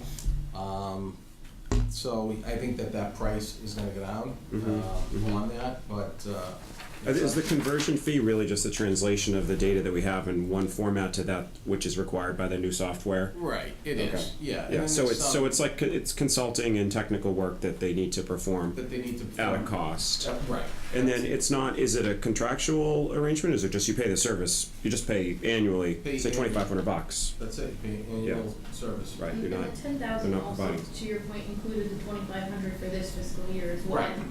Yeah. So there wouldn't be an additional 2,500. Yeah, for that's the noted, second yeah, half right. of this year.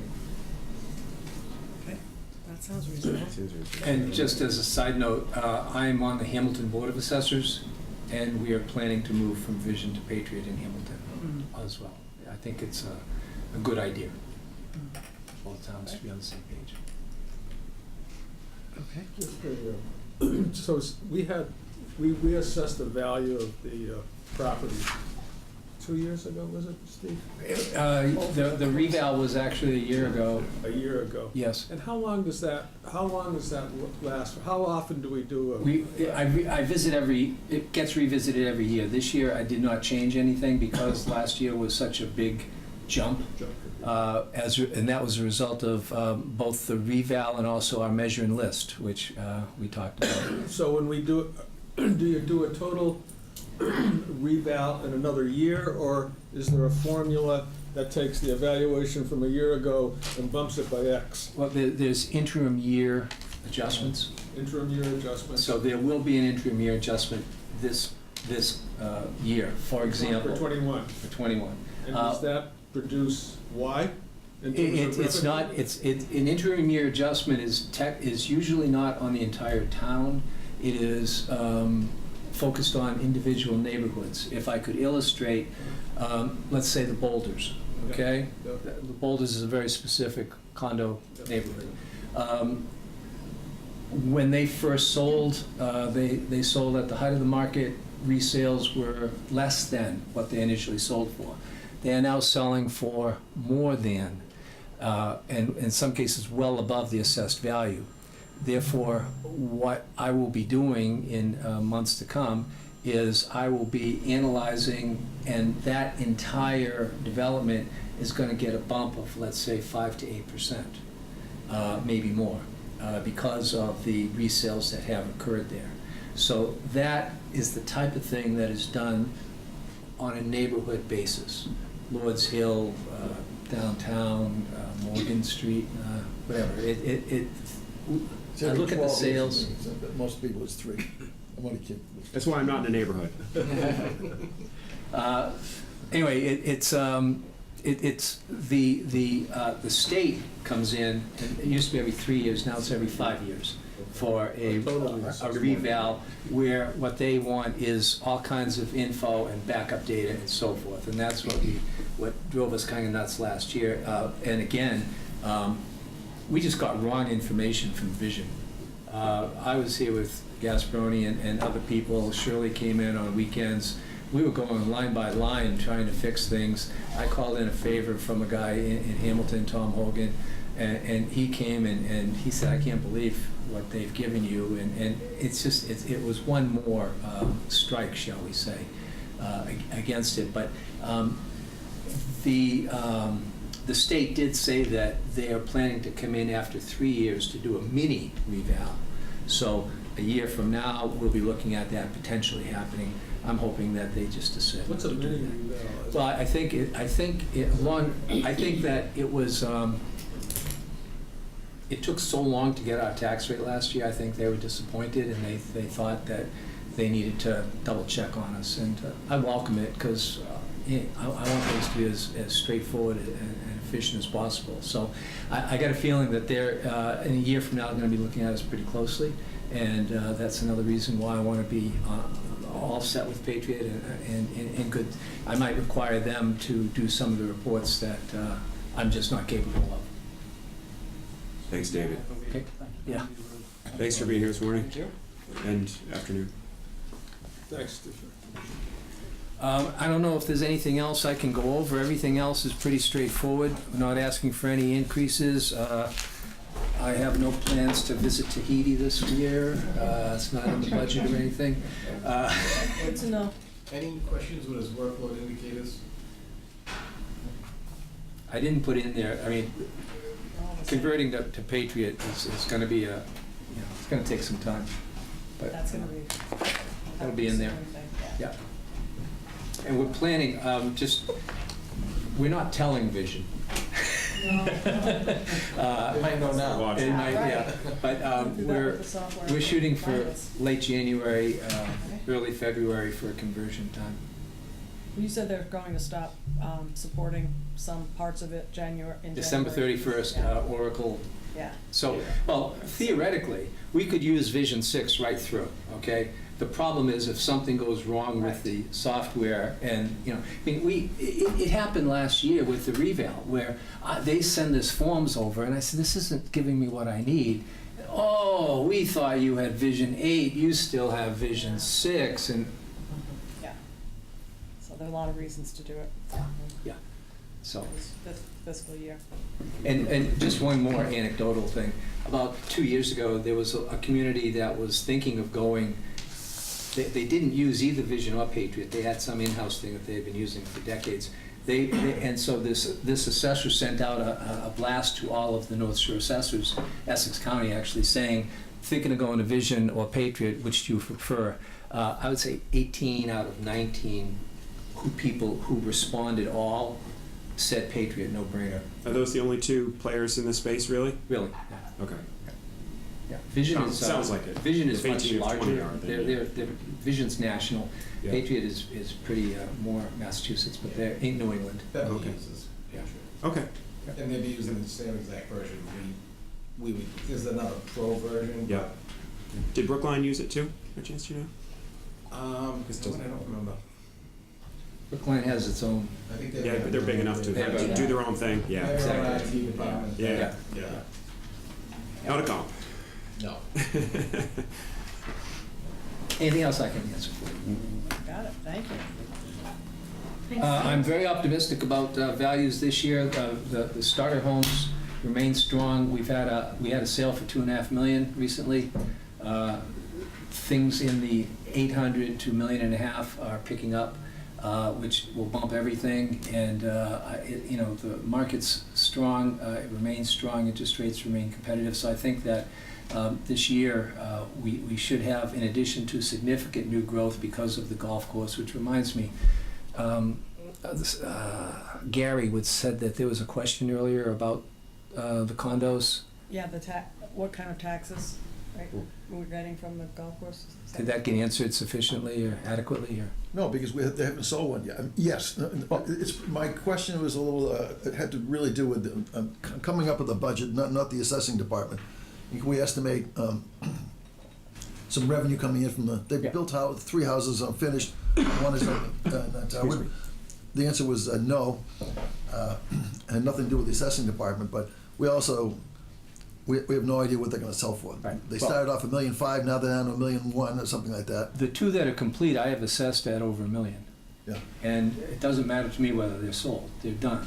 So they are assessed at their full value.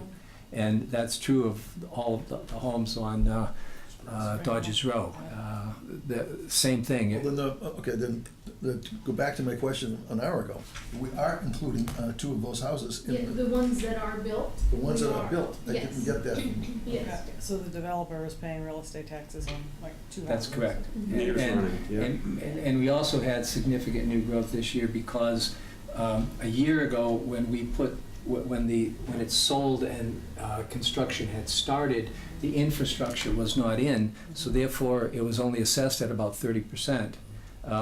But now it's fully assessed as essentially house lots. And that was part of the new growth, which I confirmed with the state we were allowed to do. So we will have new growth there, whether they sell or not. That's There's a another third house that is either almost complete or complete, Okay. right? Yeah, I haven't been up there, but I assume so, yeah. Yeah, and there's a 4th house that's under construction. Yeah, and one of the things is that you probably remember from your assessing days, it's what's done on June 30th reverts back to January 1st. Okay. So that by June 30th, whatever's done, I will have on the books, and it will be assessed fully. For 6 months. Yeah. As if it was there on January 1st. January 1st. Yeah, yeah. So you're- Is Spring Hill entirely built out? No, but they're going great guns. It's pretty impressive. There's only 3, Jim, there's only 3 house lots at Spring Hill that have had no permitting or construction activity out of 17. Only 3. Only 3 that haven't been started or permitted. and the Reasonable rest- to assume they'll be acted on soon, Yeah. right? Probably in the spring, but. After the winter, But they, I mean, the pace that they're going, there's already 3 occupancies up there, they're moving. right? So back to Wenham Fin-Com, you've assessed 2 of the houses for $1 million? $1 million plus, I believe. $1 million yes. plus? Yeah, yeah, and all that is I punch in the information about it to the computer spits out a value. If they indeed sell for $1.4 million, then I will revisit that I doubt it. and yeah. How many have sold at one None. point? No. 0. Supposedly one's under agreement, but that's to the developer. When were the first, and they could have, because of the nature of the site, they probably could have taken more than an indication of interest from a prospective buyer in the form of a deposit of sorts. But, so you don't have a property to actually sell, but when was the first official listing? How long has it been? A listing? Working A property for sale, yeah, like when was the first house for sale? Yeah, over a year. They So had there have been it. completions for over a year? They had it listed for sale before the roads were in. Well, that's the Yeah. thing, I know in that development you could do that. I guess what I'm saying is, when was the first unit completed and ready for move-in? Over a year ago. It was. Over a It was. Oh, yeah. And Tamboni moved into, we're on TV, forget it. The first unit was completed and ready for moving over this summer.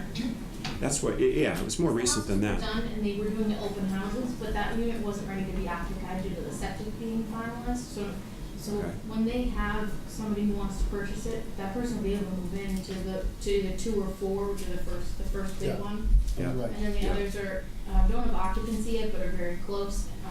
I will say the one that's just a foundation is getting buttoned up for the winter, so they won't finish that one this winter. Sounds like there's nothing lost there, really. Yeah, exactly. Exactly. You know, they're ahead. Yeah, unfortunately. Okay, Okay. thanks. Thank you. Thanks, Steve. They're coming back to have this informal. Yeah, that's gonna be interesting. That's gonna be. So Iron Rail's number 199. We do have Lou Rendazzo here from the Iron Rail Commission, but he has super recently become the chair. Newly appointed, very new chair. So I think, Lou, I'll let you speak to the capital in a minute, but I'll go through what Bill Tykes proposed for the rest of the Iron Rail. Absolutely, yeah. Yeah, and you can interrupt me. Sure, yeah.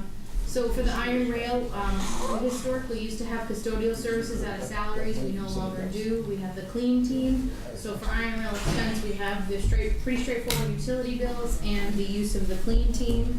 And a couple of those utility bills have been adjusted for actuals, and then there's been a slight increase in the contract for the clean team for the iron rail. As you may remember, these are tenant facilities, so we do want to make sure that they're clean, that all the utilities are taken care of. A few years ago, we went and increased the rents to make sure they were all market rate for the square footage and the condition of the spaces. So all of these utilities cover those tenant spaces as well as the Boy Scout barn. You can also see in the capital line for iron rail, $10,000 for the septic design. We're hoping to complete the septic design in fiscal 21. When we go to install a septic, we'll be able to do some of that work in-house due to some of the credentials of our folks in the DPW. So really the most expensive cost is the design, given the size of the system and the size of the antenna building. So we'll be looking at the redesign on the septic. It's in okay condition right now based on assessments from Bill Tyak and his DPW employee who has history and background and training in septic work, but it's something that we want to make sure gets addressed in fiscal 21. For the capital on the iron rail, we had 3 projects that were completed either this year or last year, including the roof project, the road paving, and then the design of the septic system will be upcoming. All of those projects were funded through the ban. The ban is a 10-year ban, $245,000. And that's being paid off via the iron rail revolving account that we have set up. So it's a roughly $25,000 payment every year for the principal of the ban, but with interest and other costs rolls up to just under the $30,000 that we have as the expenditure limit on that account. I think, Lou, did you want to speak to other upcoming capital, not necessarily for fiscal 21, Jackie, I'm sorry. Oh, sorry, Can you go back a slide between the? Yes. Yeah. Okay, and then the next one. Wait, No, wrong. wrong. Other way. To the right. Yeah. I thought I was missing a slide maybe. So I've got that slide. Yep. And then there's the capital summary page. Okay. 191. Are you missing something else? No, I've got it. I'm Thanks. missing the whole section, my book. You So, are. Yeah. I'm sorry, okay. Jack. Do you want mine? No, You sure? You can share mine. Okay. later. You can have it. So- Before you go home. Just that one section. Yeah, happy to give it to Jessica. So just to clarify, I'm sorry, Alex, were you? No, that's fine. You go ahead and So the I'll follow. FY 2021 costs that you see there are the continuation of the band payments for Paying the projects band. that have already been. Correct. We went into So debt for it. it would, it looks like here that those are new costs, like costs for new projects. But, so it might be useful I think I'm okay. next to the project to just have the date. Oh, sure. So, because all of these projects have been done and now we're just paying for them. Right. Right. That's my job. These are not, we need to do these 3 things in 2021 at that cost. Yeah, it's just paying off Yeah. things that have already happened. Yeah, Which is specifically. basically the whole CIP here. And the capital costs are all self-funding, right? From the revenue generated. Well, so the capital costs that, for these current projects are funded through the ban, which First two. the revolving fund is funding.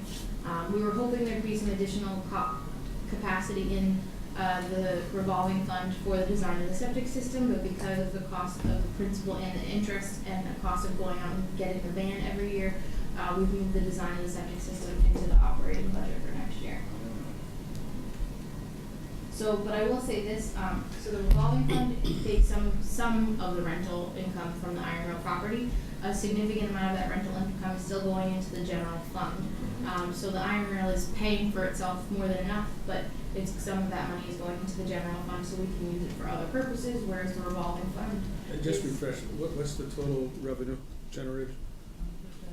Chris, do you have that number? Yeah, it's about 140,000 a year. Thanks, Lou. How much? Yeah. 140,000 per year. I had the number in my head before we increased the rents. But so it's 140,000, so iron rail's, definitely paying for itself and then some. It's definitely a good revenue enhancement for us. Yeah. Yeah, and I just basically, I am new to the Iron Rail Commission. I'm new obviously as a chairman. I just basically, it's my first time addressing you. I appreciate the opportunity to. And I just wanted to briefly, go over some of what I think our goals will be Obviously Iron Rail is critically important to the town. It generates $140,000 a year. It's 80 acres. It's outside revenue. In other words, it's not taking money from inside. It's people leasing the property. And so that is critically important, and it's a big responsibility. I think my goal is to not only maintain the property in good working order so that we're guaranteed to get lease payments, it's to look forward and to maximize revenue potential for this property. It's 80 acres. What I anticipate, we already started to do that. As to generating additional revenue, as it was brought up, we did enter into leases, and they have escalation clauses. In other words, every year you pay more, and we will continue to do that. If we ever get any other tenants, we will do that as well. The other big thing that we're working on to generate revenue is a cell tower idea. It's my understanding that it's the perfect spot for a cell tower. Few people, if any people, can see it. It's on town property. It's actually the perfect location. I think you'll get the least resistance for this location. And Anthony and his team have already started the process. It's my understanding it's a long process, but we have started it. It's lost revenue. It's something that we need to look into, and we are doing that. And so again, it's not only maintaining the property, so that, in other words, if we don't fix something now, is it going to cost a lot more down the road? It's like your house. And so...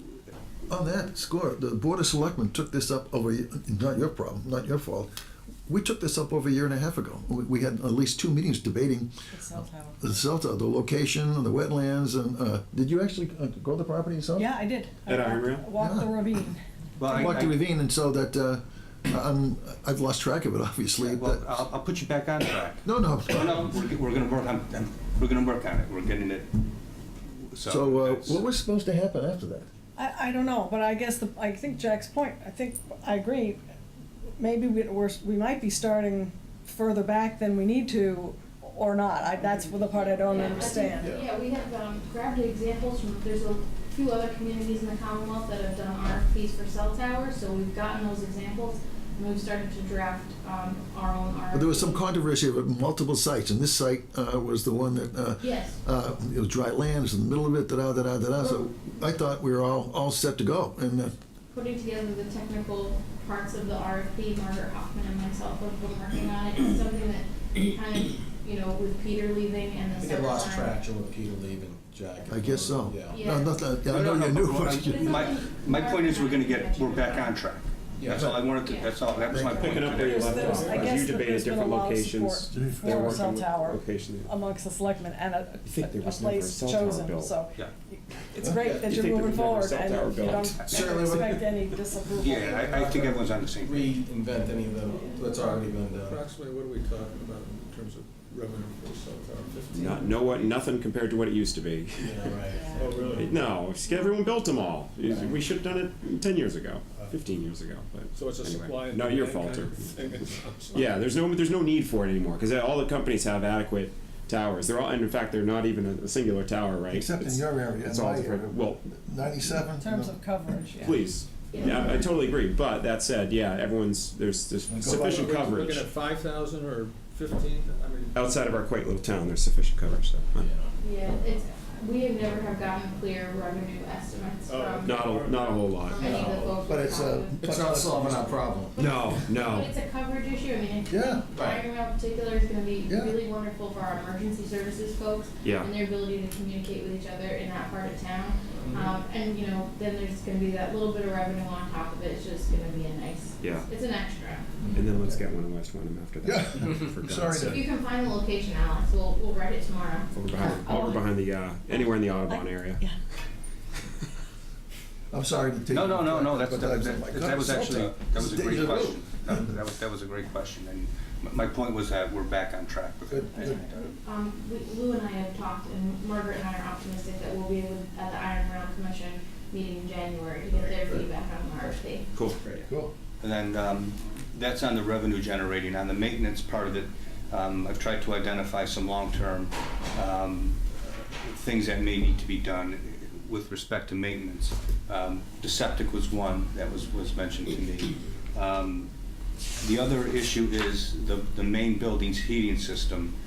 It's my understanding is very old, and it could die tomorrow. It could last a year. In other words, I'm going to put that on our list as long-term, within 5 years. In other words, we might be able to get a state grant if it's efficient. The new system is efficient. It may be covered, and Anthony and his team are looking into that as well. We need to improve some of the handicapped access to the main building. The scout barn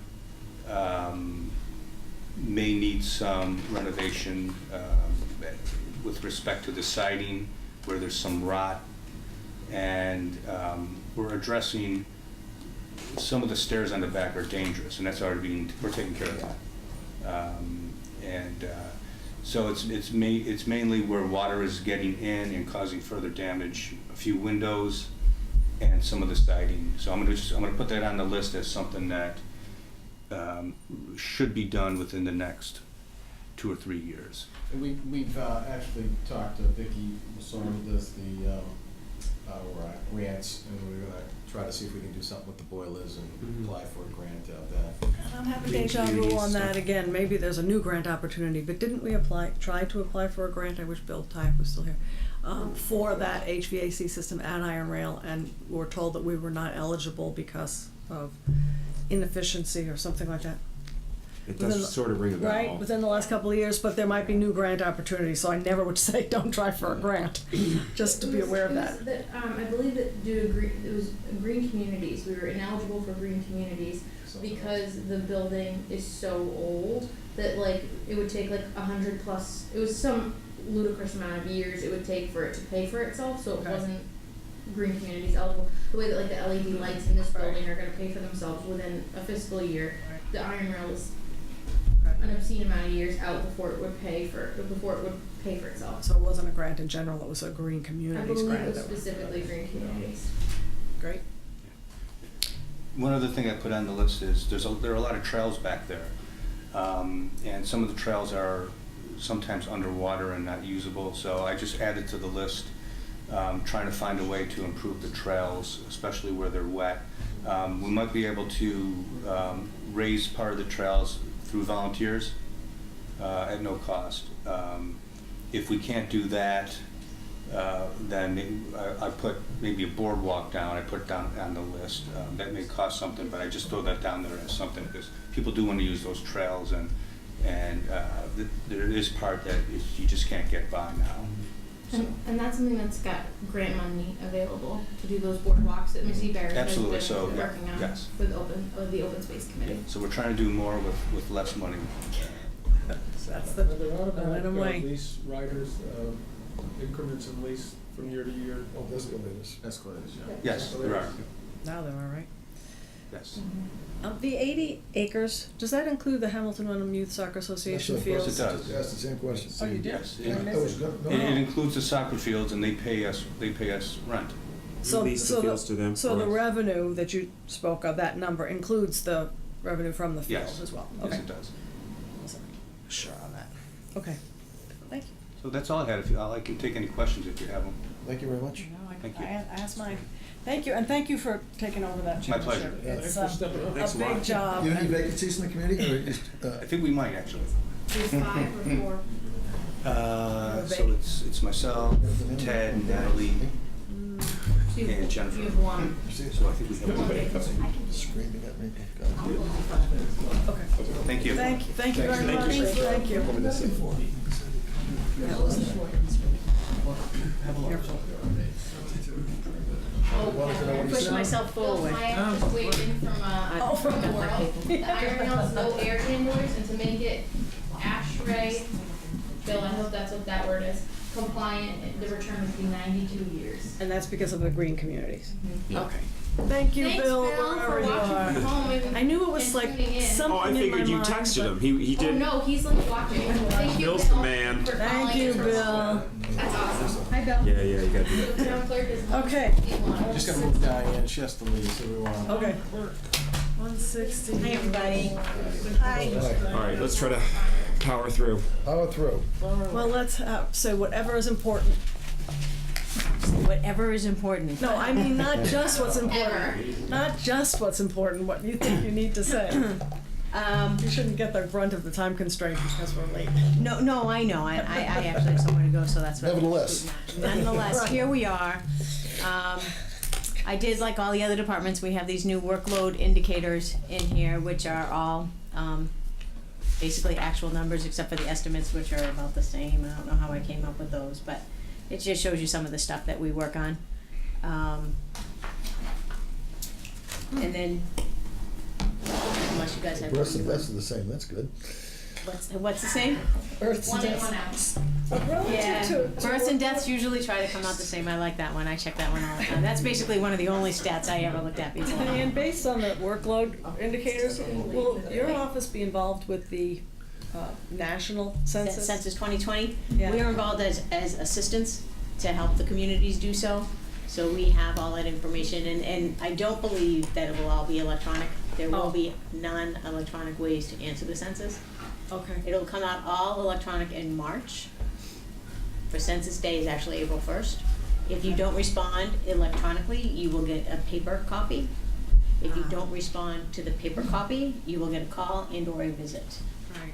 So I don't see that it's going to be a big problem in the Hamilton-Wenham area here. Most people will probably do it electronically or paper copy. That's So good it to shouldn't know. be too hard. But the clerks are just here to assist and answer questions that the census that you answered from me in January is not the same census as you're getting in March. Right. That's where the only confusion comes in from me. Does the population include the college? Yes. So I usually subtract about 1,500 for the college. Somebody actually gave us an actual number. I can't. Do you get any Gordon College kids registered to vote? Yes, we do. What's that one, I'd have to look that one up. I don't know. When they do register to vote, when I send back the confirmation, I highlight and say, please remember to come and vote at 138 Main Street. Here are our elections. And for the last presidential, we did try to get them to some vans to go back and forth. What happened last time was there were a lot of organizations that went out to the colleges to ask people to vote. There was like Vote 211, and so they registered the kids to vote, but they never registered them with the state or with us. So there were a lot of college kids nationwide that came in to vote and were not really registered voters. And they couldn't vote. And they couldn't vote. So I know that I've spoken with the League of Women Voters, and they are going to go over to Gordon and try to get them to register properly. So if they want to vote here as opposed to home, that they can do that. That was the only problem there. Diane, you said it was 1,500 resident students that you take off the total here. But that's, yeah. Roughly for Wenham residents. For Wenham residents. Per se, like the norm, yeah. So the council and Jim Reynolds gave us a number of 1,409. Good. He actually put it on a chart. That's why it's stuck in my mind. Oh, the amount of residents, yes. The number of Gordon students. Gordon students, yep. Okay. And those That's one of those the pie charts. Same time Ah, frame. thanks. Okay. And that changes by semester, Sure. not just even by year, so it's by semester. It's a moving target. So going into my salary page, the only change that I see that I'd like to request is for my administrative assistant, Terry. Last year I had asked for a large jump for her. She was very underpaid. With the budget the way it was, Patty, the last finance director, came up with a shared idea where we increased some hours in the finance office and we gave Terry somewhat of a raise, or part of the raise that I requested. You remember that, Alex, right? I do. So right. I was just trying to put in a couple more dollars for her for next year. Diane, so I don't. So we included this- 16033 doesn't sound right though for two. So this is where we did the same thing as we did for Jim's part-time staff. Go It's down at the another bottom, market rate Diane. increase. So you can see across the top what would happen in Diane's office if you were not to But that's not correct, because that's the base. 16033 is with the 2% increase from this current year, which is what is across No, the it's board, and then at the 15,600. bottom, I know, but look up top, 15,652 plus 313 does not equal 16,033.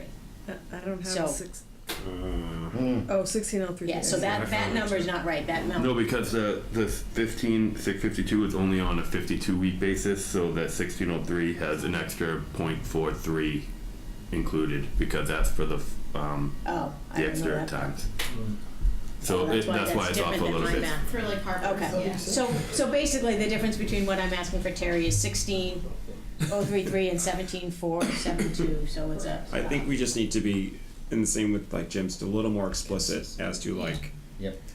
Yeah. current rate, current hours, Proposed net rate. total, current proposed, but yeah, exactly. It is right there, I think, right? Well, Let's find it then. Is So it hourly rate 24. What's that? What does that go to? There's no number that it goes to. Is that? What do you mean? Yeah. the That's number that's that her new goes- rate she's That would be the proposing. rate. That would be the new rate, net. That's under fiscal year 20. Yeah, but she Right. just, Because there's only one hourly rate Is- column. right, there's no hourly. But that's what I mean. There needs to be an Yeah. FY21 proposed hourly rate. Like that's. So the Yeah. Yeah, so proposed, Alex, just ignore the fiscal Okay. 20, fiscal 21 across the top For the, for this. Okay. 'Cause I'm gonna. honestly- You give me what numbers I should circle right now. Because, okay, so you wanna circle, so if you look at Diane, along the very bottom column, the bold, there's the $80,692.08. Going to 91,075. Yeah, Yep. so so the 91,075 is Diane's full budget, including an increase for the administrative assistant position, going from $21.5 an hour to $24 an hour. From 21.5. So it's going. You get what I'm saying? I mean, Yeah. that's all in Yeah. FY20. That's Obvious. pivoted the wrong way. Yeah. Okay. Yeah. All right. If that- $3 raise, basically. 250. and so it's, Right. Yeah. But so the 250. difference, total difference in dollars It's that creates? Roughly, it's going from the $16,033 to the $17,470. Okay, so 16,033.69 to 17,472? Correct. Okay. that's what I got too. Yep. Yep. Okay. Well, we'll make that better for the next time around, for the next year. I honestly, I just think it's as simple as putting the FY21, the 24 shifted over to the right or something. I was living within Patty's columns and I was hesitant to Yeah, add yeah, one yeah. because they were already getting so But we'll- small. That's Yeah, fine. so- That's fine. Yep. Yep. I get the rationale and the request itself. I just want to make sure I Yep. can follow the Yep. numbers. Yeah, we'll fix that for you, Diane, so it's clear. Okay, Okay. that's what we had from, yeah. So so that's the same. Other than that, it's the elections, salaries, et cetera. Yep. In expenses, there's an increase in postage, I'm hoping that's enough. With automatic voter registration, anytime someone turns 18, they become a registered voter. Sometimes they don't even know. Yeah. By law, I will have to send them a letter that says you have now been registered to vote. What is your party? Or what do you choose for your party? They have to send something back. If they don't, I have to send them a reminder. Either way, when they send me what they want, then I have to send them by mail again another thing to confirm that they've been registered to vote. So that, along with absentee voting and all the other things, it's just postage it seems to be a killer, so I had to add a little bit there. I took some off on my census, so I budgeted about $1,200 over the past few years, but it's been much less than that because I'm playing with doing it in-house as opposed to using an agency. It takes a lot of time that way, but I go through every form. So I took some off because I'm not sure exactly how much it's costing postage-wise. Again, when you do it through a company, they pay that, so I want to make sure I don't undercut myself there. Street listing has also been a great saving, so I made that a little bit more actual. My actuals are actuals. I do like you do your checkbook. So I know that we don't have those line items in our budget, but I do go through it and pick out what's postage and what I use for census and stuff like that, so you can count on those. The dues went up a little bit for some of my organizations. The maintenance, we bought another poll pad. So I have 2 poll pads. The poll pads we can use for early voting, and you can use them for town meeting check-in. By the end of this year, they were supposed to be legally or approved to be used for election check-in. That hasn't happened yet, but I do hope at some point it will, and if that was the case, I would need at least 2 poll pads. So the increase, I paid for it straight out, but the increase is an extra $250 a yearly maintenance on an electronic device. And I brought down the cost of shredding. Pretty impressed with myself. They were going up and up and up, and I found another company that gave me a lower price, and this All right. guy said, no, I'll give you that same price. Oh, okay. So he did. And that's it. I don't really have any capital requests. We're happy about that. Yeah, I thought you would be. What are we going to do? Dehumidifier? Yeah. Down in the basement for the archival? Yes, well, we were gonna do both. Right, we were talking about better ventilation systems, et cetera, et cetera. This year, the mini dehumidifiers seem to work. It's a little bit extra work emptying the things all the time. It's the one that's in the vault? I have one in both vaults, Ah, top and bottom. okay. But the cost that we got for that before just seems so It was pretty expensive. crazy that I wanna look into doing something different. Right now, all of our vital materials are in archival sleeves and archival boxes and not vaults, file cabinets. So I feel very comfortable whether the humidity comes and goes. But I think we need to at some point look into something better. I just don't know what, and what we had before seemed outrageous. Well, and I think to your point too, the dehumidifier that was proposed was gonna tie into our current HVAC system, and so there was a lot of labor costs in terms of that tie-in, so that it was all on one system, within the building. So it was really adding on to our HVAC system that I think really drove the cost of that, as well as like having the right type of person doing the labor cost. And they're was small high. spaces, but important. Yeah. Okay. But you made it work. It's working. It's working. Good. Yeah. You guys, thank you very much. Thank Thank you you. for taking me. Thank you for waiting. You? Now we're circling back to water, which is the last tab in your book. Thank you, that's nice.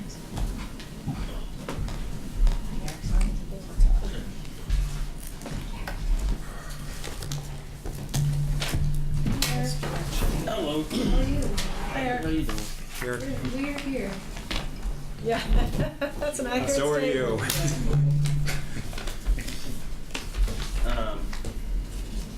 There's a copy in that binder in front of you of everything too, Yep. in case you need it.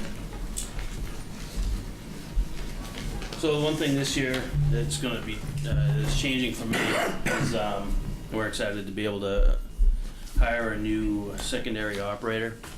We have the debt from the iron rail, pumping station falling off, and that frees up some money for us to be able to actually hire a secondary operator. Right now, and since John Pugh passed away, I haven't had a backup to myself or Lenny, in case something happens, or if I'm away, or if Lenny's away, to be able to work on the system or check on the wells and do the readings in the morning. So this is a good opportunity for us to be able to put that person in there, and also to do some more preventative maintenance that we haven't been able to get to. What does a primary operator do, or a secondary operator? What do they do? So a primary operator, that's a DEP defined term. So it's somebody who could basically run the whole system, has all the licenses they need to run the system, is basically the equivalent of what I am, as far as licenses. So Monday morning when it comes to work, what does he do? I presume it's a he. The primary operator they do the same day-to-day things that we do now. It doesn't change what we do. But what does he do? Well, we go in, we take readings at the wells, we see how much water we've pumped, we make sure the chemical addition is correct. There's math involved, there's, numbers. And then, it's just the day-to-day operations, hydrant checks or meter changes or meter readings, and just general maintenance. Thank you. And the secondary operator can have a licensed one underneath the primary operator, so it's less of a cost. Also, my goal is to get somebody younger in there, so we have somebody that can jump in a hole and can. I have age discrimination going on. Well, I'd like somebody who can jump in a hole, fix a leak, and then walk for the next week. Upright, you know, so. Gotta be someone who can jump in a hole. So, in terms of the full-time position, did you do a measurement and evaluation as opposed to a half an FTE, as opposed to a full-time FTE? How'd you arrive at the full FTE? Well, it really wouldn't be something that we could do part-time, because it would have to be somebody who would be on the books as a full-time operator.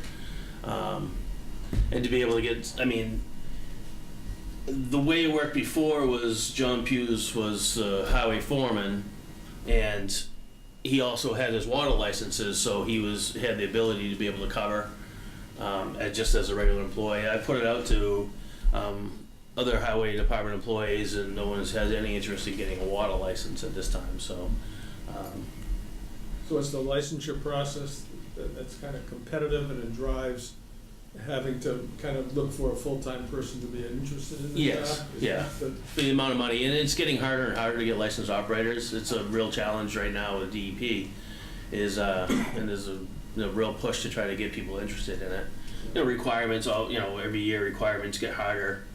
More education needed just for to be able to dig a ditch. You need they want you to have some higher education. So it's harder to get the kid that wants to just dig holes, so. God, what is this world coming to? So that's where we are. But this person also would be able to be part of snow plowing, so we have an extra driver or somebody to take a truck. They could be part of the sanding schedule. I mean, so they would have some, we'd be able to use them also in the highway department a little bit to be able to help on that side. It also takes, when we have a water leak right now, I need to take at least one other person from Bill's crew to work on a water leak, and this would free us up to be able to do these things on our own. Does the primary operator also help in snow plowing and sanding? Yes. Yep. I think, to Eric's point, the highway department and the water department are very, for lack of they go back and forth and work together really well. They're very contiguous, where Eric and his primary operator help DPW immensely, and vice versa. So those two departments really coexist with one another really well, and have to balance each other out to get some of the bigger projects done. When did John Hughes pass away? 4 years ago? 15. It was right when I started. So I think 4 years ago now. 16. So, Have those. I'll go back to my question that I had on the what's our total revenue developed? How self-sustaining is this capital and operations? There's no burden on the tax rate. It's all water revenues. We pull in probably we have an excess of every year in our account from what our operating budget is. So we have some that goes to surplus every year. It's over, under 500,000, around that 500,000 number. Of revenues, yeah. Sometimes more, sometimes less. Depends on water usage and development. Your budget for this year is, I have a hard time reading it, 435, right? Requested? Yes. I'm not gonna throw it. You can come. Oh, sorry, Catherine. I should have made it my way. I just got like I'm okay. No, I got you. She usually provides me chocolate, so Here, you can have some of these. even though it's not from me. I won't eat these. So I guess my point is it's a positive revenue department for the community. Yes. Like 60 or 70,000 bucks or so.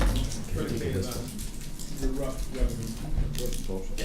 Well, and importantly, I think, is that not only does it pay for its operations, but has the ability to put money away for some infrastructure. We actually, we have, we're putting $35,000 a year right now towards the capital improvements. So that's gonna be not enough, but And that, important. down the road, we'll be able to use that for any big projects. He can make it anything he wants. They can just increase the water rates. So that's right. So I mean, the money is, it's. No, it's a positive thing. I just wanted to point that out. I'm just saying for our that it could be double that if you wanted to increase his water rates. That's all. Not to whatever he wants. So this is one thing that, Yes, you can. this is, well, Eric and I have spoke about this. I would question whether or not the water department is fully funding their operations right now. Patty went through analysis before she left of cost that the general fund is picking up. So, in other words, there's the accounting staff, that finance office, they handle the bills and they handle all the revenue collections.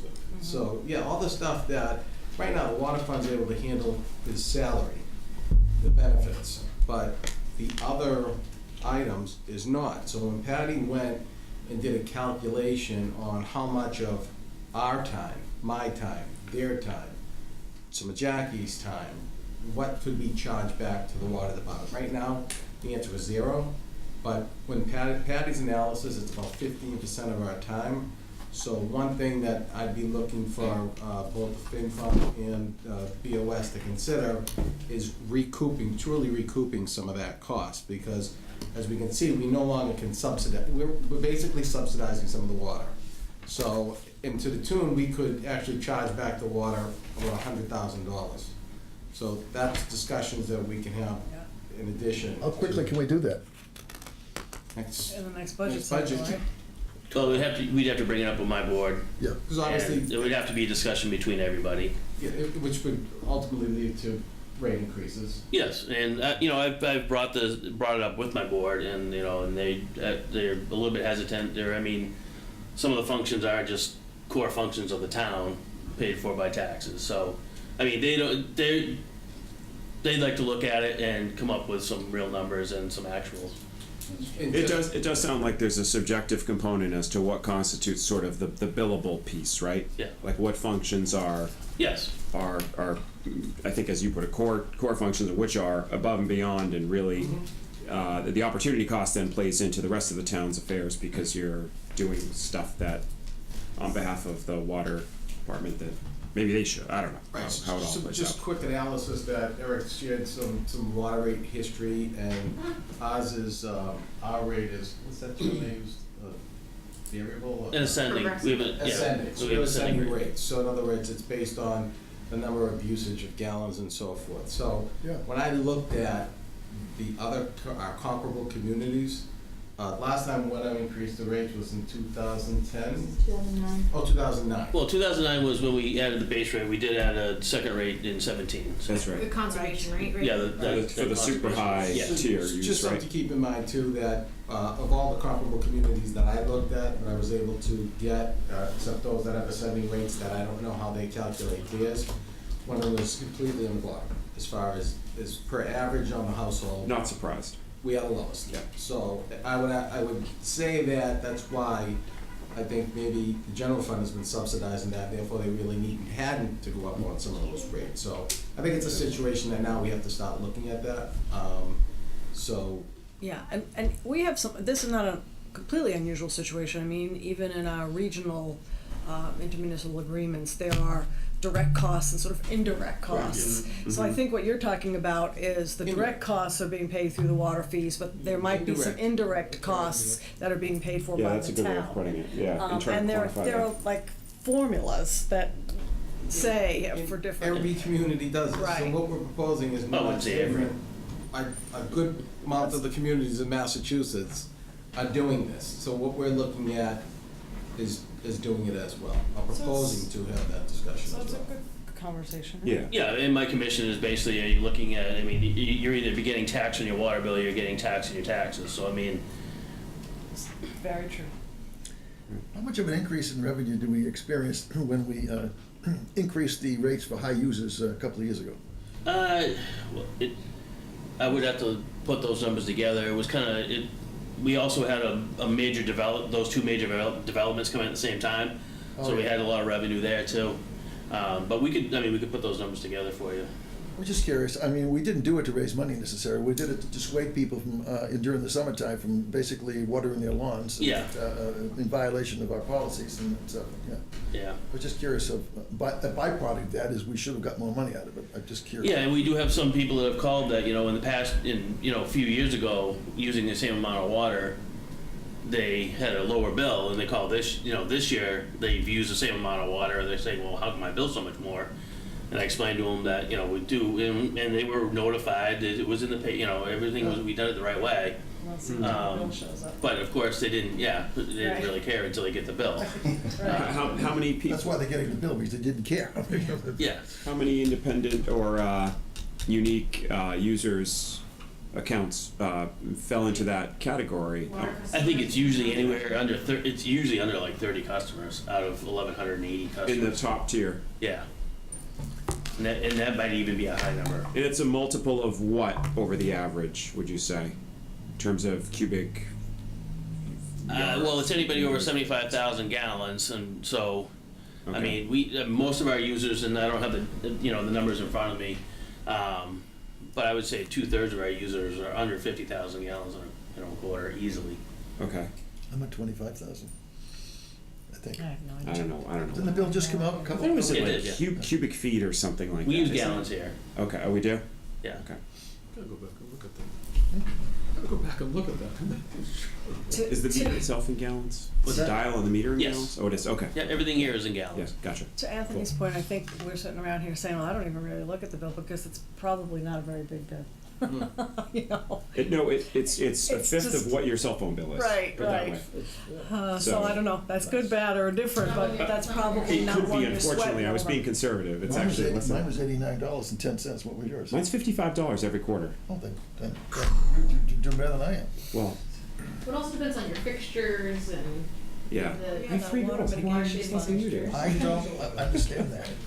Okay. I could make a Yeah. but you know. Eric will vouch for me. It's like $55. It's Eric will absurd. vouch. Yeah. Eric's gonna have to certify. The other it. one thing is the Well, capital. Yeah. The replacement of our SCADA system, which is our secondary control system for our whole wells, the communications between the tank, the wells, and that is running on Windows XP, Oh, jeez. and which is fine because it's not connected to the internet, so there's no real security risk. It's independent, and and it works fine. But the whole system is, nothing can be upgraded. It's an old system, was put in originally back when they did the Iron Rail project, so. And we've gone blue screen on me a couple of times, but it's one of those things that I need to be able to monitor. We need to be able to monitor chlorine, and that's a DEP requirement. It has to be 24 hours a day, and that's done by this system.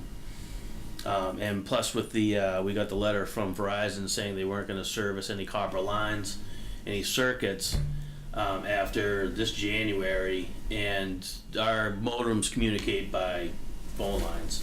So that's where the information is all being transmitted over the phone line. So as long as the copper lines are fine, they're working. Right. But when there becomes an issue with the copper lines, they're not gonna repair them anymore.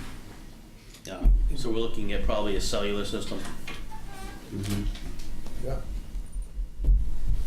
I'm still waiting for exact numbers to come in on that. They've been, we had the electricians out the other day, looking at everything, so. So just that I'm clear about this, your capital, pretty much you pay for out of your reserve account. Yes. All your capital, right? Yeah, that will either come from the capital improvement account or the reserves. I mean, we have And you options for guys that. generate, Yes, you guys, the community. yeah, so that'll end up being, Generates its own revenues for those capital. so that'll end up being a town meeting article, and the people have the opportunity to vote on it there. And then we'll transfer that money in for the project. And just as a reminder, although we treat the water department like an enterprise fund, it's not technically an enterprise fund. So I have Because of your support that you said you do.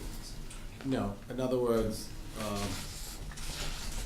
you have to approve their expense. If they were a true enterprise fund, we may have. You didn't have to vote Yeah, it was only, if they were a true enterprise fund, only the water commission, the elected officials in the water commission would have oversight of the water department. Budget, So right. they do have like the supervision of the superintendent, and they work on the budget with him. Right. But they're elected officials, they're part of the town, you know. So although they get to approve the water rates, you have to approve the expenses. And so, Split that one. and I'm not gonna ask details about this, I promise, but it looks like next year you've got a big capital, the following year, FY '20, oh, that's '22. Emergency generator for the wells, yes. Yeah, okay. How many wells do we have? Two. And do we have 3 pumps? We have just the 2 pumps. 2 pumps at like the wellhead, basically? Yeah, well, they're the submersibles, so they're at the bottom. They're at the bottom, yeah. And then the pump station that we have, the iron rail, the one that dropped off this year, there's a series of 3 pumps that are just, that work on pressure, so. Gotcha. That's what I was looking at, the graphic of the, Oh, yeah, the yeah. image of the 3 pumps. So those are at iron rail. So those are iron rail, so. Just the first one's just get it to iron rail, and then Yeah. the iron rail provides So the iron pressure rail from- tank was put into place because of fire flows on that side of town. We have one line that feeds all the way down Larch Road. Yeah. To that side of town. So if there's a fire there, you can't get enough water through that one pipe. So the solution for that was to install a 600,000 gallon tank with a series of 3 pumps that you tell it, I want to maintain 64 psi over here, and if it sees it drop below like 50, it starts kicking on in series until it. So as the fire department is drawing more water, it's giving them more water. It's compensating. Right. Yep. More than I need to know. It's interesting, I think. Curiosity. Yeah, the underlying that we've heard over and over again is our IT. Every computer that we've heard about is running Windows, prehistoric. And- Windows 7. Yeah, or you said Windows XP, I think. So that's kind of an interesting thing, just an observation. And in the newer system, we'd actually be able to write it on your smartphone, be able to go in and service alarms or look at your system and see what's going on. Okay, thank you very much. Thank you. Thanks, sir. No, we Gary. Gary Cheeseman. Still going. Many hours later. He didn't have to come as early. Yeah, but I don't know. Salary is $491 in your tab. $491. Offensive tackle. I know Gary's been eagerly anticipating his presentation. My 1/2000th slice of the budget. We're hurting that department, but What an important 2,000. Critical. Critical 2,000. Hi, well, Gary Cheeseman from the Cemetery Commission on behalf of Harriet Davis and Bill Wilson, the other 2 commissioners, and Billy Wiles, the burial agent. Essentially a flat request for funding this year with a couple of changes. So the salary line is burial agent, which is a stipend, and that covers outside of DPW hours, the burial agent attending sales, looks for the lots, all the burials, and so forth. The DPW overtime line accounts for burials that occur outside of normal hours, so that when the DPW workers assist the burial agent, we have a line to account for those expenses. So weekend burials. Yeah, weekend burials are after hours. All right. On the expenses, the Gary, there's a copy in the binder in front of you too. Yeah. So utilities, we have electric and water at Main Street, just water at Iron Rail, and none at Fairfield, and phone for the burial agent in there. By law, all cemetery records have to be preserved, so we have in the last couple of years got new binders, new archival sleeves for the burial agent book, and for the deed books are up to date. Bill Wilson has done a lot of work on the database, so that we are now on a Microsoft-based database with in-house updating, especially with assistance from Diane Bucco's office. So we are accurate on all the burial records, and we've done the full search on veterans records as well. So put a plug in for next Saturday, the Wreaths Across America. We think we've identified all, I think it's 498 veterans buried in Wenham. That's great. Going on, the Main Street building and fence needs some money. The maintenance yard at the Main Street, the fence is terminal, and the back fence we've been doing do-it-yourself repairs on slats, but some of the posts have rotted out on the back side that borders up to the golf course maintenance area. Also, we'll use some supplies, not the supplies, but the materials to buy paint. Neither of the buildings at Main Street have been painted in my interim period, so at least 6 years, so we need to do that. Cemetery supply lines, that provides loam, grass seed, dirt, fill to actually maintain the grave site's level and appearance. The material and tools line is in addition. We have installed, thanks to the Perkins Fund, a equipment shed at Iron Rail so that we no longer have to shift materials back and forth. So we need new burial boards that frame the grave itself and the fake grass and so forth, and a couple of tools for cutting and squaring off the grave sites. The cemetery maintenance, in the last few years, we've had the major grant from CPA, so our restoration, which includes cleaning, untilting, fixing, and amending of the gravestones, is essentially complete. Yay. But going forward, we'll attempt to do some of that work in-house, but the actual straightening of stones, we'd probably have to contract out on a one-at-a-time basis because of the weight and the need for unique lifting equipment for that. Two questions going ahead here is, in the past, we've had this flag bill that's floated between town hall accounts, DPW accounts, and the cemetery account. So currently, I put in $900, which will account for the flags for the cemeteries and for the individual flags on the veterans' grave sites.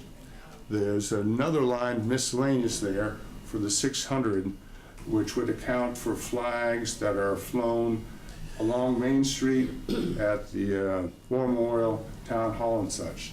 So I think we need to either clarify whether we're going to have a veterans activities line, which those flags should go to, or we'll just leave that and give it a position to stay in the cemetery. We'll take care of everything.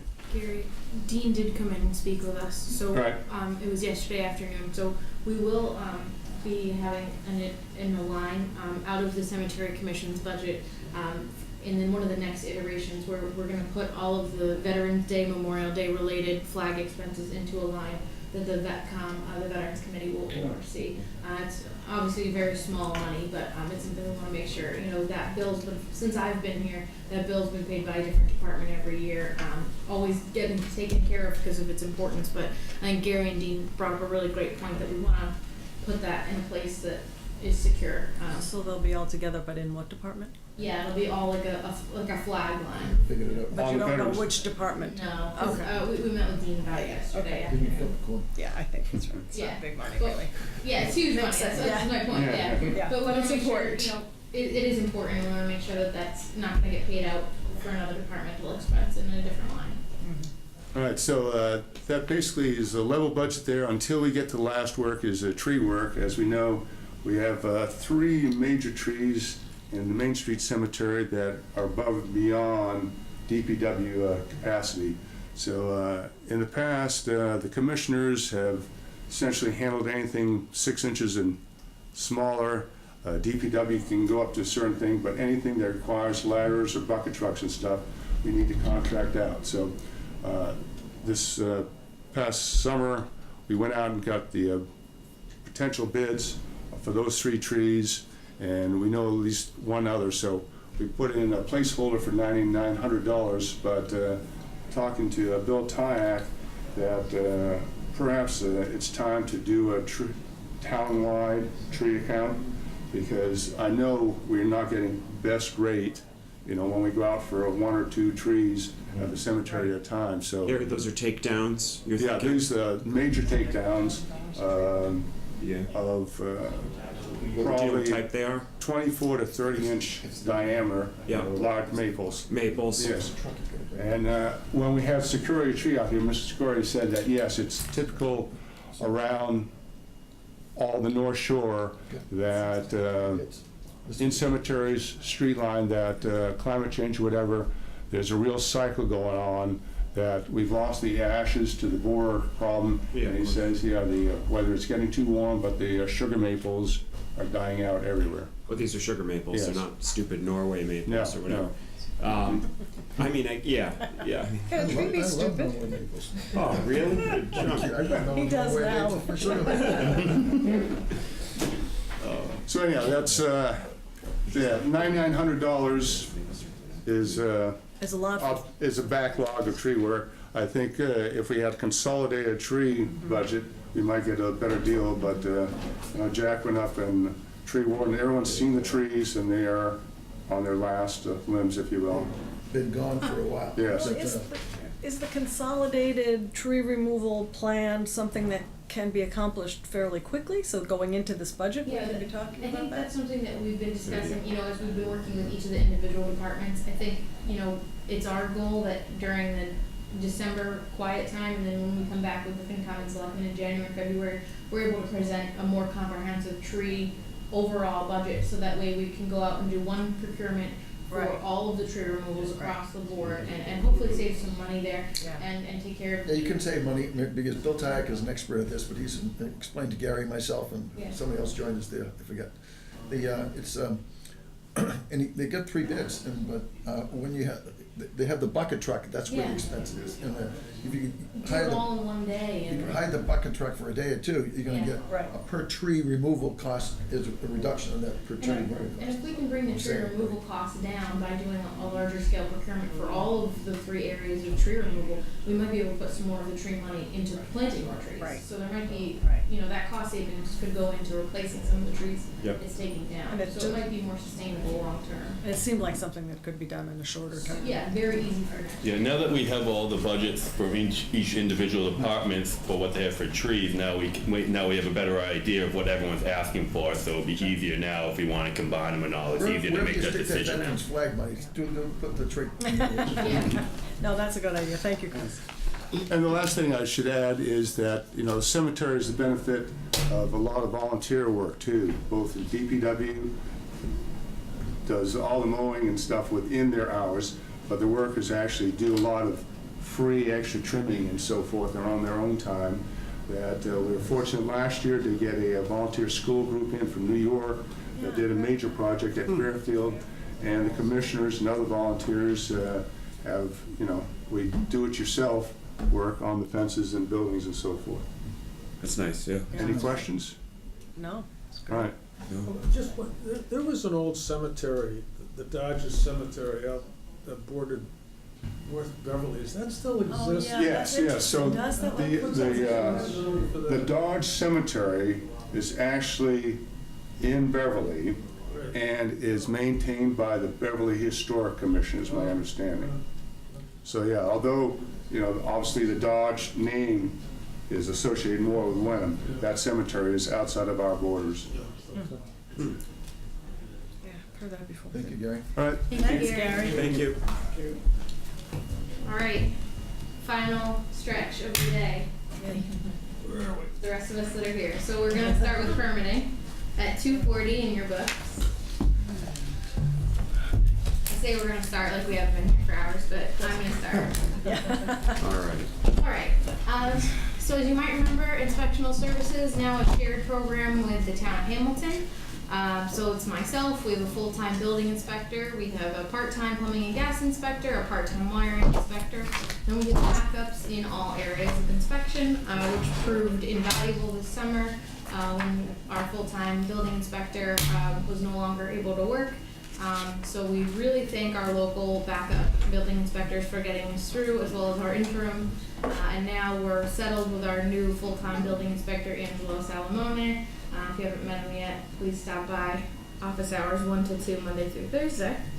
Our budget is pretty straightforward. If you take a look at our workload indicators, you can see the permit history over the past few years for each of the areas of inspection and the revenue generated from that line. You can see that this year we have had a wonderful year for permits. The economy's good, things are going around. FinCom's helping out. FinCom's really helping out Yep, this year. yep. A lot of credit to the FinCom for doing a lot of home improvement. Doing That's what they alone, can. like, is that like 2 or 3? So it's nice. I few going on. Has You guys are contributed a little yeah. bit to that. Yeah, really pulling your weight with the new growth, Good guys. job, It's really guys. great. Right. Steve's not in the building anymore, is he? No. So- But so, you know, on top of the FinCom's home improvement, we also have the Dodges Row subdivision, which They has access been the going building inspector's wildly, records, so. quickly, very, you know, there's, all of them are selling. If you haven't driven up there, it's a completely different place than it was even, you know, 2 months ago, Dodges Row. So there's already 3 occupancies up there, and that's reflected, in the building permit numbers. 2019 is estimated, but, I issued building permit 193 yesterday, and I still have like 5 more applications in my office, so like 2019 was huge. And so I estimated a little bit of an increase in the revenue. I think it's gonna be higher than that, but I didn't wanna get things too excited. We've also just had a lot of single family home redos where someone buys a house, buys the land, demolishes the whole thing and starts from scratch. Thanks again, Mike. Yeah. You're one of many though, so we have a lot of new growth coming from those as well, where someone, you know, completely tears down and puts something back up. 128 Topsfield Road, has been abandoned for a while. They're gonna be demolishing that one soon. That's the one they cleared all around it, right? Yeah. That's coming down, That's right? coming down. Oh, good. I Next thought week. I heard that they weren't gonna flatten that. Oh, no, it's All going right, away. good. Yeah. I mean, it needs Is that to. that old antique house? Yeah, and parts But it of was- the house are first period and parts of the house are not. So there was some historic value. But that's not the one that had the fire in the barn? It is. It is, okay, yeah. That, I think it's a lost cause, right? Yeah. That one? No? And there's ones on, that's going away. Okay, okay. Demo permit to next week probably. And then there's one on Larch Row, perfectly nice, you know, multi-million-dollar home that's being rebuilt. Yeah. You know, Oh my to a goodness. more expensive multi-million-dollar home, so. Crazy. Yes, HGTV just like goes by my desk Those are every once in a Catherine's. while. Those are yours. But so those are the workload indicators. In a couple of weeks in January, the selectmen will be seeing a revised fee schedule. We did last looked at the inspectional services fee schedule 3 years ago, and I'm coming back on my promise to revisit it in 3 years. So we're looking at our fees. No major increases. I think we're really spot on as a fee-for-service model right now in terms of paying Wenham's share of the shared assessment versus our income. You know, I think we're doing pretty well, but the slight increases we're making are to the areas where, you know, the code books are going up all the time. We have a full-time building inspector now, so there's a lot more zoning that's going on. So that doesn't bring in much revenue, the zoning, but it makes people happy to have a zoning enforcement official, and it enforces things that we hadn't been enforcing before. So the fees will help keep that paid for. So in terms of the salary budget, you can see no major increases. The up to 2% merit and 2% COLA for the 2 full-time employees. And then slight COLA increases for the 2 part-time inspectors. We have not increased our part-time assistant inspector lines, but I did, especially this year, use building to the max, and we typically use electrical backup if there's a storm and we need 2 inspectors between Hamilton and Wenham to help with power outages, getting people's services back on the houses. So that's a real like quality of life piece, is having a backup electrical inspector in case, you know, we have, you know, those really bad electrical storms, wind storms. So that's our salaries, and then in the expenses, just $900 increase. That's a contracted increase with the Acela Civic platform. So we're in year 2 of our Acela agreement, and that's the software/database for Hamilton and Wenham planning and permitting offices. So I have a quick question. The agreement with Hamilton was a 2-year deal, right? It is. And then this is, we're in the 2nd year, right? We are. So come July 1, we'd have to vote again on whether it's this or somebody else for both of those Well, positions. I believe we're gonna vote sooner than that. I think it'll be on your radar sooner than that, Jack. Okay. Because we wanna budget for it, or we wanna change the budget if we're not gonna be voting. So the current IMA expires in June of this coming 2020. Does Hamilton want to continue that, do you know? I believe so. We've had some preliminary conversations, myself and Patrick Raffett, who's the planning director over at Hamilton. I think we're all really happy with the building inspection coverage of having somebody full-time between the 2 towns. And I think, you know, it's an increased cost, but I think it's saving us money on, you know, having somebody who's vetting zoning projects before they're going to the zoning board, having somebody who's doing that kind of work in-house. And I also think, You know, we're getting really good response from homeowners, our turnaround time is optimal, and we're seeing people permitting because there's no obstacle to permitting. There's not a lot of wait time on permits, there's not a lot of, obstacles. So I think part of our permit number increase is not just the busyness of the work, but that it's a very nice place to come in and permit, and we're very prompt in our service. But you're not sure, well, all three positions, plumbing, electrical, and building inspector, whether Hamilton wants to continue this. Well, I think we want to continue with the entirety of it. I think it's going well. I think we have, really quality service right now. We have multiple days a week. I think There might be some political considerations, it'd be interesting. Oh, absolutely, yeah. For what? It has not gone to the Hamilton board or the Hamilton FinCom. It's something that we'll be discussing in the winter when we have our joint program meeting. I missed that. What I don't think Hamilton was happy whom we selected as the electrical inspector. Oh. Because they had an electrical inspector, been around for quite some time, and we had an electrical inspector too. And, but we had to choose the same person both towns, and the person who was actually a Wenhamite, who was their plumbing inspector, lost his position in terms of Hamilton because we selected somebody different to do both towns. And I think there was some hard feelings about that. I think.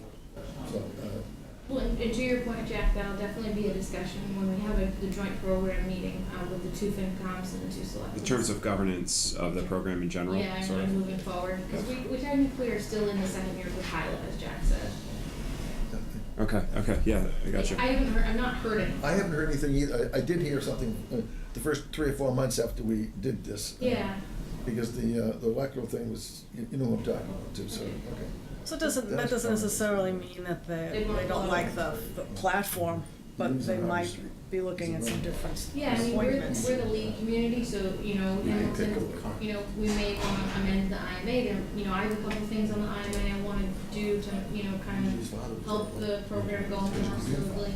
But I think, overall, I think from the public at least, from what I'm hearing from residents and from contractors, they really like it. This new service is working. And I think from the residents and contractors we're serving, I think we're getting really good feedback about the new program. I think that our, I don't know.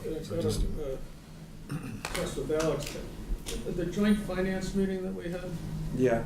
I thought there was some good feedback about the joint permitting process at that meeting. Am I making that up, or is?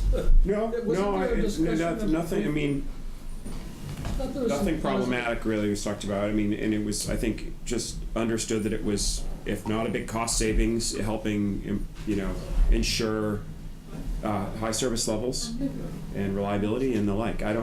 We didn't I thought there was work on some any positive problems. comments about it. Yeah, I mean, At the that's, meeting. yes. Well, not to be said, our previous building inspector was lame. He was a contractor, really lame. He was a contractor, friendly building inspector, and that some people, I think we have a good system with the new building inspector. He's got some good experience. And I think, he works really well with Mike Curdy in our facilities office when it comes to town buildings and town projects. Yeah. He's getting out in the community and trying to meet folks. I've heard good feedback. He's only been with us since September, early October. Yeah, early October. But we've heard really good feedback, and we've heard good feedback from residents in terms of the program. So Yeah. I'm optimistic that we'll hopefully be able to continue. I think it's good for both towns. But it's. Yeah, no, it's good to have Something to be aware of, the political. Something to think about. Too. It wouldn't be a IMA if there wasn't any political. Yeah, exactly. At least not No, between that's true. Hamilton and Wenham. That's true. That's true. Wouldn't be a program. So this is just a quick summary so that you can take a look of the two-town split. Because when we're the lead community, so we are charging an assessment to Hamilton. So that includes the salary and wage and expense budgets that you have in front of you. And then it loads the building inspector's insurance as well as the gas for the building inspector's vehicle. So the two-town shared expense fully loaded would be $196,000. So Wenham's share, if you take a look, Wenham assessment for fiscal 21 is about $66,636. And then if you add the Wenham admin, that's $30,712. So Wenham's total for both the shared program and the administrative cost is $97,300. and $48. Why we just charge it only for gas? What about oil change, what about registration fees, things like that? All the car maintenance is built into the expense line, but gas is separate because that's out of Bill Tyak's budget. Okay. So I have to charge for that. But this is fully loaded with all expenses regarding the shared inspectors and the shared expenses. Did the previous building inspector ever recover from that stroke he had? Pretty personal, Jack. Yeah, I'm not ready to talk about it on camera, but I forgot we're on camera. yeah, but we can talk about it at the end. I'll give you an update when we're adjourned. Are we getting into expenses next? Would you like to? Or did you already? I did, but we can go back. Are we buying new iPhones again this year? No, they're already existing, so they're in this budget, but it's just the service. That's just the service cost? Yes, So we bought them last year? we did. Well, then why was the amount also $16.20? Because that's the iPhone cost, there's no cost in like getting them, it's the monthly service. Oh, so we didn't actually buy the phones? We all have the free upgrade, so it's like $1. It was When like $1. you trade in your phone and get your upgrade, they're all there 2-year ready for the upgrade, so they're all like an extra $1 for the new phone. So So we're all the cost of the iPhones is just the monthly service to Sprint. There's But no that's $540 a month, right? I mean, Per- $540 a year per. per inspector. Okay. Which is Times only 3. like $60 or something, right? Or not even Well, a $540. month. It just doesn't seem like it would cover a phone and a plan. Oh, no matter. All of our Sprint phones, I mean, even the iPads for the Board of Selectmen are $45, I think, a Yeah. month, or That seemed cheaper. 15 a month. That seemed cheaper. For each. Yeah, it's 45 altogether for all 3 iPads. Sprint Okay. Sprint gives us Yeah. a pretty good bulk deal. Yeah. I mean, That's good. I mean, yeah, no complaints. I lost it last year when I found out we were buying iPhones. I couldn't understand why we would do I that. know, it was like the longest budget meeting I've ever had about permanent. Just a clarification. Yeah, of course. Question. So we pick up do we pick up the full, the administrative cost of operating this program at $30,000? Yes, and I don't have the number for Hamilton, but basically, So we have an Emerson one. you're still getting a deal, because Hamilton's admin cost Yeah. is is a full-time administrative So that's assistant. that's our cost, and Hamilton has their own cost. Correct. Oh, we're not Whereas- picking up all of. No, the admin cost, I just didn't get that Hamilton admin cost, Okay, I they didn't just get wanted that to to be me. clear about. But they have a full-time employee, they do her insurance, they do her cost, she's a Hamilton employee. Okay. But the Wenham admin is 48% of me. Okay. And 48%. I love it. Yeah, it's great. It's great. It's great for payroll. Being from 48%. so many different accounts. They love it in the finance office. I just didn't understand where Hamilton. Yeah, they just haven't gotten it to me yet. So, Any other questions about the two-town split or permitting in general? nope. Okay. Board of Health, no major changes for Board of Health. These are our workload indicators for the year. You can see our septic systems for the actuals for FY19 significantly increased due to the Dodgers Row subdivision. Otherwise, our permitting numbers are pretty consistent in terms of food establishments, camps. We also saw a pretty good increase in our vaccinations this year, which are no cost to the town. We make money off the vaccinations. That's how we pay for the next year's flu clinics. The flu clinics also serve as an emergency preparedness tool for the town. So when we did the tabletop drill with the police department over the summertime, we, as the Board of Health, I was there, and we had the only shelter plan for how to get the shelter started during that tabletop drill. So it was great to have the flu clinics, because I knew what to do and who to talk to, and we got the shelter up and running, quote unquote, during that tabletop drill, really smoothly. So it's great to see those flu clinics, paying off for that emergency preparedness side of things as well. For the Board of Health, we have a 2% COLA for our 3 stipended employees. These are all part-time monthly stipend employees, an animal inspector, our public health nurse, and our assistant health agent. Our expense line has minimal increase, $312 for the bucket for our health agent. So our health agent bills us on a monthly basis. So we just increased that bucket slightly by 2%, but we don't always use the extent of that money. That's a not to exceed amount. This year it's been getting higher because of all the septics over at Dodgers Row. We've also had a very aggressive real estate market, so there's a lot of folks doing repairs to systems so they can sell their houses.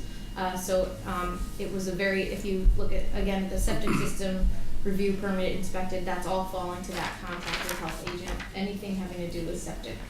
Did we bump the hours last year? What was the jump, do you recall, from Oh, yeah. 19 to 20? So from 19 to 20, we bumped the assistant health agent Assistant position. health agent, right. And so that's the food service, camps, Yeah. pools. 'Cause we were getting crushed by all the camps and We everything. were, and we did increase, we actually are doing our annual permitting for the food service establishments right now. We did increase our fees in September across the board for the Board of Health. So the septic side of things was actually a pretty good working model of revenue and expenses matching up for septic. So we increased our food service fees this year, based on the number of inspections that we're doing and the number of folks that we're permitting. It doesn't feel like it, but we do have 19 food service establishments in the community, including the schools. 19. It doesn't seem like it, but it's not all of them are open to the public. Gordon has 2, the Bucher, the Academy, Mangum Hall. All schools, yeah. Yeah, Fresh Foods and Grassy Roots both technically count as 2 because they also do catering, which requires different things being inspected than just a restaurant. And then you have, Richdale's, Winfrey's, that Foundation for Continuing Education over on Pleasant Pond has a kitchen. We have a couple residential kitchens, the First Church. So we do quite a bit of food service business. It just doesn't appear like it. We also are doing a lot more with food trucks in the summertime than we were in years past. So we also have some fees for those folks based on that. And what are the camps? The camps are both at Gordon College. Will they still run a day camp then? They run 2. So there's the La Vida Adventure Camp, and then they have their athletic camp program. We anticipate there might be a 3rd camp coming from Gordon next year, but we have accommodated our fee schedule to meet that need when it comes up. So So $327 increase for the Board of Health expenses. Nice job. Yeah, anytime. Thanks, Jack. 1.6%. No, We like that. I'm done for the day. Oh, we left finance for last. Really, Chris? Click for yourself, or do you want me to Sure. click? Either way. The download. Okay. Yeah, That's really. why we're here. That's why we're here, right? All right, so, Chris, what? So, finance department. finance, we are 130. 130, okay. There you go. So, Right for you. I'm gonna. all right. Out unless you need me. No, so, Oh, sure, leave him here by himself. Look, everybody left. know. He's it's gonna be great. You're all the way down the Chris end. gets a lot of kudos. This is his first budget day. I know. So, yeah. First one. So, as you know, we've had, there's been a lot of turnover in the finance. So, we're getting there. So we'll start with some work indicators. Sorry, a couple of them I'm waiting for our software, our accounting software, to get back reports to fill in some of the other blank ones here. They haven't got back to me yet, but just wanted to show how many invoices we processed, how we processed last year about 2,600 invoices. We serve about 120 vendors. Our collections rates have been pretty high historically, around 98% for real estate. Water, we're right around 99%. And then it just shows as most of our people have direct deposits. So we last year we did about 2,300 direct deposits, 341 manual checks, and we prepared 181 W-2s for our workers here. So moving on. Excuse me, Chris, yes. those direct deposits, that's a direct deposit for each employee of the town, not the schools. No, schools are separate. These are just. Every week it's a direct deposit, so you got 150. So yeah, so the W-2s would be probably about 181 employees or so, because each everyone would get a W-2 that's an employee. What's the pay cycle for the town? Is it Every 2 weeks, bi-weekly. bi-weekly? And then stipends are monthly. Got it.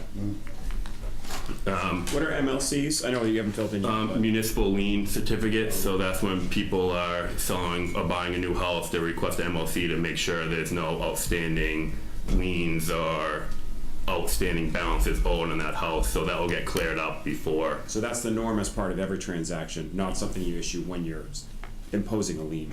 Yes, Okay. that was something that attorneys will request us to run for them, and we charge $50 to run an MLC for them. Yeah, that's what I'm. Yeah, so they'll build, so that's why lawyers will request that, so that will give them, they'll know how much to build into closing costs into the final sale. So, we have a little bit increase in our salary line, and that's mostly due to our assistant. Last year, the assistant was only budgeted for 25 hours at a rate of $25 for the 36 hours. We changed that title this year to be assistant treasurer collector. So with that, it's now an hourly rate of $31 an hour for the 36 hours. So that came in to be about an increase of about $11,000 for that position right there. But by doing that, the new person we got is so far is working out amazing. It was worth us changing that title. We got someone in that has 10 years of municipal experience, which is great for us. Usually it's the other way. We got to take her from another community. And she's been working out great in the 3 weeks she's been here. She's working great with me, and she's been getting a lot done. So I think that was a very worthwhile investment for that. And she's adding HR capacity. Yes, and she's helping pick up HR. Predecessors quit like immediate predecessor, one before that, and one before that, all quit because the job required, the job required more hours than the person was willing to do, and/or money or something. Yes. And too much on the finance director, treasurer, collector. Patty said that. She was doing a lot of things, but she felt like she wasn't doing anything very good. She was just getting stuff done. And I think now having a piece of that, still will be the oversight of the treasurer collector, but it's the day-to-day, they don't have to worry about that because Sherry's there. I had 2 communities just reach out to me and say, you were really lucky because Sherry was, highly regarded. She had municipal experience. And she's fitting in, like as Chris said, really nicely. So I think so all great. It's all And she really loves that HR payroll piece, and she really likes doing that, and she has experience, especially in payroll. She was previous the payroll coordinator in Salem for 6 years, so she does have a lot of payroll experience with. So she really to come in, pick up, and do this last payroll all by herself without, Patty. There was like one little question she had to ask Patty for. So she's already been able to pick up and run with that already, and she's trying to make lightning strike twice with the treasurer. I was just gonna say. Working on it. We reposted it, and I fixed the job description. I think the job description was just too stringent and restricted some applicants that could jump in. So I'm hoping the new date is December 20th for that. I'm hoping that lightning strikes twice and we get somebody else and really stabilize the finance office. Could you just clarify, just for my own, so we got finance director, town accountant, under employee, then we have down here finance director, town accountant. Sorry. One's for 80.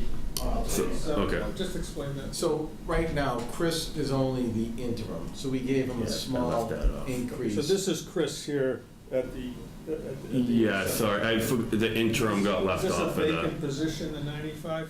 No, so that'll just, in the event after we evaluate and get a treasurer in there and we decide on a permanent finance director, that job, the pay will increase and that 87 will go away and it would be replaced by 95 or some other dollar. I didn't do the arithmetic. The 95 isn't part of the 242.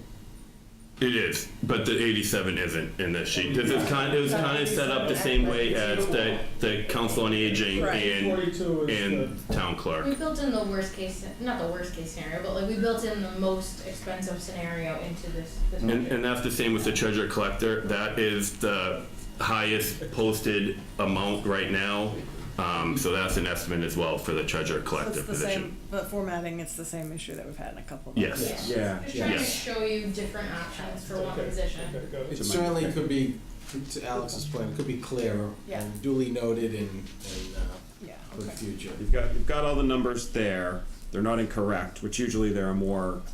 Usually we come across a bunch of numbers that we need to strike and fill in. We haven't done that, so that's great too. It's just the commentary sometimes is needed. Right.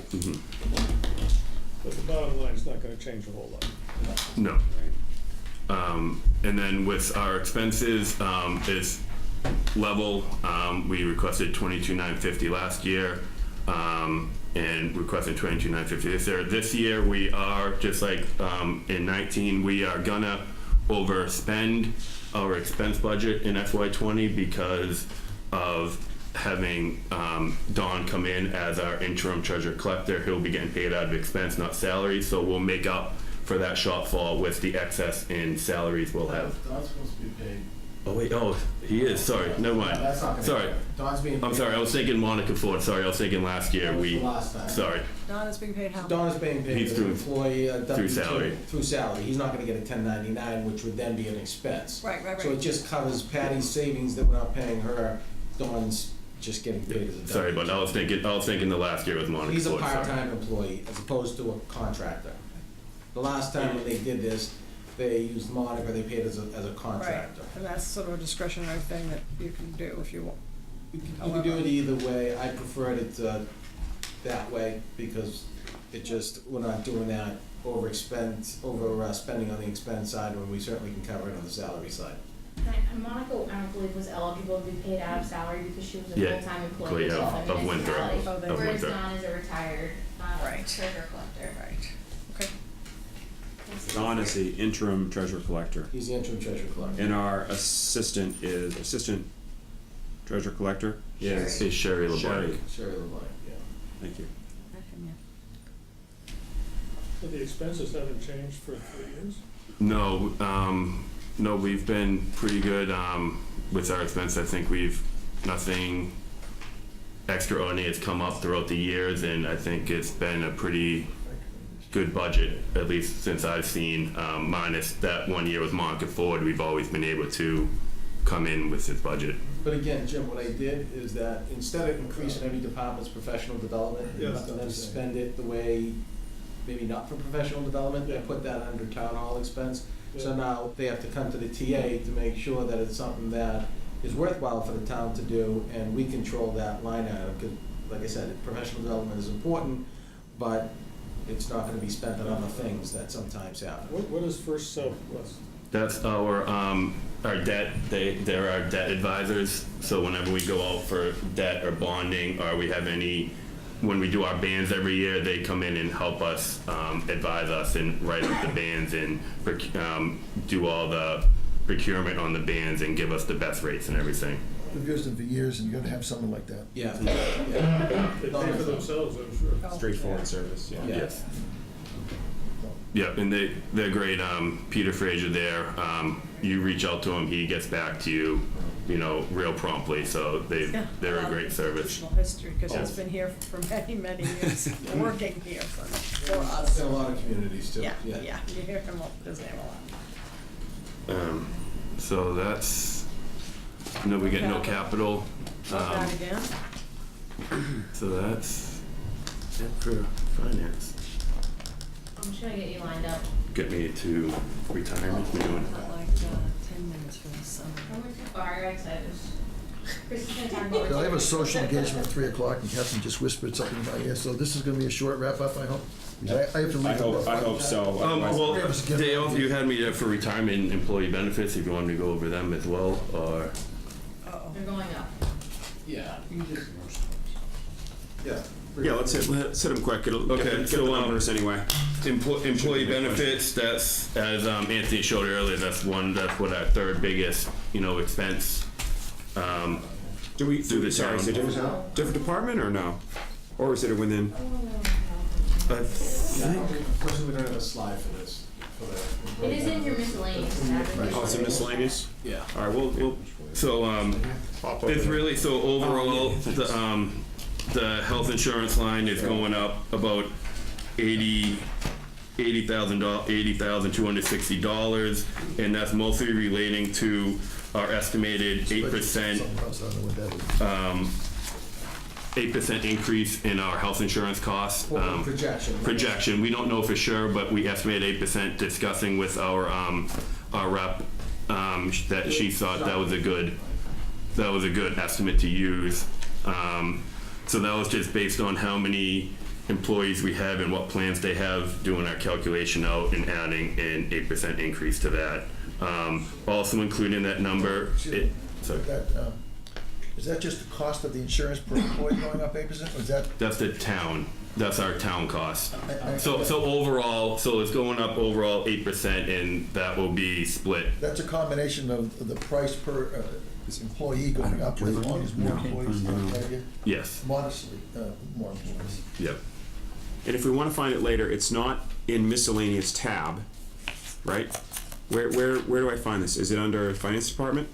If not, It was in miscellaneous tab yesterday when I was. oh, it was? Okay. No, I was making a statement when I meant to add a little inflection there to That make was it a a- question that was a mark. question, right? So, yeah. No, I If it thought is there, then it should be I'll in go the- looking. Thank If you. it's not, I have an email list ready of like things I'm sending to you before I go Yep, home no today. problem. Thanks, I'll send Jeff. that out. Yeah, I think it did get left out of miscellaneous. Wrote 8% somewhere, so. Yeah, I'm not seeing it. So also included in the health insurance, we have 7,000 for unemployment. We took that out of its own line and we just built it right into the health insurance line. And 7,000 for our medical screenings is also budgeted in there. So 7,000 budgeted for unemployment payments. Do we have unemployment payments presently? We don't. We've historically put aside 7,000 just in case something does come up. We have some money available if something did happen. We would have it. This falls to free cash or something like Historically, that? the Yes. one year we did not, and since I've been here, the one year we did not budget for unemployment was the year that we had to pay unemployment. I just was curious if Yeah. it's still or not. I don't wanna prolong this, but the OPEB costs, how are those built into? They were. We're increasing another 10K. We're budgeting 50? 60,000 this year. Is that- That's in the general fund operating. General fund operating, and we put in 60? 60, yep. It's a 10,000 increase each year.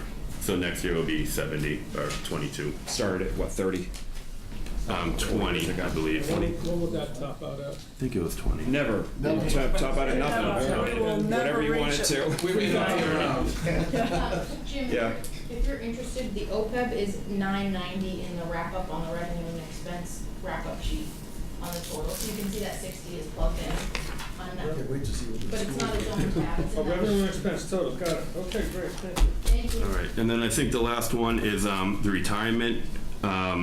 I called up Essex Regional Retirement. They don't have an estimate yet. They said they'll have the estimate around the end of January for what we'll owe. But when I talked to them, they said a 5% increase from last year is a good estimate for now. So that I did the 5%. So we have an 830.37, 1890 budget for the Essex Retirement. But that's also on the high end. If we pay it on the first warrant of the year, on our July 1st warrant, or whatever the first warrant is, you get a discount. We usually save about 20 to 30,000 if you pay that. So, but we just have to budget for the high amount in case something happens and we miss that payment. So that will be a little bit savings come year end once we make that payment. And then the ECO retirement, that seems historically that's been going up about 8%, so I budgeted at 8%. That's something we'll get from Hamilton, and we don't have that number yet, so that's just an estimate as well. That number is going to be in our budget until that, it's one person, Yes, until that particular person passes on. yes. Right. Mm-hmm. Okay. Such a vestige, that's Yes. all. Okay. So that's the retirement pretty much in a nutshell. All right, so I'm gonna wrap up with just a couple slides to take 5 minutes and then Okay. it's been a long day, but, all right, so basically what we heard today is we're starting right now with the structural deficit, which we had discussed, and then potential projects of 958,000 that need funding sources for that. What does that mean? We're gonna have to look at reduce of expense, increase revenues to do that. How we do that, we'll talk in a future meeting about that. And then in the capital improvement plan, we have to decide on funding sources and what projects would be approved, if any of those that we can kick down the road. Key dates you gotta keep in mind. And this is according to the schedule, and hopefully we can stick to it.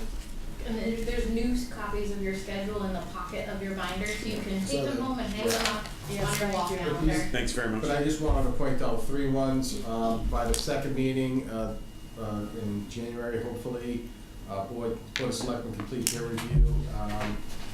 on preliminary policy direction and potential operating overrides. Turn this over to FinCom, January 15th, at your meeting that night. And by February 25th, the budget has to be complete by the Board of Selectmen for the recommendation of the articles and to close the warrant. So that's really our deadline. So It's a hard deadline. it's a hard deadline, and I know it seems like it's far away, but No, it doesn't it's really, actually. it's really not very. Way too close. Yeah. Yeah. Well- Might as well be tomorrow. Well, Yeah, right. and I'm going to say it up front, the goal, I think, from the selectmen's point of view, is to have recommendations for each article in the book. But if we didn't, by February 25th, for some reason, have our voted recommendations, it doesn't stop the warrant book from being printed. No, this You is, can always do an addendum, and we can hand it out at town meeting, so. this is just getting them on the So you just warrant. need to have all the warrants, And you all the usually, articles on the and warrant. often on town meeting floor, you'll say, Right. Right. It's not infrequent, the Board of Selectmen and the Finance Committee recommend or don't, you know.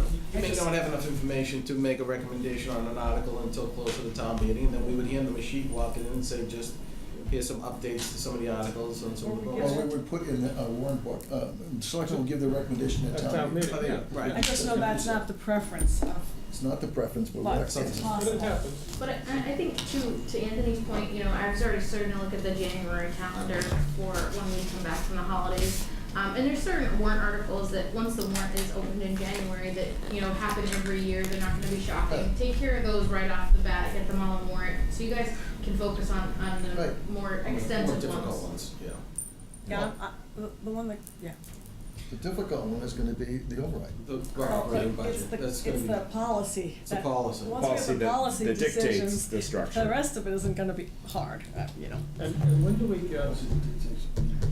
get in, the middle of January, the school budget preliminary?